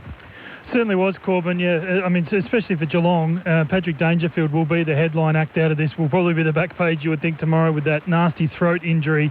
He came off at the end of the first term. He was subbed out of the game straight away and taken to hospital. And now, obviously, on the flip side, lots of interest will come to the Toby Green elbow that copped him in the throat. So a nasty injury, and we hope Dangerfield is okay. It's got worse for Geelong with Zach Tui late in the match and late in the final term, a left hamstring. So you would think he'd be missing until finals. And Gary Rowan didn't play any of the final term with that severely corked hip. And it was no good for the Giants as well. Brent Daniels, you saw it late in the 3rd term, did a right hamstring, and it was enormously emotional. Was weeping on the bench, had to be consoled by his coach, Leon Cameron. So you would think he is probably out until finals, providing the Giants can make it as well. So, yeah, plenty of carnage out of tonight's game, unfortunately, Corbin. It's a lot of injuries, as you touched on, for both teams out of the night. Daniels and Nick Haynes looking around for some teeth at different stages across the night. So, both teams will count the cost as a result, but the big one will be the Toby Green incident with Patrick Dangerfield, where he was coming to tackle in front on, put his arm up to try and fend off his forearm, and in the end it was the point of the elbow of Toby Green that hit the throat of Patrick Dangerfield, and as a result he was subbed out of the game in the first quarter. Now, we have reference to, Kelly Underwood alluded to a short time ago, Mick Moldhouse earlier in the night. For those that missed it, this is what happened as part of the pre-game. They've got no hope tonight. I mean, you can bring your best side and play Geelong, who are sitting with 11 out of 12. And let me tell you, when you bring that many kids, you are going to get your backside kicked. Now, that was leading into our interview with the Chief Executive of the Giants, Dave Matthews, who I'm pleased to say, Mick, is on the line and ready to chat to us now, the Chief Executive of the Giants. Well, I'm happy to talk to him. Dave, what's your opening statement of that? I missed the game, Mick. What happened in the end? Well, I can tell you, you should be very, very happy with your boys. They were outstanding. No, well, you've watched the wrong thing, because your team, I know what you've done, and get that champagne out of your hand. Dave, they were fantastic, and I did make a comment up here. I thought Leon Cameron's coaching was outstanding in keeping your forwards forward, so therefore every Geelong player then had to be accountable. He couldn't drift off. There's plenty of space. your midfield. But I will say that the cream come to the top, and they were outstanding. You talk about Heath Shaw. He said to me some time ago that Taylor is going to be an outstanding player. Well, he's taken another step tonight. His ability to play on Hawkins. Admittedly, they didn't get in too many wrestling matches, but he's going to be an outstanding player for you. So congratulations. And can you hang on now? And I'll say the next comment I made tonight. Your consistency. You've got it basically in your own hands now. You win the next 2 games, you're probably going to make it. Yeah, I think, look, there's a few things there. One is Sam Taylor, I think, is the most underrated player in the competition. He should be in All-Australian conversations for sure. He's had a very, very good year. And last year, we really missed him. So he's almost been Recruit of the Year for us because he had a really difficult year last year. I hope we hang on. Tonight was just, that's one of the bravest wins in the club's history. That really is. I just feel that, you go down to Geelong. Geelong's basically at full strength, maybe missing 1 or 2. We're missing about 8 or 9. Yeah, I'm very proud of the club tonight. I thought it was a great win, and I think we chatted pre-game about. I reckon the injection of having the families arrive yesterday really might have been something that spurred the group on. But yeah, very, very proud, and I think the coaching was really good, Mick, as you said. I think we stayed really aggressive for most of the night, which is great. Dave, I know this is going to be a pretty challenging question, but you say that there's 8. We've counted 11 players out of your side. I didn't think that 11 would get into your best side. I think there's a few blokes there that are injured that probably wouldn't be in your best side. But I also reckon there's a few blokes in there that probably everyone thinks they're in your best side, but and I know they've been outstanding warriors and this sort of stuff, but they tend to hold you back. Your game tonight was built about beating Geelong on speed, on ball movement, on holding your line. And I'll throw this bloke in. I reckon he's a ripping bloke and has been a very good player, but I just don't think he's now your player you need. Davis, to me, seems to be a little bit of a liability at times. And I'm not going to say about Cornelio, because I still think he's got great value and I think he's going to be a great leader for you. But as blokes like Davis now, when you've got Taylor and you've got some other young players coming through in your back half, have they got the courage to leave a player like him out if he's fit?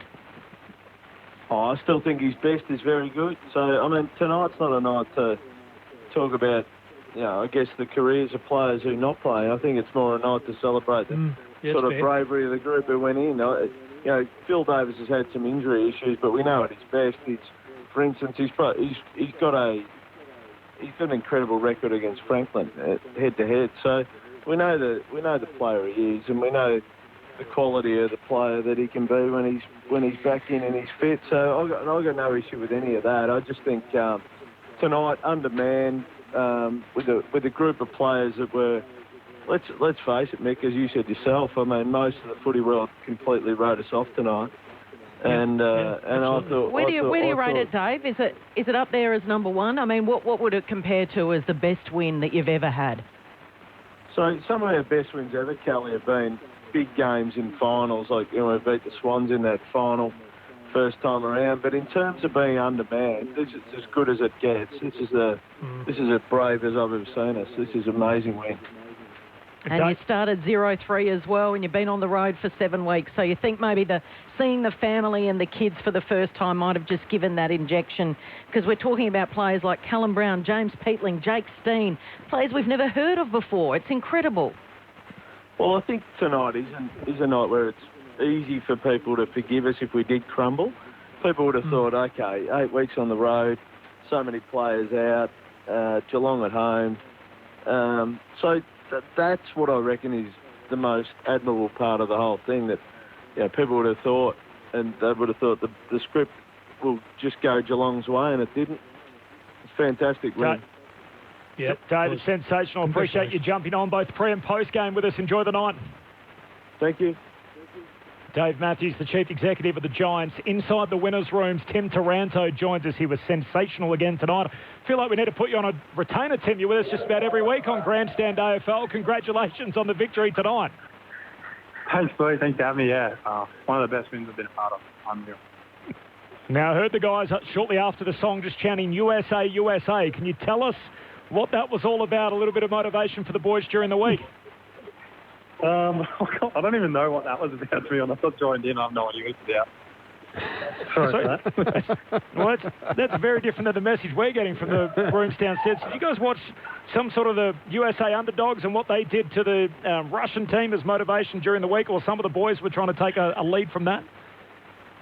Yeah, you're right there, actually. You reminded me nicely.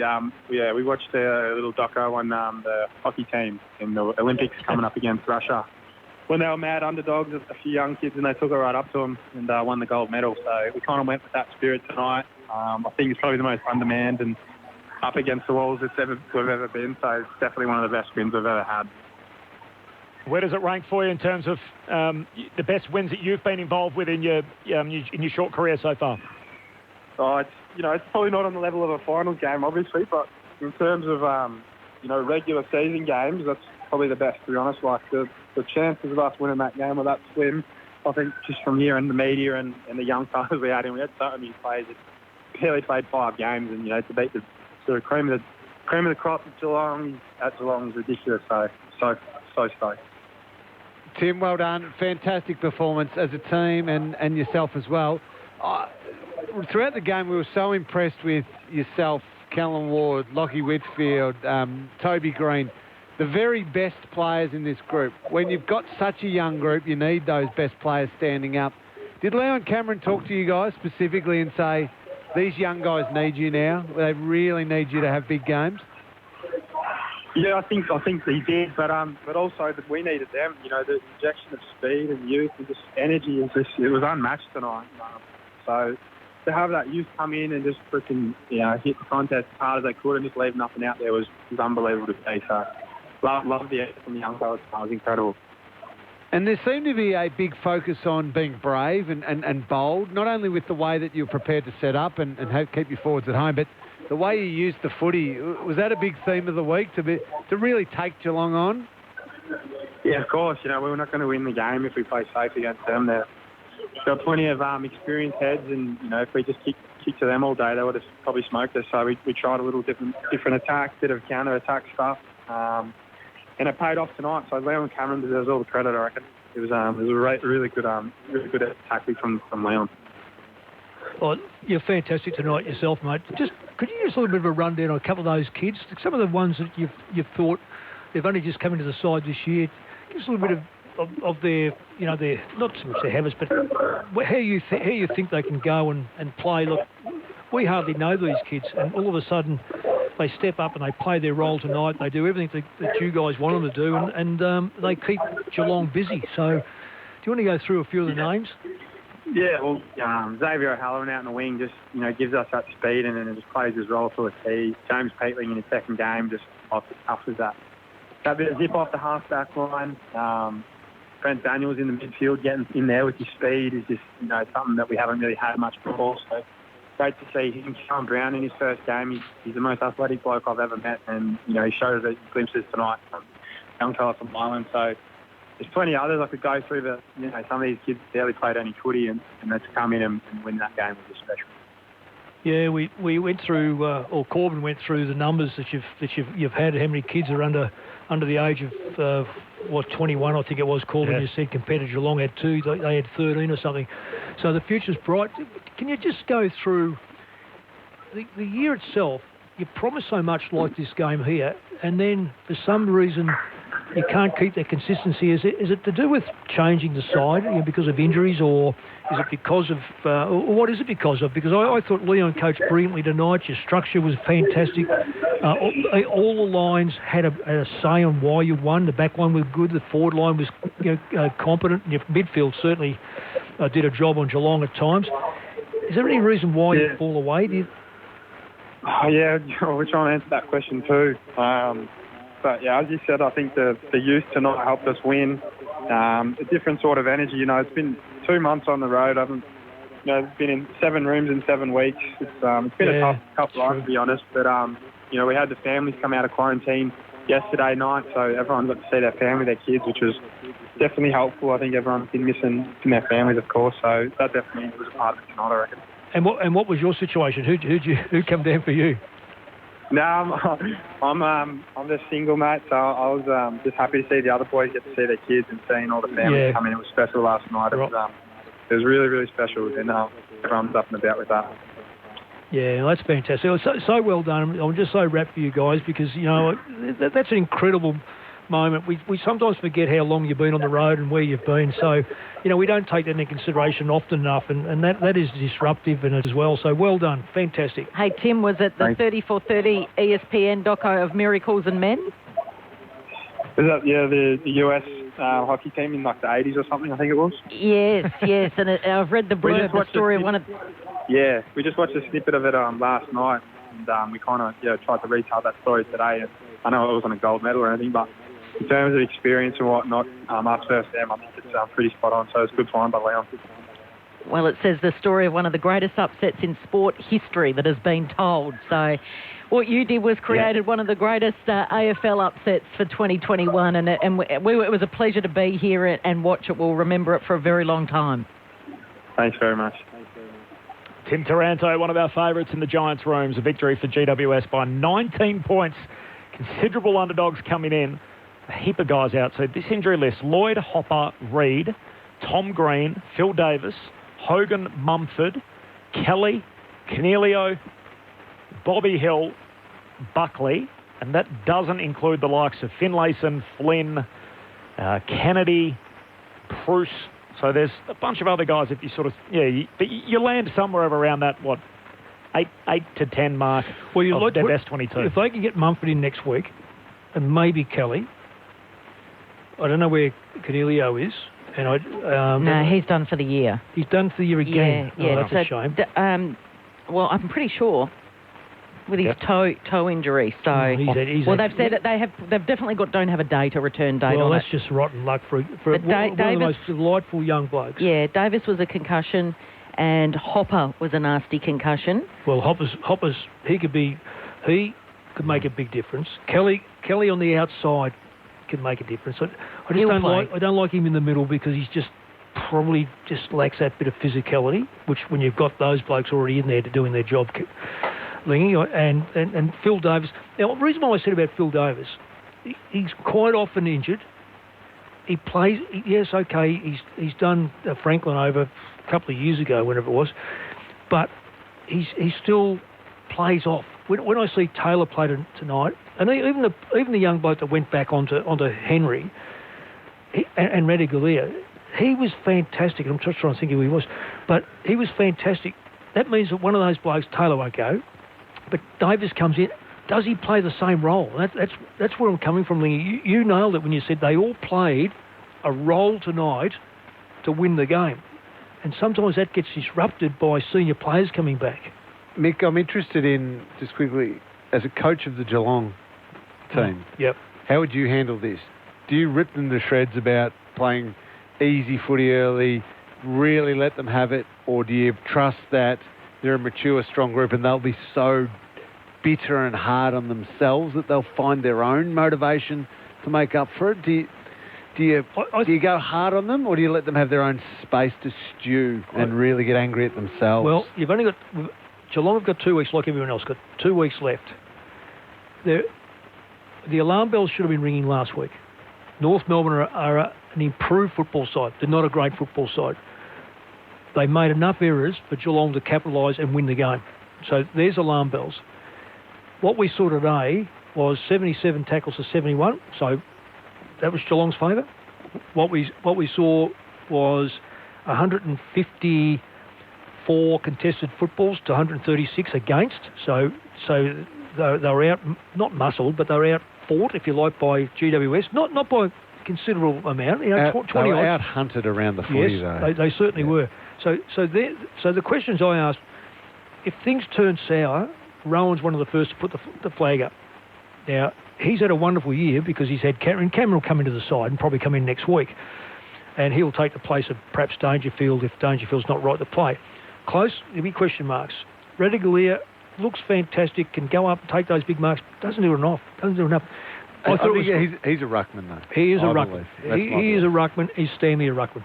That's the whole thing. You cannot play both of those blokes on the same side, I don't think. Dalhouse, I know they say tackles well and does all this sort of stuff. Does he do enough when the ball is to the ground? Because when you've got Hawkins up there, he can't bend and he can't do it all. So he needs people at his feet.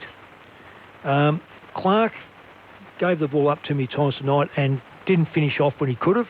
Higgins, again, that's got down 75% efficiency rate. Well, I must be watching a different game because time and time again, he does not deliver the way he should. So I reckon one of the worries is when you win a lot of games, you get faith in that side and you hardly change it. It's when you've got, say, like GWS have, they'll start now saying, well, maybe we've got to stick with this kid and stick with that kid. So it puts pressure on players. Is it too late in the season for Geelong to go? Because their seconds are very high on the ladder.